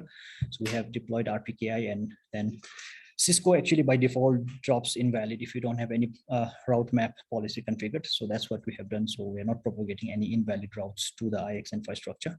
We are also dropping invalids on root server. We have a routinator configured. So basically, whenever you are pairing with root server receives all the prefixes you have, and it is going to drop all the invalids and only propagate the unknown or valid routes to the members. So yes, we are dropping invalids. Here you can see in the BGP RPKI valid. So this is basically based on the ROA configuration done on the RIR, like Epinic backend. So we have to define our prefix and then maximum length and AS number. So luckily in Bhutan, we have all the ISPs who have configured ROA. So Bhutan is indeed the first country in the world to achieve 100% ROA. So this is just an insight of Facebook traffic, FNA traffic. As you know that we have 3 or 4 caching server in the country, Google, Facebook, Akamai, and Cloudflare. So since Facebook and Akamai has been hosted with Tussle, I'm presenting you the FNA traffic. As you can see, we are hitting a maximum traffic of 21.63 gig. When we started FNA, we were just 3 gig, and now within just 3 to 4 years, we have hit 21 gig. And compared to the cache fill traffic that we have, Facebook is more than 80% efficient in the country, which means more than 80% of the traffic served by the Facebook is from the cache. And only remaining percentage are cache fill traffic coming either from Singapore or London, wherever the cache fill traffic comes from. And this is Akamai traffic. The Akamai traffic looks, it's pretty random. It's not very similar if you see on a day-to-day basis or a monthly basis, because of some reason, maybe the customers keep changing. But yes, we did have Akamai traffic hitting almost 7 gig once, but recently it's back to more or less 1 gig. Now, why BTIX, right? Why do you want to become a member of IX? Definitely, there's a cost reduction by just becoming a member. You're paying for the membership, you're not paying for the bandwidth, right? Next thing is latency and bandwidth improvement. So we are there to make the local traffic local, right? There's no bandwidth limitation. So you're just exchanging traffic to the IX based on your connectivity, be it 1G or 10G, and there's lesser hops in terms of your connectivity to the other provider. So that way we're reducing the hop, thereby reducing the latency as well. So what else can the IX offer? We have packet clearinghouse, PCH, and Woodinet AS3856 and AS42. So they are providing support to D and E root server and over 400 plus TLDs. So I think in the morning it was mentioned about the root server, your DNS query first goes to a root server. So the further the root server, higher the latency, slower the response. So if you have a root server located within the premises or in country, the latency reduces. That means the whole process of DNS becomes pretty faster. And it also provides transit network for Quad 9 DNS. So Quad 9 DNS is basically 9.9.9.9. So it's one of the open DNS like Google or Cloudflare 1.1.1.1. We also have key root here. And yes, just like I mentioned, we have got caching and CDN network like Facebook, Google, Akamai, and Cloudflare. So your traffic to this would be going, will be staying local and less burden on the international circuits. Now, if you want to join BTIX, all you need is the following information. You need to have an address space from Epinic. So what address space? IPv4 and IPv6. You need an autonomous system number. So when you become a member of Epinic, that's what you get. You get IPv4 address, a v6 address, and a AS number. You need to manage your 1G or 10G connectivity to the IX. Right? So you tell us that you are at the IX. So you give us a SFP and a cable, could be a Ethernet, could be a fiber. We'll plug it into one of the ports, and then we are good to go. And yes, very important, we need a valid peering DB entry. So you can create your peering DB based on the resource you have from Epinic. And then you can configure the details given by an IX and other whatever peering policies and websites and traffic volume, inbound, outbound, few steps, and then we are good to go. And finally, pay the minimal membership fee on an annual basis. So, yeah. So you want to become a member of IX, you need your own IP and AS. So what's stopping you from getting an IP address and ASN? So if your organization is growing in terms of network equipments, in terms of connectivity, in terms of regional offices, if you're in need of redundancy, so you can apply for IP address and ASN from Epinic. All you need to do is some documentation formalities, provide some details, and then if they feel that you are in need of IP, you will. So recently in Bhutan, we have got GIC, we have got BNB, we have got BOB. So banking, financial organizations, they have got the resources from Epinic. So think about it. And if you feel that it's time, definitely you should go get your resources. Thank you very much. And Karin. Thank you for that. Very informative talk. You've actually answered a couple of my questions. I was looking at the traffic for the BTIX and I noticed that big drop and you answered it. It made all the sense then. I wondered what happened to cause that big drop in traffic. And that's why about a year ago, you moved it across. Yeah. Yeah. And the other question then is that you mentioned that the organization just needs a public ASN, a public IPv4 v6 address and a peering DB entry. Can that be anyone, even someone outside the country? Right now, it's mostly local. I think we need to see into that for international participants as well. But as of now, it's, I think, fairly for local registered organizations. Okay. But definitely this can be something that can be taken up with the BTIX board and discussed if we can entertain international participants with the resources. Yeah. There's a message in the chat about, is it any local organization? Is there any restrictions? Yes, it can be any local organizations with the resource like IPv4 address, v6 address, and ASN. Okay. That's all.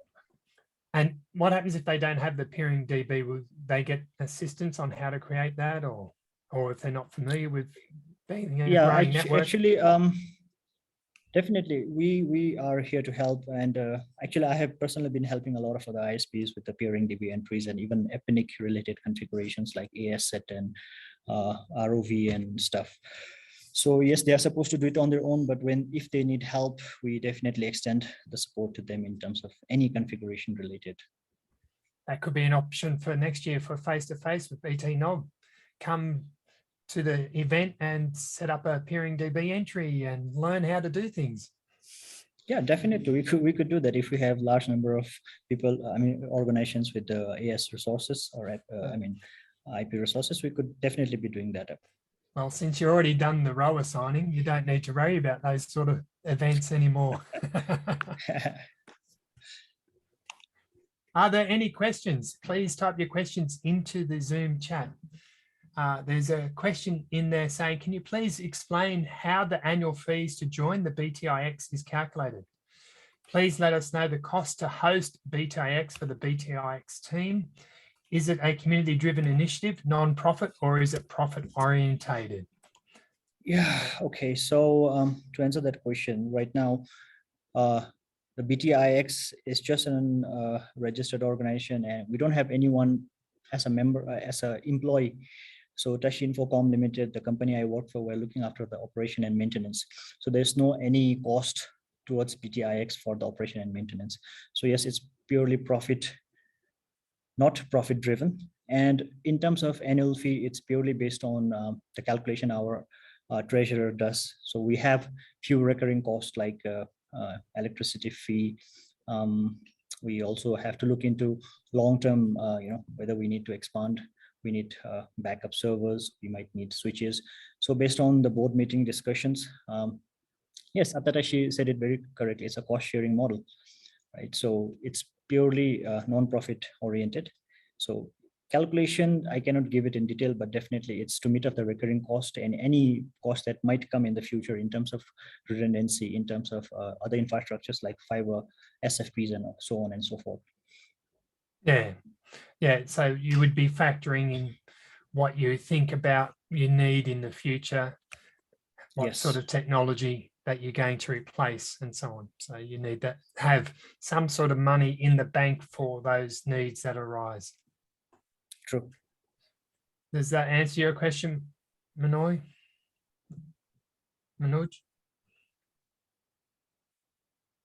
Are there any other questions if you want to type those into the chat?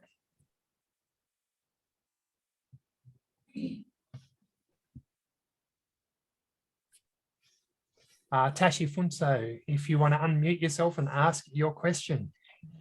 Yeah, less a question, more just to add to what Arpan said. I think BTIX model really works well for a small community-driven IX, and we have shared that model with a few other smaller economies in the region, and they also find it adaptable to their needs. So just wanted to share that while we do see all the big commercial IXPs doing a very different style of MRC calculations and others, I think even it's a community-driven IX, like Arpan just mentioned, even the ONM is left up to the members to volunteer and help out. And we have actually pushed the same model to a few other smaller economies where IXPs are being built, and they really like this model and they want to adapt it. So just wanted to add that this model really seems to work.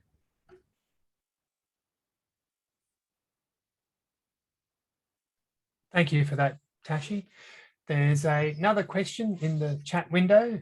Mungtan's asked, does BTIX help bring down the bandwidth cost for end users, or is it for the benefit of operators only?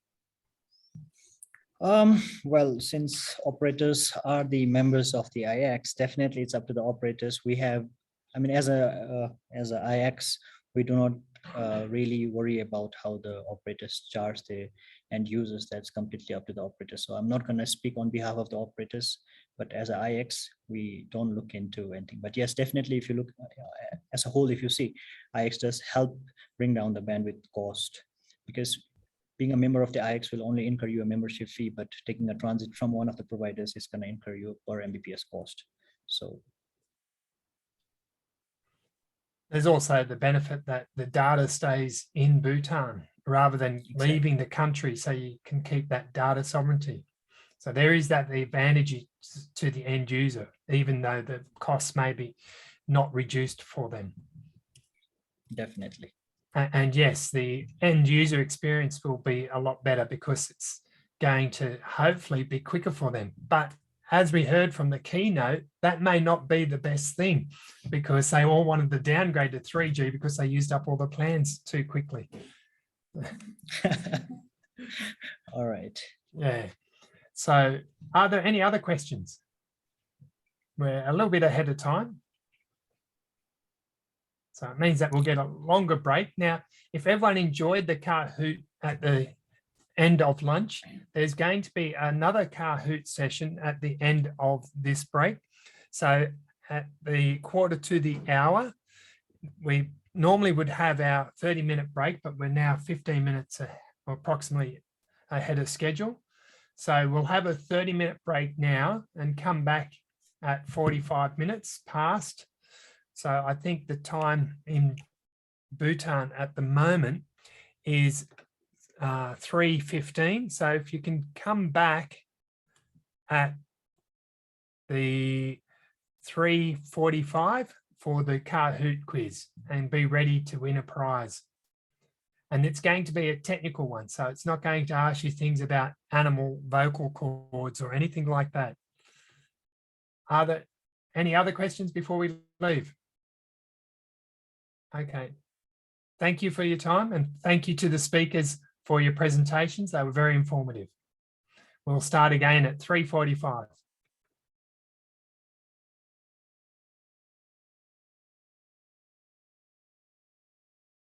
Conference technical question. Now we start. The first question. It's a quiz. What is politely termed as fat finger in the industry? sausage finger, genuine typo, all of the above, or creative typo? Fat finger la.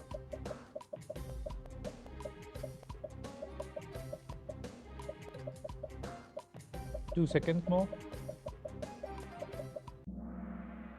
Genuine typo. 28 of you got it correct. Maybe the 34 of you really had a typo. Fat finger, I guess. Lasla, I'm repeating again. When you are playing, please do not exit the game if you happen to win. Please keep it on your phone or on your web browser. We need to verify. Last, next. Kiki, Atom, all are nicknames. So for all of you, we need to verify if you happen to win, if you happen to keep this streak. Plus, next question. What is network automation? Is it to manage a configuration drift or breaking things at scale, self-healing network, or all of the above? What is network automation?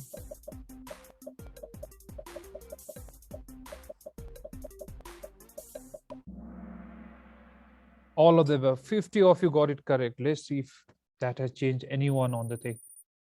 We have at least Tashi with the real name coming up. Kiki is still leading. Anonymous, Atom, La, and Tashi. Also, if I have missed it out, this is only for people residing in Bhutan. So if Kiki is outside Bhutan, I'm so sorry, you will be bypassed. Question number 3. Choose the most relevant one. Kubernetes is used to orchestrate containers, pods, virtual machines, containers, applications. 9 more seconds. 8. Everyone is answering. Everyone knows this answer.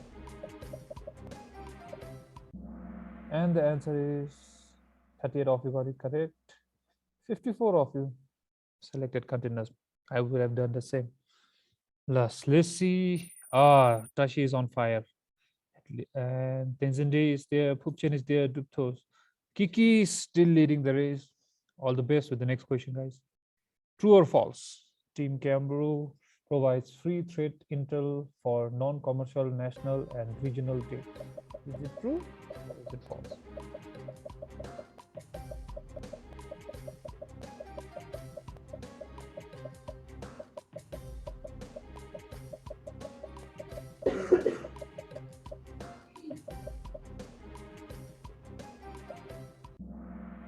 Ah, 97 of you got it correct. Congratulations. Let's see any changes out here. Yes, Kiki has been dethroned. Tashi, Tupto, Tenzindri, and Pupchen, welcome on board. Let's straight away move to the next question. Quiz. Kubernetes is not suitable for running a virtual machine, pods, containers, or I can't pronounce that word, applications. Sorry, tongue twister for me. Looks like everyone knows the answer.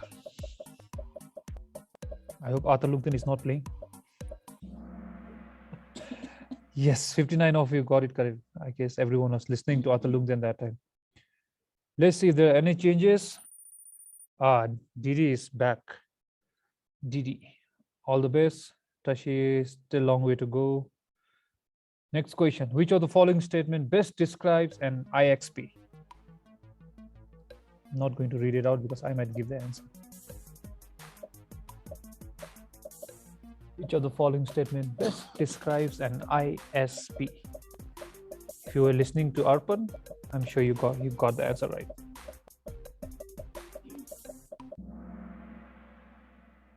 Sorry, Arpan, only 16 people were listening to you.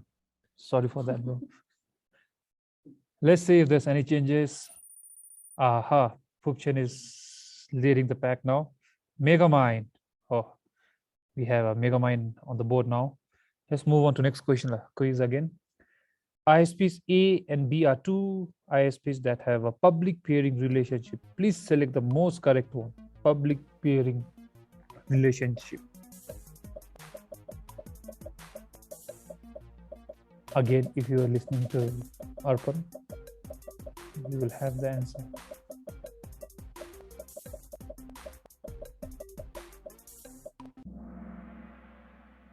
27, you're doing good, bro.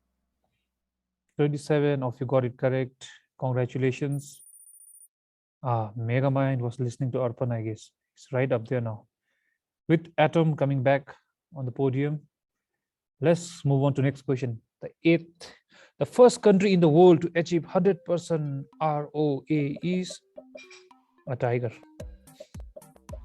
Is it Mongolia, Australia, India, or Bhutan? Come on, people in Australia, I know you'll get the right answer.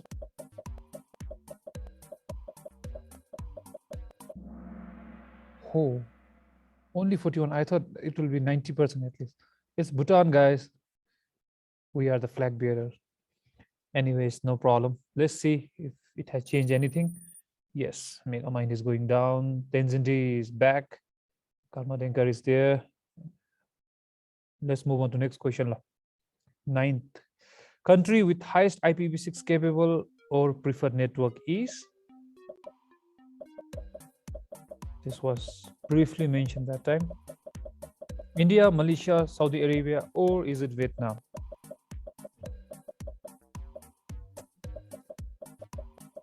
Two more seconds. And India, yes. 63 of you got it correct. 18 of you think is Saudi Arabia. I don't know why. Weird answer, right? That brings Karma Dekar up to number 2. And again, it's the same people. Gopal is back on podium yet again. Recent Facebook outage, when and how long was it? 4th October for 9 hours, 5th October for 7 hours, 4th October for 6 to 8 hours, or 5th October for 6 to 8 hours again. I'm sure everyone had a nightmare. Yes. 49 of you got it correct. Congratulations. Does that change anything? Yes, Karma Dekar, Tenzindi, and Gopal up front. TD, welcome to the podium. Let's go to the next question. What does UTRS stands for? UTRS. I don't want to read out. I might give you the answer. UTRS stands for unwanted something. Yes, unwanted traffic removal service. 55 of you got it correct. Congratulations. Let's see.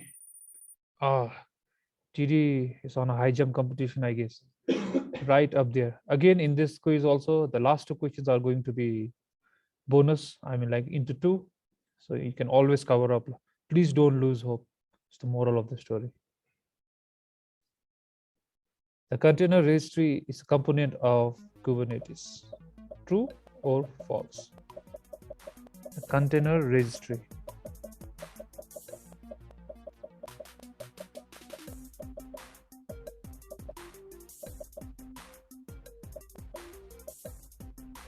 And time's up. And 89 of you got it. Oh, sorry, 34 of you got it correct. 89, so sorry. Let's see any changes. Yes, Tenzindi is leading the pack now with 8,000 points and closely followed by everyone. It's anyone's game. Please try hard. Data-driven cultivation, a system of using big data to supplement on-farm precision agriculture. Is it true or is it false? Data-driven cultivations.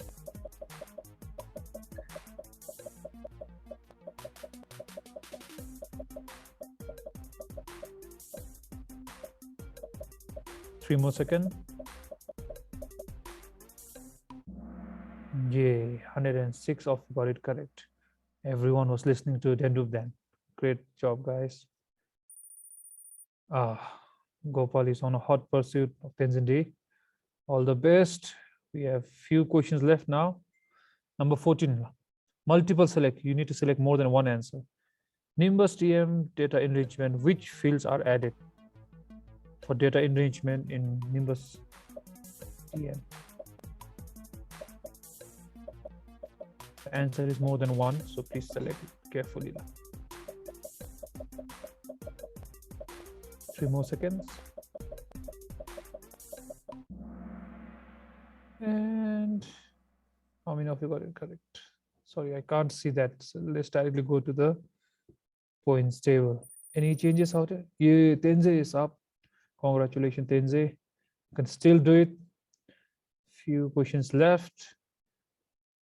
Team Camru utilizes flow data for.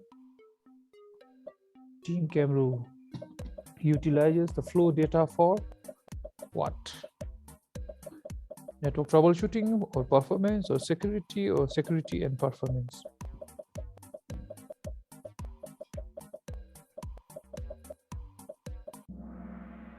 Yes, 79 of you got it correct. So Brian's 2 a.m. speech was really helpful. Congratulations to everyone. Any changes out here? Yes, Phupchen is back. GD is rising up. And somebody need to stop Tenzin D. He or she is running away with this. But don't worry, we have 2 questions at the end. Nimbus threat monitor does what? Analyzes network traffic, protect against threat, network automation or server automation. Nimbus. Again, a question from Brian. Stop in the morning. 4 seconds left. And the answer is protect against threat. So 41 of you got it correct. Congratulations to everyone. That brings us to the last 2 questions.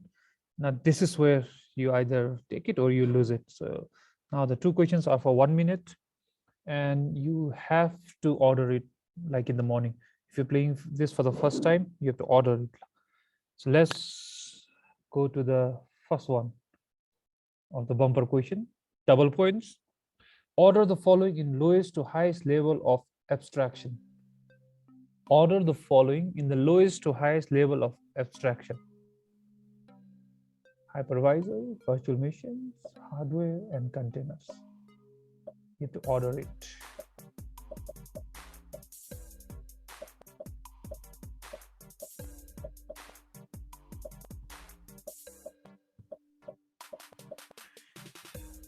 Take it easy. It's 30 more seconds.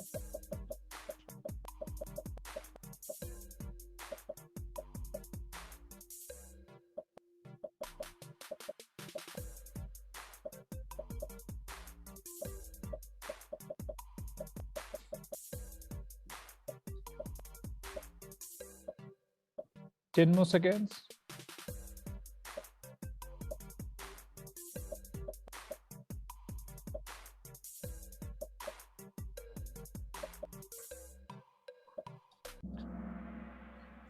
So 25% of you got it correct. The correct order is hardware, hypervisor, virtual machines, and containers. Let's see if that has changed anything. Okay, Tenzin D. Somebody needs to catch hold of him or her. Now this is the last question. This is your chance. Even Megamind can leap or anyone below that as well. So all the best. So the last question for the technical quiz for a 5G phone comes your way with a puzzle round. Double points. Arrange the TCP IP model in the top to bottom layer approach. I repeat, top to bottom layer approach. TCP IP model. No one is answering. Okay, 3, 4, 5, 6, 7. It's going up. Take your time. Those who are trying to catch hold of Tenzin D. I need a tea break. I can't look at it. I seriously hope Megamind wins it. Somebody takes Tenzin D down. He or she, whoever he is. Please remember, if you happen to win, you need to come on the camera. You have to turn on the camera, come on, share your screen, and let us know that it's you who is playing. Please do not close it, else it will go to the next one. Last 2 seconds, 1 and done. Ta-da! 26% of you got it correct. Congratulations. The right order is application layer, transport layer, internet layer, and network access layer. Let's see what that does to the quiz. So here are the podium finishes. On third position, we have Karmadekar. Congratulations, Karmadekar. On second, we have Phupchen. Congratulations. And number one is Tenzin D. Congratulations, lah. So Tenzin D, if you are there, and fourth is TD, fifth is Megamind. Congratulations. But first, we need to hear from Mr. or Miss Tenzin D right away. And if you could kindly come online. You have won the 5G phone, Tenzin D la. Tenzin Rupa. The Tenzin Rupa lo. Tenzin Rupa. Hello. You have to come online. That was the condition la. If you're not there, we're so sorry. Tenzin D. Hello. Hello, our panelists are waiting, so if you could make that quick, else I have to move on to Phupchen la. So, but before moving to Mr. Phupchen, Mr. Tenzin D, knock knock, pinging. I think we have to do trace through. Hello. I think yes. Hello. Wait. Manoj sir. Hello. Yes la. It's me, Tenzin Rukma sir. I am having some problem from my laptop, not able to open the camera. So where are you? I can't see which speaker is talking. Kadimo? Mr. Tenzin D, we can't find you on the gallery.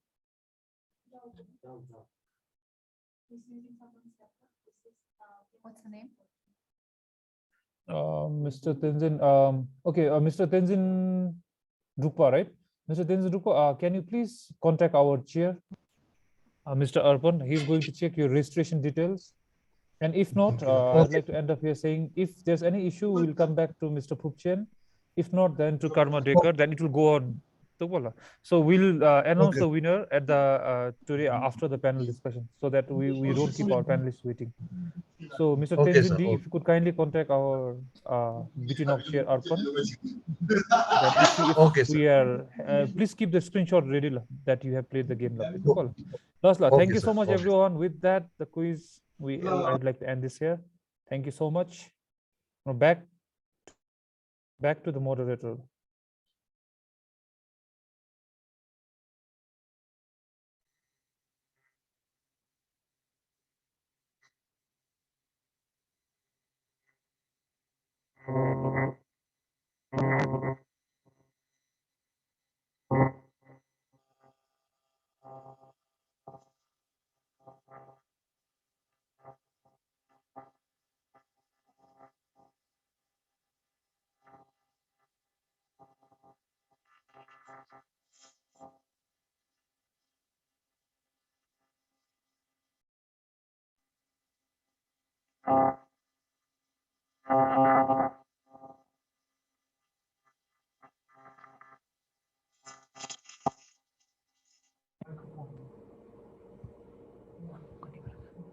Hello. Working now? Yes, Alicia, we can hear you. Okay. Okay.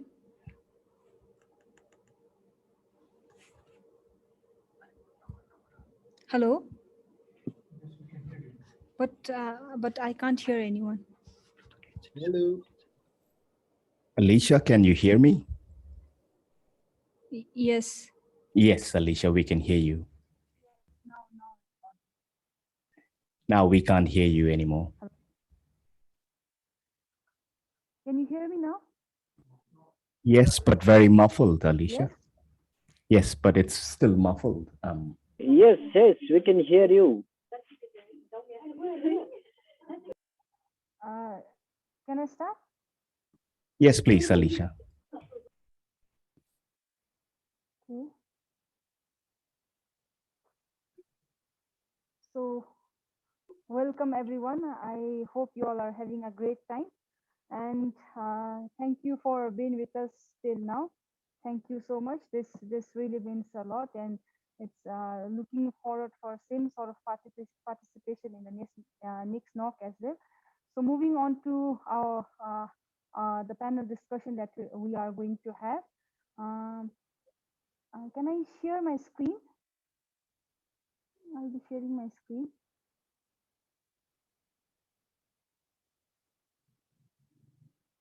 It seems like something is not working. So I'll just read it out. So the panel discussion that we are going to have is on network evolution and trends. Are robots actually coming? So the speakers that we have for this panel discussion are Mr.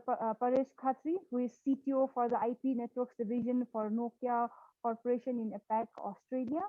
We have Mr. Warwick Mitchell, who is Head of Network and Systems Architecture for ARNET, the Australian NRA.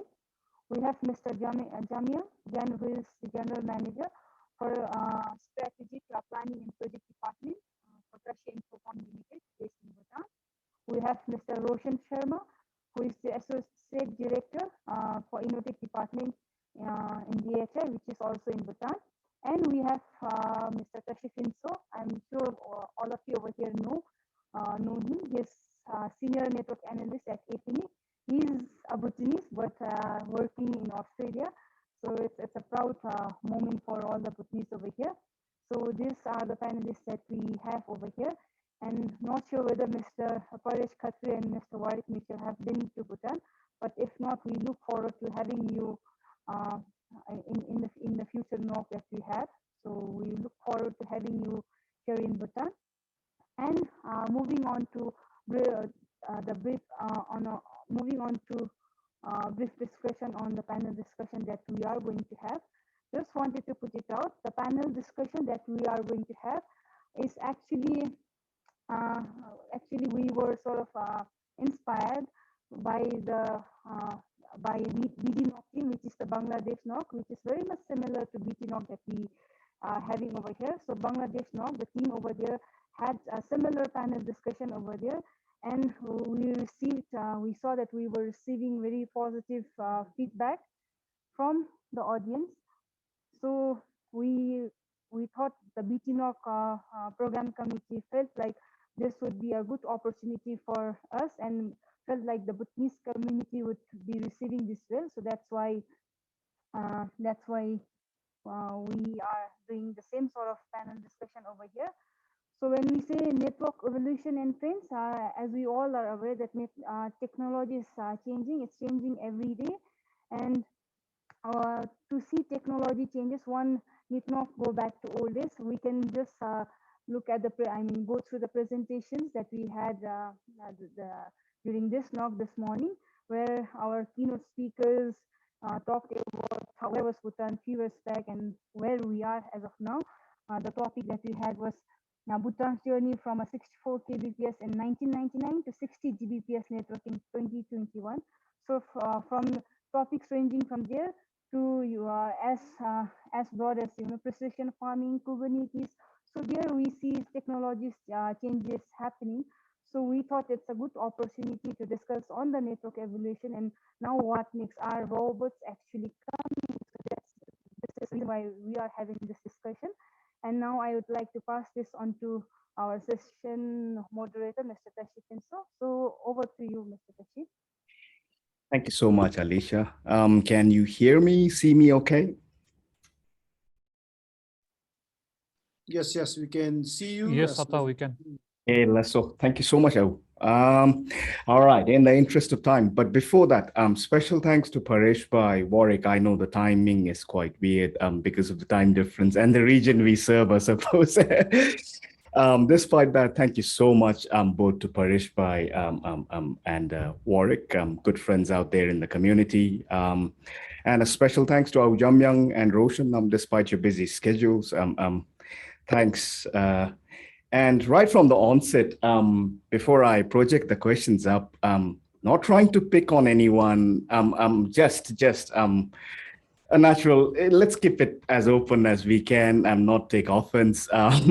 So just right from the onset, a disclaimer out there. I think I don't need to introduce the folks. Alicia has already done that introduction. So thank you so much, everyone. And Ideally, we would have liked a good mix so that we could have varied opinion, but because of some people's busy schedule, from the operator side, we only have Au Jamyang. So Au Jamyang, you're not a Tashi Cell rep in this panel, you are the operators rep. So I hope you can speak on behalf of the operator community there in the country.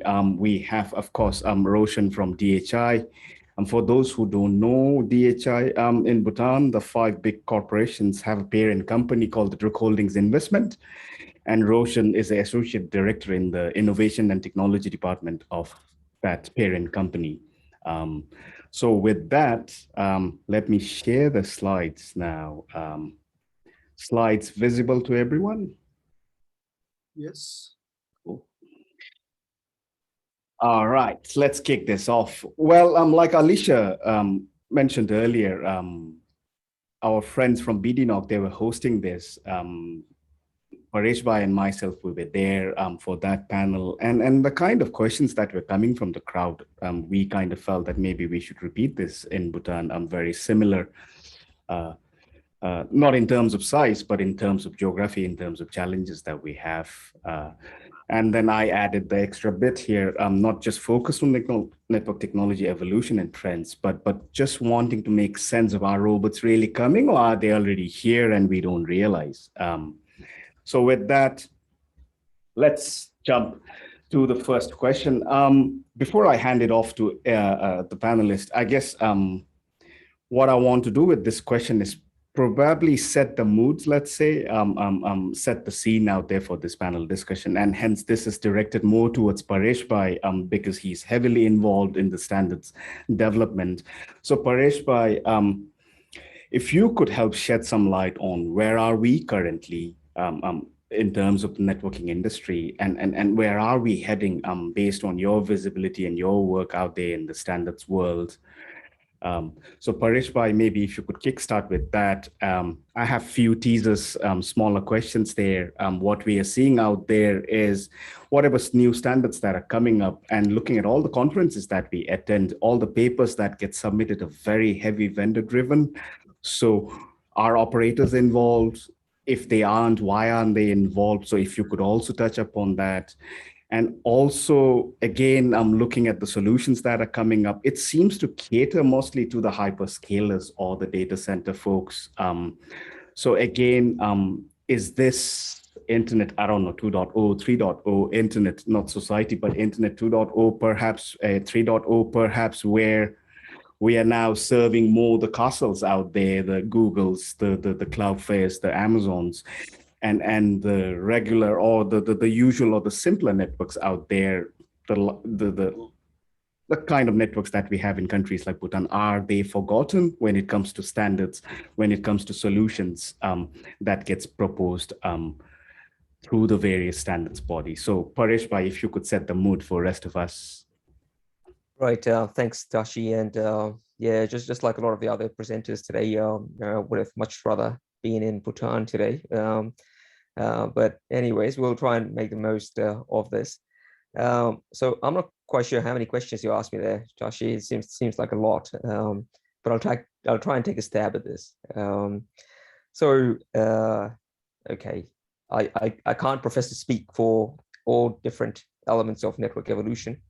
The things that I tend to work with on a day-to-day basis, things around SDN, around virtualization, some of the automation aspects of it as well. So I'll start off, maybe comment on that, and maybe some of the other panelists can chime in with their expertise and experiences with that. So, today I see that, much as you said, Tashi, that there is I would call it not a two-paced, but a multi-paced sort of adoption of these technologies. Like you said, the big hyperscalers, the cloud providers, Amazons and Googles of the world, they've been doing their own thing, and they've been doing it for a while, and they're not beholden to anyone, so they can do it. But then a lot of the technology that they develop is for use within the confines of their autonomous systems, their own domains. So it's kind of okay if it doesn't get standardized from their perspective, right? But then we see that a lot of what they do does make its way into the public domain. And it goes through the process of standardization through the IETF, you look at things like gRPC and streaming telemetry and so on, all the work that's been going on in that space. So they do have that sort of influence.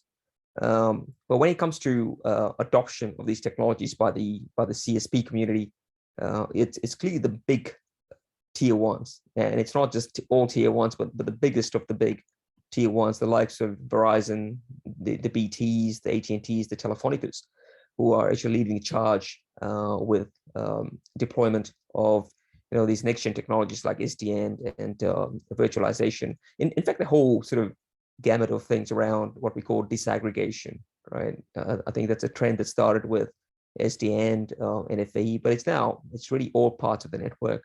It's happening within the radio access networks for mobile networks as well. So these larger operators are actually at the forefront of this. And to me, one of the key reasons they are at the forefront of this is because they have sufficient in-house resources, and it's typically software resource that they have, right, to be able to do these kinds of activities, which a lot of the smaller players will not really have. So then you go down to the next tier, which is still the tier ones, and they are adopting SDN virtualization. And the thing that I see out there is that, just like any other technology, you just don't go out and implement something because it's cool, right? It's got to be meeting a business need. And so we see that while virtualization, while SDN has been around for 7, 8, 9 years now in the mainstream, its adoption is being driven by technology refresh cycles. And there are some of these compelling technology transitions, such as the move to 5G, where we have a completely different paradigm to how we build networks, to types of SLAs that we offer around things like latency and ultra reliability and so on that we didn't have before, which really need SDN kind of capabilities to be achieved. So, so like I said, it's the adoption rate depends on the operator. Now, for the smaller players, it's once again a bigger challenge, because these new technologies have the need for new hardware, new software, and we typically have these very long sort of life cycles, 7 to 8, 10 years of routing equipment in our networks. So there's reluctance to throw it away, and so there's a desire to sort of sweat those assets. So there's a whole spectrum here. Then, so there are operators at the leading edge, and then there are those who are coming up. But if you look at the technologies themselves, I think there's broad acceptance now that these are here to stay. SDN's here to stay, and it's not the sort of formally touted benefits of SDN like cost reduction, but it's more about the ability for us to meet these use cases that are simply not possible without having some sort of a centralized control mechanism, having a closed feedback loop between the network and the controllers, right? So it's not so much a nice to have, but a necessity, and that's being recognized by operators. And then you look at things like automation, and yeah, I like your sort of thing about the robots are coming and all that. Clearly, there are various building blocks that we've got to have in place first, and we're still a long way away from true automation, right? So having some of these SDN systems is really a stepping stone on the way to kind of doing that. So that's where I kind of see where some of these sort of technologies are in the network today. But I did want to touch on one of the points that you raised, and we've had many discussions about this privately in the past as well. It's about operator engagement in the whole standards development process, and it's pretty clear that it's very much vendor dominated, and there's a few reasons for it, right? I started thinking about it and thinking, why is that the case? Now, I think the first thing that we have to understand is that standards development work cannot really be done on a part-time basis. You have to be very committed to it, and a lot of the work is being done by people who are involved in R&D as well. So they're not just working on standards, but they also have a very good understanding of how to implement those, because that has a big impact on the protocols and technologies that you propose. So one has to be pretty serious to do that. The second thing I see is that for operators to participate in this, they have to gather support from other parties as well. I mean, anyone can write an IETF draft, throw it over the wall, but it's not going to go anywhere, right? You need to find allies, you need to find co-authors. You've got to understand how it sort of fits into the whole ecosystem of everything else that is going on as well.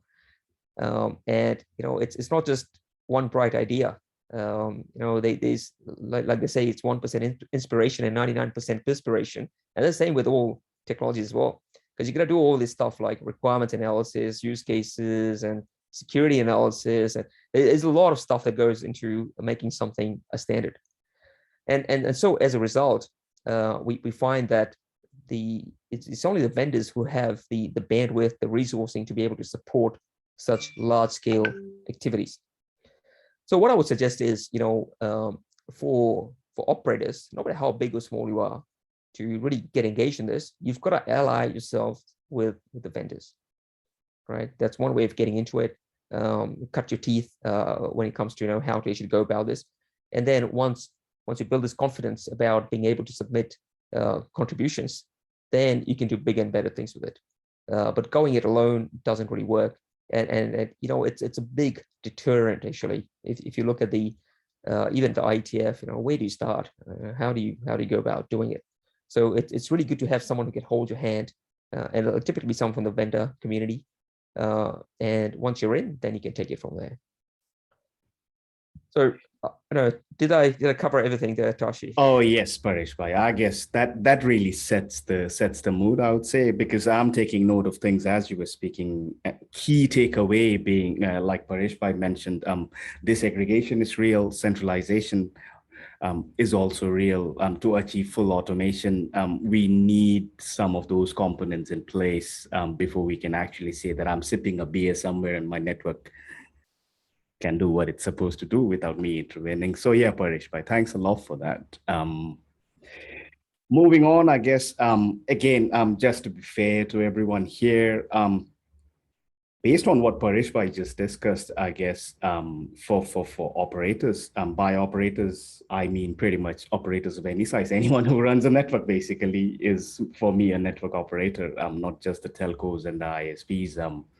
So from an operator's point of view, I guess Aujamyang and even Roshan, because of the fact that you do work for a parent company of Bhutan Telecom, when it comes to technology adoption, again, based on what Paresh bhai said, you don't just adopt because everybody says it's cool, because it's out there, or 5G, like in Australia, currently the term in the property market is this fear of missing out, I guess FOMO.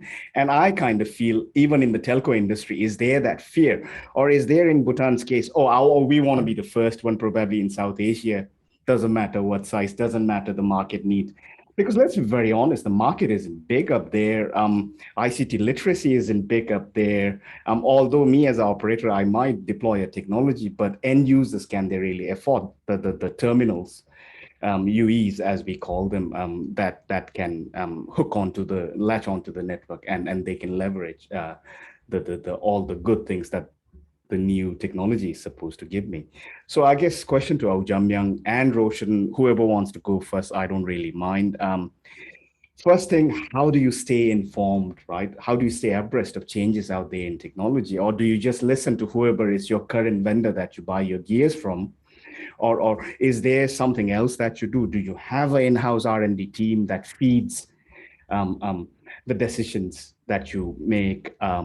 Is it user-driven? Example, lately the 5G announcements that I hear from BT's side, also from Tashi's side, in the news outlets out there in the country saying, all right, both the operators are gonna go 5G. What drives this? Is there a user driven need out there? Is it vendor whispers telling you that, hey, you better jump on else, or what is it? Aujamyang, maybe I'll let you go first, Aujamyang, and then maybe Roshan, if you could follow Aujamyang. Okay, thank you, Tashi, for the question. So I see there are two questions. I will answer one by one. The first question concerns how operators like Cell and Bhutan Telecom. So you have asked me to be objective. So I'm taking the position, the representation. I'm basically representing both Bhutan Telecom and Cell here. So first question is regarding how do operators stay informed with regards to technological development. And second, I would like to touch upon why telcos in Bhutan are adopting 5G. So with regards to how operators stay informed regarding technologies, in reality, I would say it's a combination of all three. First of all, the operators, we do attend a lot of conferences. One very common conference for operators like Cell is GSMA's MWC, Mobile World Congress. So there are two editions. So one happens in Barcelona, the other one happens in China. So as far as possible, we try to attend those two major key events in the mobile industry. And also we do have some sort of a planning division or a department within each company that really scans the environment for all the technological changes. So with regards to, yes, in-house is mainly attending the conferences and doing our own internal research. Some are desk-based and some we do, of course, these days, so much of resources available online. And also, I would say it is one big push always comes from the vendors. And for a small operator like Cell, like what Mr. Paresh said, the best thing we can do is ally or collaborate with our vendors. So whatever little requirements we have, we talk to our vendors if they can fulfill it, because maybe whatever we want, the vendors have already implemented somewhere else in the other part of the country, other part of the world. So the vendor influence is very important. For instance, like our vendor, for example, we do conduct a vendor product workshop every year. So in fact, today and tomorrow we are amidst this vendor workshop. So they are marketing. It's more or less a marketing session, but we do get introduced to various products and various technological development. And also the vendors, I think I'm sure Paresh Khatri, you represent Nokia. I'm sure you also conduct annual user meeting wherein all the operators are called. Basically your users, your customers. So we go to, wherever the vendors organize their user meeting, we go there and attend. So there also we do a lot of discussion, starting from documentation to the network deployment to OpEx. Almost all aspects of network operation is discussed. So vendor, I would say it has a lot of influence. So in a nutshell, the way we stay informed is a combination of information we get from vendors and our own in-house and attending all the conferences. And going to the second question of 5G is, both operators are going to launch it very soon. And of course, the operators are not revealing the exact date of launch, but both are saying the end of year, and it's definitely going to come. And from my understanding, why the telcos in Bhutan are going for 5G, I would say at like two levels. At a very national level, it is an answer to the call from the highest authority to take up digital transformation. So since high-speed connectivity is the key enabler of a digital transformation of an economy and society, so it is probably the responsibility of two telcos to come up with the latest state of the art technology. So that provides opportunity for individuals and businesses to innovate. So at the high level is basically we are introducing 5G as a key enabler of digital transformation of the country. And at the very specific level, for instance, especially with the pandemic, there's been so much capacity requirement on the network side 4G. Predominantly Bhutan right now, the mobile network is 4G dominated. And because of the pandemic, there's so much growth in the traffic. But in order to cope with the traffic, there is so much we can do with the existing sites. So the only way to expand the new capacity requirement or meet the new capacity requirement is construct new sites. And that need especially arises in the urban areas like Thimphu. But the biggest problem we have is constructing new sites. As we want to densify the network, it is becoming a Herculean task to get the approval. Even if our municipal, I would say our municipal office is very cooperative. They've been really cooperating. But the problem is now, as we densify the network, we have started deploying those monopoles, and the monopoles are going closer to the houses, the buildings. So the people are really, coming up with so many excuses like radiation, this and that. So one biggest challenge now we have with expanding the 4G network capacity is constructing new site.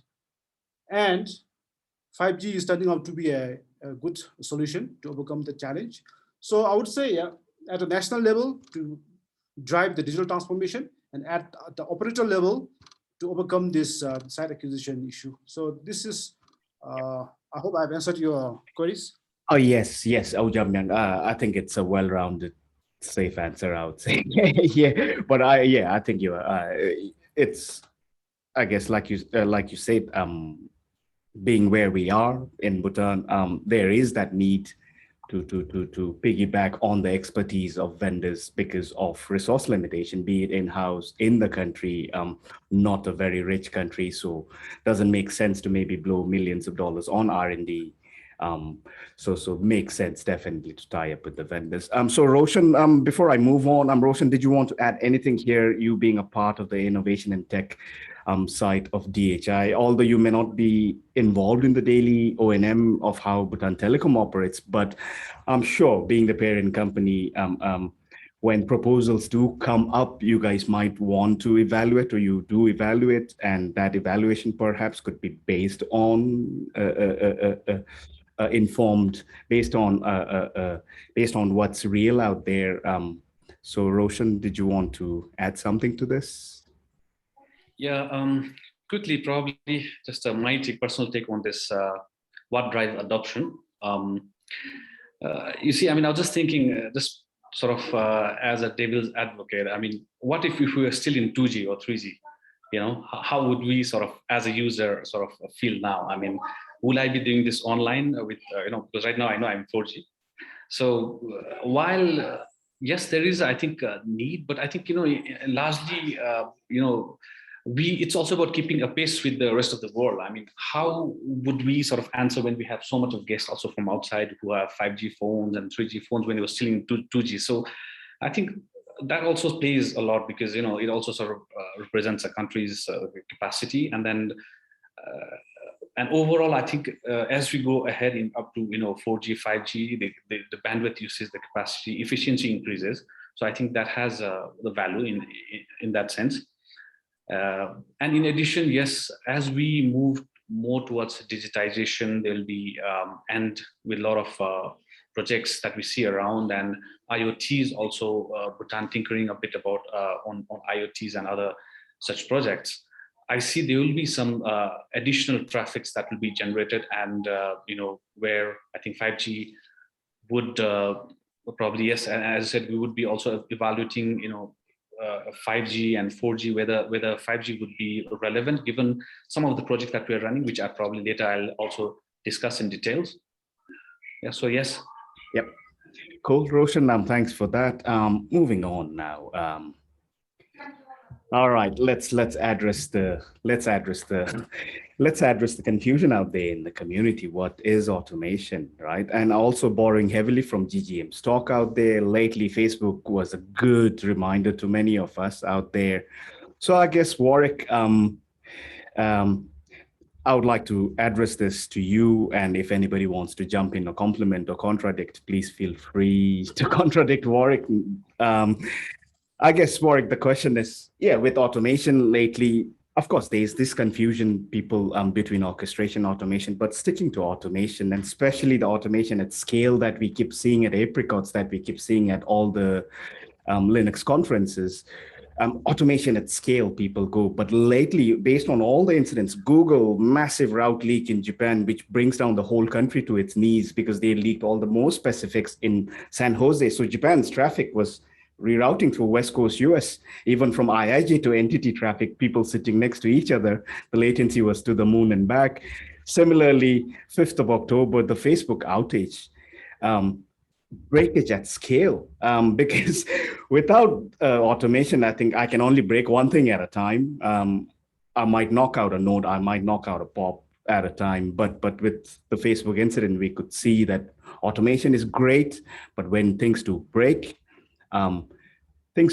really bad, could bring down your whole network infrastructure. And following up on that, perhaps a bit more focus, not just on beautiful config management. And I guess my question would be, many people equating config management to automation. And sticking with config management, do we need to now maybe perhaps focus or look at frameworks around pre-commit checks, pretty much like the autopilots on planes, where yes, autopilot is great. When things go wrong, I have a manual override to take care of that. And Facebook's outage is a very good example where it seems they couldn't find the manual override for 6 to 8 hours. So Warwick, your take on this? It's interesting because, like, on one hand, automation has, as you say, the benefits are obvious, but the other thing is you also hear the adage of, in agile, fail fast, but sometimes failing fast can be failing massively. And it's interesting because in reading a lot of the outputs from Facebook about what went on the day and so forth, you hear that they had checks in place, but the checks in place didn't actually catch it out. And then you come back to the fundamental thing of automation is written by a human. Humans are fallible. And unfortunately, in pretty much all networks that I know of at scale, you cannot replicate that scale in a lab. And it's the nuances that come with that. You can do so many pre-checks. There's as you say, the human element, can I go and check? And I know from example, as RNet, when I do a change, we automatically generate our BGP configs. And when I do a change as a engineer on the network, I see a 200,000 line change, and your brain will automatically just go space, space, space, and you'll scroll through the changes. You're looking for the obvious things, but it's usually the little nuances, like a colon in the wrong spot, or a community tag that's invalid or something, and then you trigger this whole event. But it's that the human element, unless it's small individual intent-based little bits that you can then actually look at and go, yeah, absolutely, I know what that's going to do. If it's more than a couple of hundred lines, you're probably not going to have the mental capacity to really understand what that's going to do to your network. And that's my view. I may be wrong, and I know that there are people out there, and I know, like, listening to Jeff Houston yesterday, he was talking about the fact that, the network should say, no, you're going to break me, stop, don't do this. But then that involves us writing something into the network to tell the network to be sentient about what it's trying to do. And if we're trying to do that and we're failing at the beginning of this already, well, it feels like a circle's going to happen. The other thing that it highlights is we're putting too many eggs in one basket. And, as more and more, if you look at it like in Australia, for example, you had service providers. There used to be a large number of service providers, and then they slowly got bought up by bigger and bigger players and so forth. And so the more they bought up, the bigger the fault domain became and the bigger the impact. And so again, from a scalability point of view, it makes sense to try and maximize your resource, but sometimes it's also better to have separate entities and say, no, you'll have a separate entity to the network. To this company, then that company, and so forth, to try and split the load, and also to reduce the failure domain size. Because if you can imagine, like, if Facebook's outage last couple of weeks ago had actually been just around Facebook, not WhatsApp, not Instagram and all the others, people would have gone, oh yeah, that's bad, but it's not as bad as it's all these other things. So it's an interesting one, but it just highlights, as we throw more and more things together on the one network, the failure domain does grow but it also highlights the one thing that a lot of people, as we've gotten more and more automation, some of the people are not focusing on what actually runs underneath the hood, like a fundamental understanding of DNS, a fundamental understanding of BGP, IP routing. You know, as a network engineer, to me, they're fundamental, but to a DevOps network engineer, they're sort of things that you can sort of codify and not always understand what the implications are going to be if you actually do certain things. So it's a nuance, but I think automation is definitely here to stay. The challenge is going to be how smart can we make the smarts, if that makes sense. Yes, Warwick. And Warwick, thanks for that, because you even preempted my next slide, I think, about click and point and click without understanding the underlay. But thanks for that, Warwick. Paresh Bhai, did you want to add something here? Because looking at Facebook outage and looking at the SDN framework, as we learned from you, looking at the SDN framework as a framework that the industry is using, where you have your northbound, you have your controller layer, you have your actual infrastructure. Facebook's SDN controller / mapping server, as they call it, relies heavily on DNS because that's where they see the eyeball requests coming in, and that kind of goes and pushes instructions down to BGP nodes to say, withdraw this route or originate this route or announce this route, so that people can be served from the nearest content wherever it is. So Paresh, by looking at that SDN framework where you touched upon this centralized controller kind of concept, which also has this northbound interaction with applications, and maybe that's the end user eyeball query, the DNS query that has come in, that somehow instructed the controller or the mapping server to do this. The mapping server then, based on that, goes and pushes that instruction down. And that's actually what seems to have happened with the Facebook outage, where they saw the DNS giving them an instruction, came it down to their controller went ahead. And probably the guess, it's again pure assumption and guess, is if I tell one of my border routers to withdraw the route, it should not bring my whole network down to its knees. Did the controller accidentally tell my core routers not to originate routes? Because yes, my border routers, 1000 exit points, might be advertising those routes, but as long as my core is originating the route, even if one border router fails, I should still have 999 other border routers still telling the world that, hey, I'm alive, Facebook is still alive. But the fact that Facebook's routes totally disappeared from BGP table during that outage,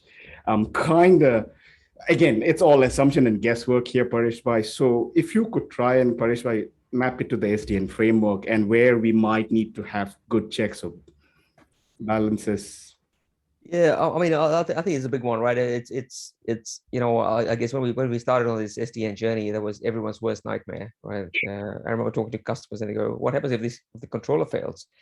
But you know, I think we can deal with the controller failing. What we can't deal with is a controller going berserk, right? It's happened here. So to me, you know, it's I just want to step back a bit here, right? And I think just to sort of, you know, back up what Warwick's saying as well. It's, you know, automating things is not an option. Like if you talk about breaking things at scale, imagine how much more broken it would be if this was done manually, right? We're getting all sorts of different scenarios that we couldn't deal with.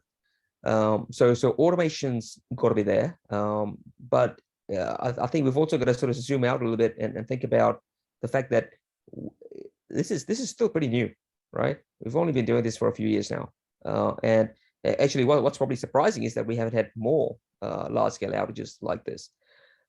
So, okay, this was bad, but at the end of the day, it's something we have to deal with, right? It's and we just got to get better at what we do. And you know, I don't think we've you know, the industry as a whole has sort of focused on that to any great extent. But then the hyperscalers like Facebook, for example, use automation, you know, at complete different level to what your normal CSPs will do, right? There is this reluctance among CSPs to automate anything unless they're very manual, repetitive tasks that are very simple. They still want to be able to press the confirm button before they do anything. So we've got to separate those two, Tashi. I think there's a bit to be sort of learned here. But the other point that you're making, I find it very interesting about always sort of dumbing down a little bit when it comes to networks. And in fact, I was thinking that just this morning because I took my car for a service.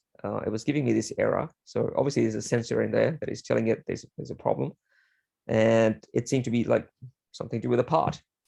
And so I took it to the dealer, and they opened it up, and they plugged in this device that interfaces with the car that tells them what's wrong with it. Now, if you think about how we'd have done things 20, 30 years ago, that would not have been what would have been done, right? So we've kind of evolved our thinking, our assurance processes, our troubleshooting to align with the new reality of automation and electronics in the car.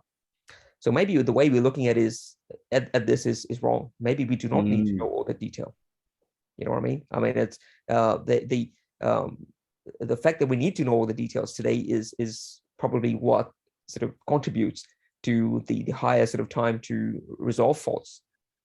So I believe, right, that what we have to focus on here is the tooling to be able to give our engineers more insight into what the network is doing.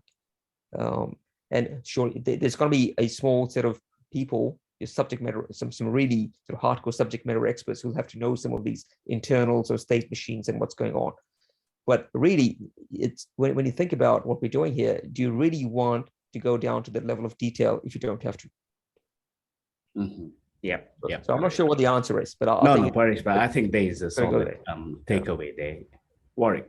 I was just going to say, I think it's a balance. There's a understanding as you say, the implications of what happens when you do get DNS wrong, for example, or routing wrong. And you're right. There's some points where you don't need to know, and there are some points where you do definitely need to know what you're doing. And it's that, as you say, it's finding that balance of, as an engineer, do you need to know that? As a software developer, do you really need to know that? And one of the things that, and I think Tashi is going to talk about this later, is that when talking with people who are looking for jobs in the industry now, there's a lot of people who are used to one particular way of doing things based on the hyperscaler's point of view. This is how they do it, not, but they don't understand how the others do it because they're not at that scale. And so they know how to use the application, the process. They don't know how it actually works under the hood to make that application process work, if that makes sense. And that's where I think it's a balancing act of knowing how much information you need to know about how the fundamental protocols work versus how much you need to know to do the software development, and how much you can say, oh, that's someone else's problem, they'll deal with that, and they've got error checking and so forth. But it's an interesting aspect of, as you say, where's the right level? I don't think there's a clear answer. I think it's depending on what your role is will determine where you sit. But it comes back to, and I think your car analogy is really good. It's all about the metrics. What's the metrics that we're monitoring, and are we monitoring the right metrics? And I think that's one of the fundamental things, because I could look at BGP updates all day long, but is that actually of any use to people? Maybe not so much, but you get my point. Yeah, thanks, Warwick. Continuing with the theme, I guess, Ojamyang or Roshan, if from two of your perspective, having listened to what Paresh Bhai, Warwick had to say about where the industry is heading, all the different frameworks out there, be it vendor-driven, be it operator-driven, be it research-driven, all the terms that we keep hearing, right? Network softwareization, intent-based networking, this SDN framework, that as an end consumer of these frameworks, as operators or as folks who will consume these technologies, from where you sit, do you think it means the same to everyone? I struggle with this. Like Warwick and Paresh Bhai just said, probably there is a need for us to differentiate, draw the line where hyperscalers, their needs are different to our needs, kind of thing. But when you look at tools out there, it seems to have been driven by mostly the needs of those big players. You look at all the fancy tools out there these days, right from the graphing tools to visualization tools, they seem to cater mostly to those hyperscalers, it's good monitoring for a cloud infrastructure, but if I want to adapt that to my on-the-wire kind of infrastructure, it misses a few things unless you know how to write your own pieces to complement whatever you get. So, Aujamyang, Roshan, do you want to have a go at this? Does it mean the same to everyone? Warwick and Parishpai too, feel free. And for the rest of us, the commoners, let's say, do we wait for an agreement out there, standard paper to come out and say, this is now the final framework that we all are gonna adopt, or that the industry agrees? Or do you pretty much want to go with what you are comfortable with, what your resources are comfortable with, and also what is your needs? Or, like I said, do we go with what the castles do? There are only 4 or 5 castles on the internet. It's quite weird. That is something for a different debate, I guess, consolidation of the internet. But so, Aujamyang, Roshan, what do you guys think?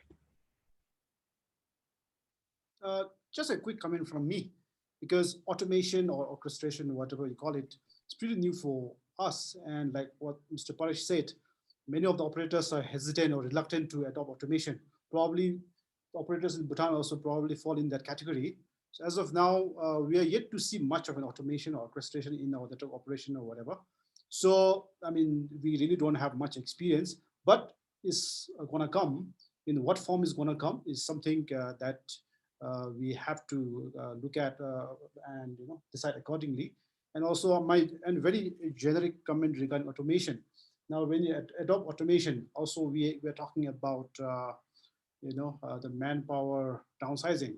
So this is one very ethical or moral dilemma that operators or the organization who adopts automation has to consider, because the common understanding is automation means reducing the number of people.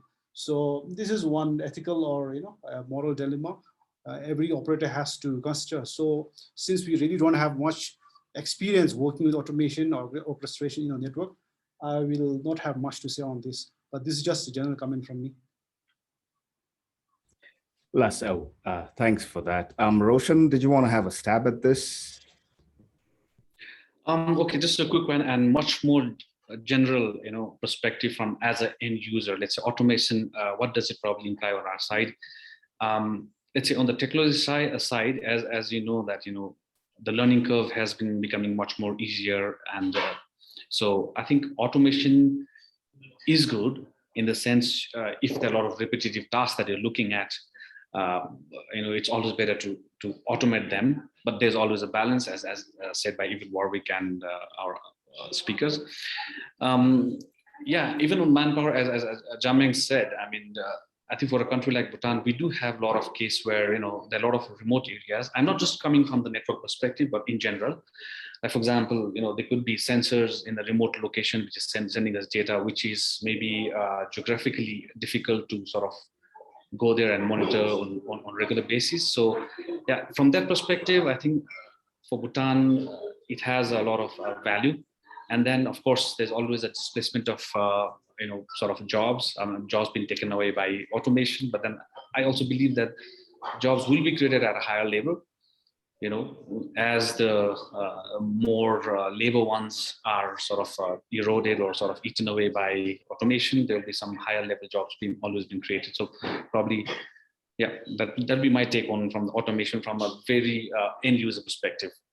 Sure, Roshan. Thanks, Aujamyang, Roshan. I guess just to clarify, I think when it comes to automation, at least within the scope of what we are discussing, I think still are far away from the day where I only employ a dog and a man to feed a dog, and the dog to guard my equipments or my network. I think we are still far away, because reminds me of those early days of Bhutan Telecom microwave radios, where although the Japanese NEC had built-in capability where we could remotely start a genset, the genset is sitting at 18,500 feet above sea level. The fuel may not freeze, but the pipes are frozen, the filters are frozen. So there goes your automation and remote control. We have to call someone, hey, go up, bleed the filters, go blow the filters, bleed your pipes. So I guess definitely there is a need for us to balance those out. So just to make it clear cut there. Can I interrupt for a second? Yes, yes, Warwick, please. If you go back that one slide, I just want to give a slightly different view on it again. in my role, I also chair a international working group on network automation for the network for the R&E networks globally. And in all of the discussions that I've had about network automation, no one has actually downsized their network teams. I just want to be clear about this. It's very different to automation of, say, a car manufacturing plant and things like that. In all the cases of talking with all the people that I've spoken to about automation, what generally happens is they use automation to, as was highlighted before, to remove the repeatable tasks so that the team could achieve more with less people. The challenge being is they're not actually reducing their staff, because they're then growing their networks, their infrastructure beyond what they could do with those. So if you start with 4 staff, you wouldn't then get rid of 2 staff. As you said, you wouldn't go back to the dog. You would continue on with, those 4 staff. So it's interesting. The other thing that I wanted to point out is that I recently ran a survey, and a lot of people said that to them, automation was about, what is the simplest thing that I can do to get something done so that I don't have to manually do a process over and over and over again. Whereas the automation that a hyperscaler is doing, they're trying to do significantly much more, because there's so much more to be done than we generally as a smaller network operator will be trying to do. So like, for example, a classic one is people write Perl code or Python code to go and to configure their router to deliver an internet service to a home user. That's automation. Whether the question is whether or not you are giving it command set and telling it to go and run without any human interaction, or are you, as a human, your database says go do this, you run that script which is automated that then puts that config on the device. And so automation can be lots of different things. The question is, where do you want to stop? Where do you want to get to? And I think the big thing here is that people need to understand that you don't have to automate the world. You just have to automate a small little bit, piece by piece, to improve your ability to get something delivered that you need for your customer. And I think people sometimes view automation as this big mythical beast that's going to do everything for you. It isn't. Everyone I've spoken to has all said, the first challenge is understand what it is you're trying to achieve. What's your requirements? Can you model it? Because that's the other thing is, going back to something that was said before about the fact that if a person manually did the changes at Facebook, and imagine what could have happened then, because you have so many different ways of configuring the same thing, but everyone has their own nuance about how they do it. And at least with trying to do it in an automated way, you're trying to make the steps repeatable, reliable, and something that you can then go back and look at and go, oh, well, this then triggered this. I'll now do this instead. That's when I come back to that fail fast conversation. It's about learning from those things and moving forward. So that's why I just wanted to put a slight different twist on it to say, it's not automation. It doesn't mean that you're going to lose jobs. In fact, automation in theory should mean that your staff can do more and interesting different things.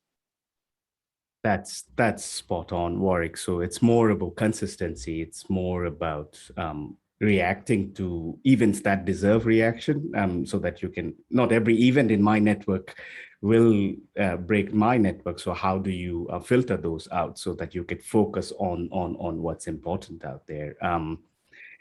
I guess, Warwick, you already touched upon this, sticking with automation. Again, I'll leave it to anyone. With all this thing that is happening in the last, 6-7 odd years, from pretty much the operator side, the industry side, the vendor side, are we at the risk of breeding new set of engineers who kind of know how to point and click, doesn't even realize how many commands at the back end gets executed with one click? Warwick, you already touched upon this. May not have a clear understanding of the underlay or the underlying technologies, may not be well versed in that, but they might be really good at DevOps. They might be really good at doing at an abstract, something sitting above the abstracted layer, at the abstraction layer. They might be good at what they do.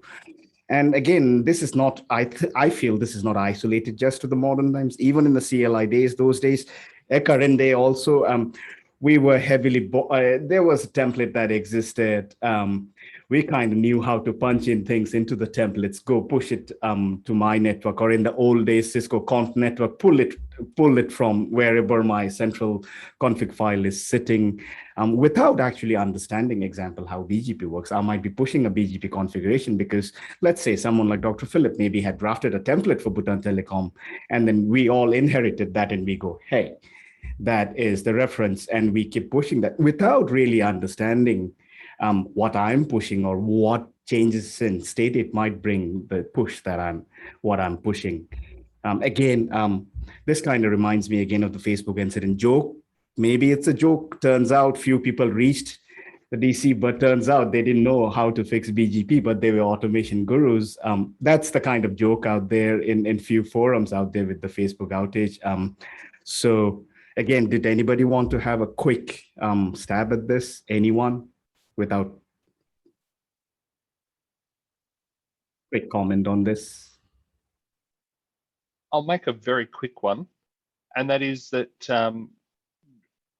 it is possible. I'm not going to say it's not impossible, and I'm not going to say as I said, it is possible that we may breed a new engineer in this way. But it comes back to what I said before about a little knowledge is dangerous. And a classic example is, they could push a BGP config that tries to send out a route with prepend of 60 prepends of their AS and not know what that might do to other people's routers. Or, they might deaggregate a /16 into /24s, or even worse, into /20, 29s. There are things that they could do that could have impact to others. And that's why I do think that it's still worthwhile that even a DevOps network engineer still needs to have a good understanding of the basics and to be clear on it. I'm not saying that they need to know every in and out of how BGP works and all the fundamentals that go with it, but a good understanding of less is more and being very careful with what you're doing, because you can impact others. And especially with the fact that BGP is such a trusting protocol between your neighbors and then your neighbors' neighbors and so forth, you can propagate a problem very quickly. And I'm just using that as an example here, throughout the world very rapidly. So to answer the question, I don't think we're breeding a new set of point and click. I think we're breeding a new way of understanding and, as you said, abstracting what it is the intent we're trying to do. The challenge is then taking that abstraction and formulate it into a way that we can then put onto multiple devices cleanly and consistently. And I saw you change the slide then, and I saw my favorite words, Yang and open config, come up. And that's it's an intent to try and model it based off a consistency. But again, that's written by the vendors, or sorry, by the hyperscalers, with vendors sort of being beaten to do it. But at the same time, you've got to, as an operator, you've got to be passionate, and you've got to be willing to get in there and have a conversation with people and say, why are you doing it this way? And, be part of the conversation. Otherwise, it will be what they want, not what everybody needs, if that makes sense. Yeah. Warwick. While we are still here, Pareshbhai, again, back to the SDN framework and the whole architecture, you do mention the need for fallback, the need for a built-in ability. If things break, I should still have some form of traditional stuff that's capable of moving packets from A to B, even if all my controllers and all the abstraction and everything fails. So even with automation, Pareshbhai, do you think there is a need, not just either by mapping it to the SDN framework that we discussed times through workshops, offline, is there that thing missing, Pareshbhai, be it with hyperscalers, be it with normal networks, where maybe too reliant on the automation framework or the infrastructure that they've built, that there may not be a fallback in place? I mean, if I look at what we're doing right now, just the distrust of a central mechanism means that with a lot of stuff that we've done, the fallback is already there. It's, but I think what's not there is the understanding by the operators that there is a fallback and how it behaves under such circumstances, right? I think that's an area that, if I think about, I think we need a bit more work on. But I did want to also go back to this point about your point and click engineers, right? I think you always need this levels of or layers of abstraction in any organization, right? If you've got an engineer who is skilled enough, experienced enough to build a 1,000-line template, you don't want that engineer then involved in applying the template 1,000 times a day, right? That's not the best use of your resource. So you're going to have to always have that sort of level of abstraction. But I agree with Warwick that you cannot also have people just blindly doing this. They've got to have some idea of what they're doing as part of their sort of task, even if it's just a point and click kind of provisioning exercise. Cool. Both of you. This to Jamyang and Roshan first. If you or your engineers or you want to let your teams pick up on this, learn on this, where do you think is a good starting point, given there are just too many options out there today, different ways of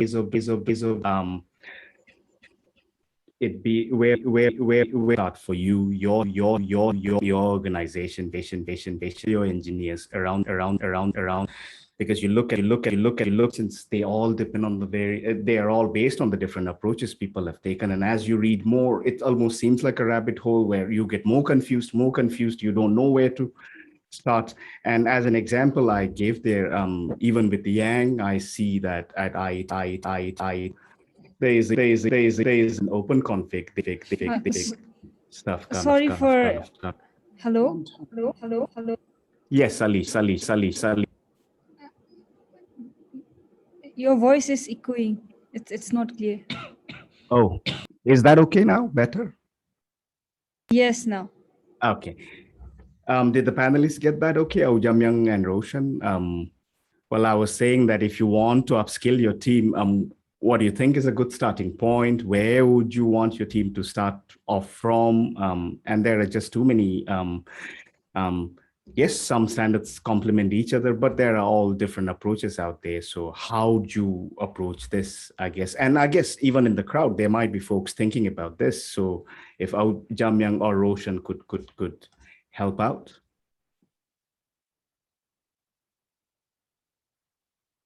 Jamyang, Roshan. Roshan, you can try. I couldn't really understand the question. Sorry, I when it comes to ITF Yang push and open config Yang telemetry, I'm not not sure about what it pertains to. But in general, I think our approach is always to evaluate, the value that it gives you. Yes, of course. I mean, if you talk in terms of an open source or whether it's like a vendor proprietor, I think then of course our approach would be to evaluate each of them to see whether it fits our need. Sometimes just because of the cost, I think going towards open source may not be the best idea, and also going towards one vendor just because it gives you all the solution may not always also hold true. Because you are also locked into the vendor, you see. So I think it depends entirely on the kind of the project that you're working in or kind of business that you're looking at, and so it depends. I think it varies from case to case. So that would be a very broad take on this subject. Jamyang would like to add more. Nothing much real to add. Maybe if Tashi is referring to the reskilling or upskilling of the employees, is there something in line with that one? Yes, Jamyang. To keep up with changes in technology, how do you upskill your team members? How do you upskill yourself to stay relevant out there as the technology changes? All right. Okay, I got it. So the theme of our panel discussion today is, are robots coming, right? So I think robots sooner or later is going to come. So again, it's a very general, high level take on upskilling and reskilling. So in order to make yourself robot proof, I would say, basically survive in the age of automation, probably it's time we seriously consider there's so much talk around this T-shaped, knowledge and skills. So far, I would say, most of our engineers or, employees in general, they actually, in terms of knowledge and skills, really I-shaped. So now, in order to survive and to become a robot-proof in future, probably it's time we evolve our set of skills from I-shaped to T-shaped, which means basically you have a deep knowledge of one area of where you're working, and besides that, you need to have a broad understanding of the things in other domains. So my take would be, I think it's high time that we evolve from our I-shaped skill set to a T-shaped skill set to survive in the age of automation. Thank you. I think that really should resonate well with the crowd out there. To ensure that the crowd doesn't get bored, are there questions from the crowd? There was one, which was okay. We probably need network automation testing frameworks, as there are those for when writing application software. And I was going to just add that just to answer this question, and then I'll answer that question that just came up.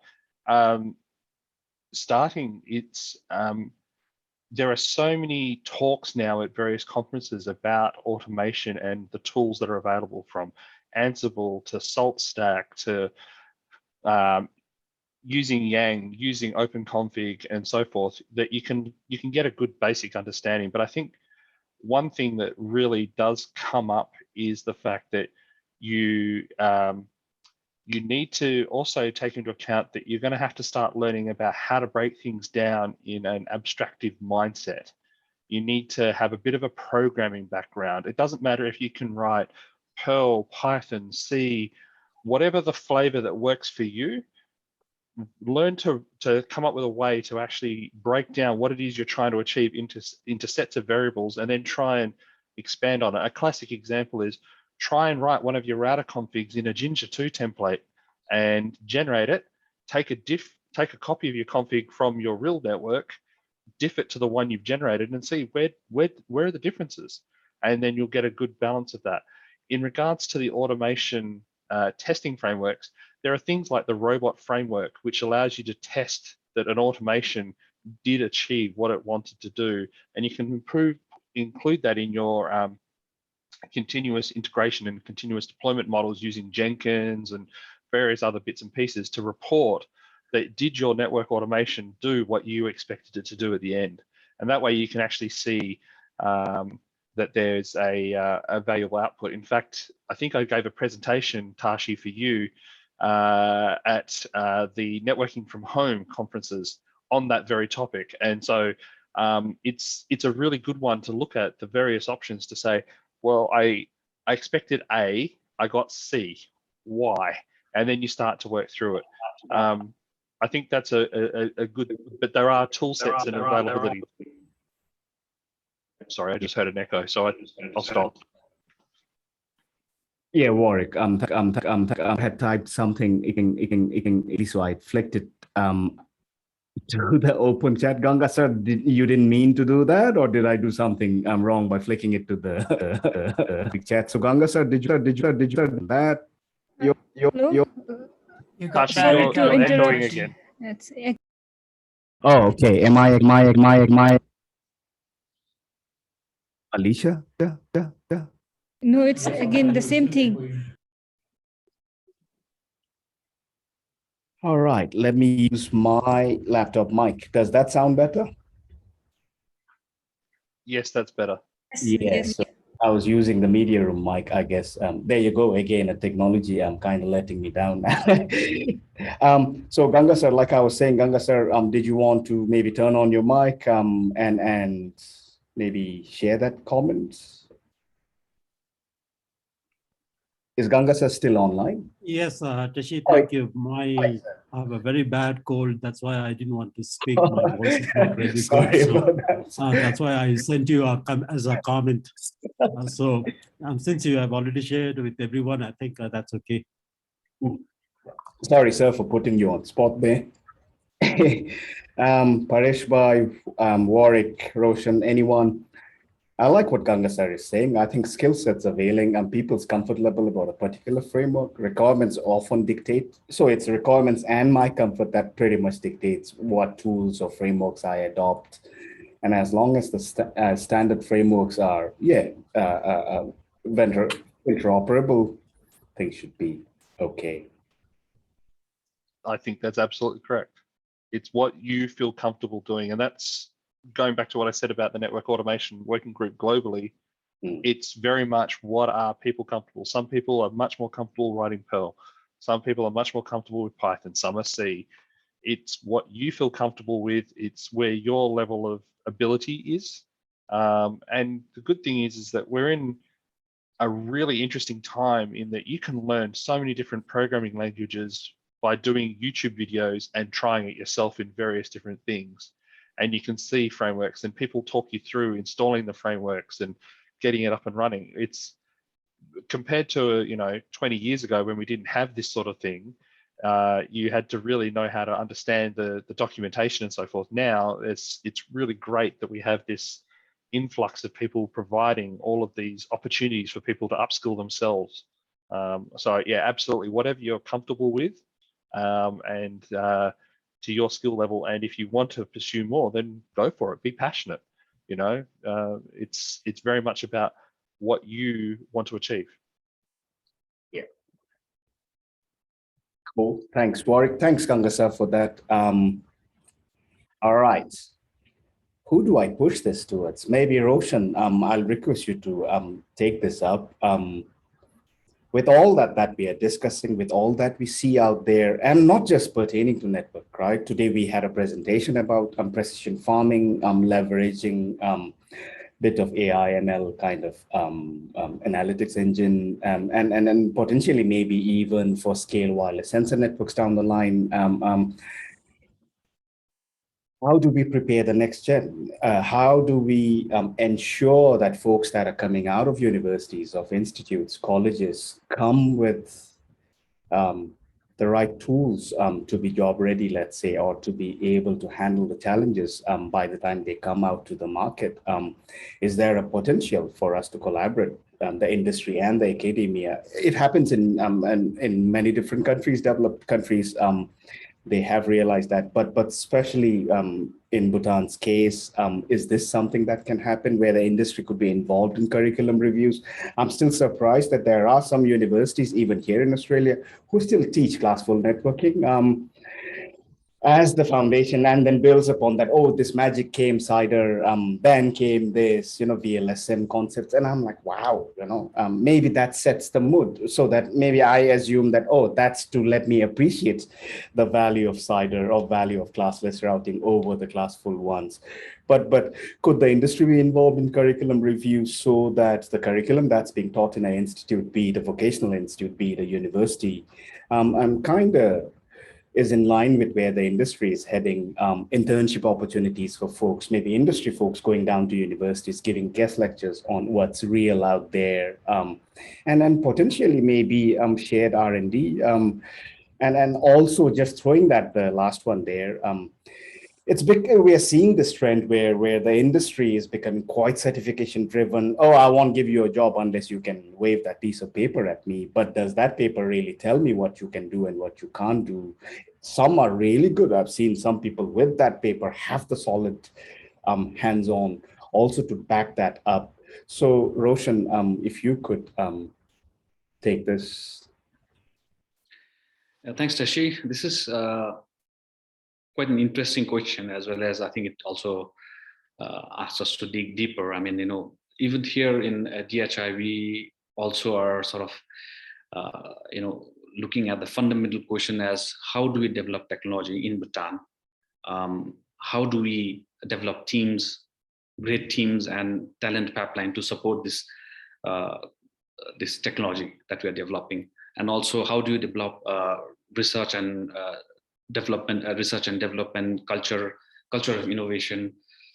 So, I mean, for us, we have various projects running right now, and then what we have done at least is to interface, to have interns from various colleges like Galpo Singh Institute, IT Institute. We have, I think, about 41 interns in DHI involved in all this project. For example, we have drone project, we have AI in industry project, we have national digital identity project going on. We also have carbon trading platform in blockchain. So we are tinkering with a lot of areas. And what we're doing is to expose this graduates, this group of graduates into all of the areas. We are also formalizing our internship program with other colleges in Bhutan, like CST in Phuentsholing.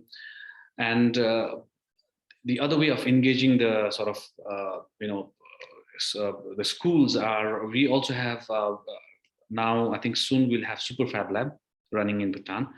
It's Super Fab Lab is basically a digital fabrication tool and an industry-grade tool where you have 3D printers. You can basically virtually print almost everything, including drones too, and even laser jet chip cutters and all the stuff. And we'll be running a lot of programs for the schools. So this is one area of sort of ensuring that the next generation which comes out are well equipped with some of the skills that is required. So yeah, I think these are the areas that I can think of now. Yeah, thanks. Thanks, Roshan, for that. And it's really good to hear some of the thoughts that you and your team up there in DHI is having. And I hope this distills down to the other organizations also, especially the ICT sector ones. Anyone want to have a stab at it before I move to the next slide? Pass? Is that a pass from everyone? Okay. All right, Paresh bhai, I borrowed this from our Apricot 2018 Nepal when I was doing that tutorial on Intro to SDN. Paresh bhai, you were sitting at the back. There was also a Juniper colleague, a former colleague of yours, and there was the entity guy who asked this. All right, with whatever is happening, what kind of a PD do I write? Or what kind of a requirements that do I write for the next engineer that I want to recruit in my firm? And me just having a go there, network software engineer maybe. So Paresh bhai, yeah, I think that's a difficult one, Tashi. As we've kind of discussed before, it's to me, this is a tough role because for the engineer of the future, you want everything that your traditional engineer has done. So you want engineers with very solid protocol knowledge and troubleshooting skills and all of that. But then you want also that sort of software capability, right? The programming sort of capability as well to do scripting and automation and all that. But I guess thinking about it, there aren't too many people out there who tick all the boxes. So this is yeah, I think it's a bit of a tough one here. Yeah. Aujamyang, as an operator and as someone who recruits quite a bit of people in the country, what kind of job description would you be writing for the next crop of engineers? Do we expect them to come well-rounded, or like Warwick and yourself alluded to earlier, do you expect them to at least have a certain base skill set that they're really good at, and the rest are value-added services, let's say add-ons that are good to have? You're muted, Aujamyang.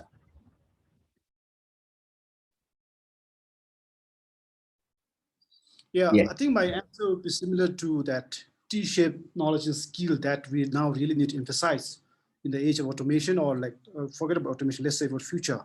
So yes, for instance, like in future, if I'm recruiting a coder, a software developer, I would expect him or her to be, well versed with all the languages and very, competent in programming. At the same time, probably we should expect them to be, having a sound knowledge of how networking is done, how the various platform and the hardware platforms are. So again, my answer goes back to probably the employers may start looking at people with T-shaped knowledge and skills. They have a deep knowledge in one area of their work, and at the same time, they're expected to have a broad knowledge in other related or maybe even unrelated domains of knowledge and skills. Yep. Cool. Thank you, Au. Wow, what was that? Did I just finish everything? I guess I had one slide which said any parting words from everyone, maybe Paresh Bhai, Warwick, Roshan, and oh yeah, we have a question from the crowd before I ask for a parting comment from the panelists. Someone had raised their hand. Who was that? Was that you, Ishe? I saw someone raise their hand. It was spelled in something. Yeah, so please don't be shy. If you could turn on your mic and go ahead, feel free to ask the question to any of the panelists. You can direct it to anyone.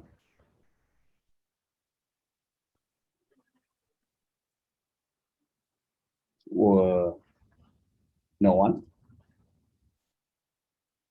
Alicia, so do I assume that's no one, maybe accidental hand raise? Yeah, seems like.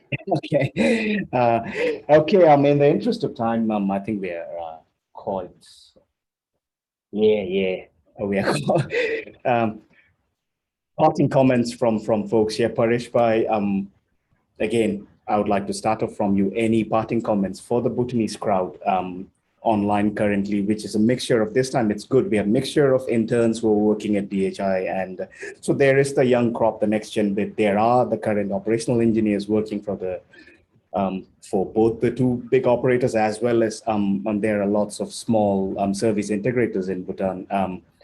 So any parting words for them, Paresh Bhai? Yeah, look, I mean, maybe the thing I would say is probably related to, I guess, your last question as well, is that if you look at the networking industry now, I would say it's very fragmented. There's so many independent bits of work. There is very little alignment out there as well. So it's obviously pretty hard, right, for an operator to try and sort of bet on something, because that may not be the winning horse, right? So I guess the advice I'd give is you've got to be you've got to educate yourself enough to be able to make those decisions, right? And I like the thing about the T-shaped kind of knowledge structure, where you have this deep expertise in one and all-round expertise in a lot of other things, and that is important now more than ever. So to me, you have to educate yourself, because otherwise it's going to be very hard to navigate this. And to educate yourself doesn't mean to know the low-level detail, but to know enough to be able to make that discriminatory kind of decisions about technology selection. Yeah, thanks a lot, Paresh Bhai. I guess the takeaway, folks, is know enough where people can't take you for a ride. Also, know enough where you can apply that judgment when it comes to you having to make those critical calls. Warwick? I will echo the same comment. When I interview someone, I ask them, what do you do outside of work? Because when you're at work, you're expected to do a job, the job that you're currently employed for. But if you want to learn, if you want to get further, what are you going to learn next? What's the thing that you do at home? What's the research you're doing? And going back to what was just said, don't worry about the low level, but tinker, get an experience for things. And don't just focus on what Amazon's doing or what Google's doing. Try them all. Like, have a go at certain things. Like, classic example, try Kubernetes, try Docker, see what's going on, try virtualization, understand how the technology works to a degree. Give yourself a wide breadth of knowledge. I like that T analogy. It's a really good one.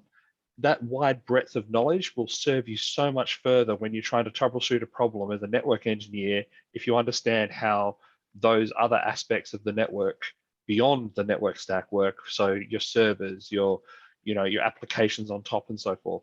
it really will help and serve you really well if you have a deeper understanding, because then you can talk to your colleagues in the server department and understand what they're trying to say, and you go, oh, have you thought about this? And it really does help if you show that you're passionate about learning, because one thing about this industry, it never stops changing. You have to be willing to adapt and go with the flow, because it is constantly, things change every week. You know, there'll be a new technology. And one thing that I would say, and it goes back to a question you asked very early on, is where do you start in getting that knowledge? Go and join the various different forums. There are different places. Go to the free conferences like AppNix conference, you know, go to the apricots, go to the various, like the NOGs and so forth. And don't, while they're virtual, don't just limit yourself to what's in your country. Look at other countries, look at the US, sit up at night, listen to what they have to say, because there'll be some really interesting things that'll be said and you're like, hey, I want to go and have a look at that. And that will spark your imagination. So that would be my takeaway as well, is just don't limit yourself. Thanks, Warwick. Before I hand it over to Au Jamyang, I also see a question there, or a comment, I would say, from Lungten. And I had that even in the previous slide about 5G adoption, because you can't just go deploy 5G. You might need changes in your current backbone or IP backbone. So Au Jamyang, I saw your comment there, but if Paresh Bhai and Au Jamyang combined could give people an idea about, for me to be able to deploy 5G, does my traditional current IP backbone suffice, Paresh Bhai, or do I need to also get things like segment routing or other bits implemented? So, do you want me to go first, Tash? Yes, Paresh Bhai. Yeah. So the immediate requirement of 5G is really about capacity. As you know, the three primary use cases for 5G is what we call enhanced mobile broadband, which is really your mobile broadband on steroids. So and it's, you're looking at up to maybe a 10 times increase in capacity through your network.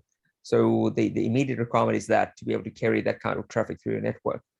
But then the emerging requirements coming as part of 3GPP, you know, release 16 and 17 are around massive IoT and what they call the ultra reliable low latency comms. Now those are not so much about capacity, but about you know, delivering that low latency experience through your transport network. And that's where you got to start thinking about, you know, traffic engineering in your network. Think about edge cloud, the placement of the edge cloud, and so on. So yeah, absolutely. It's 5G is a case where, you know, you're not just doing backhaul, right? Your transport, your IP transport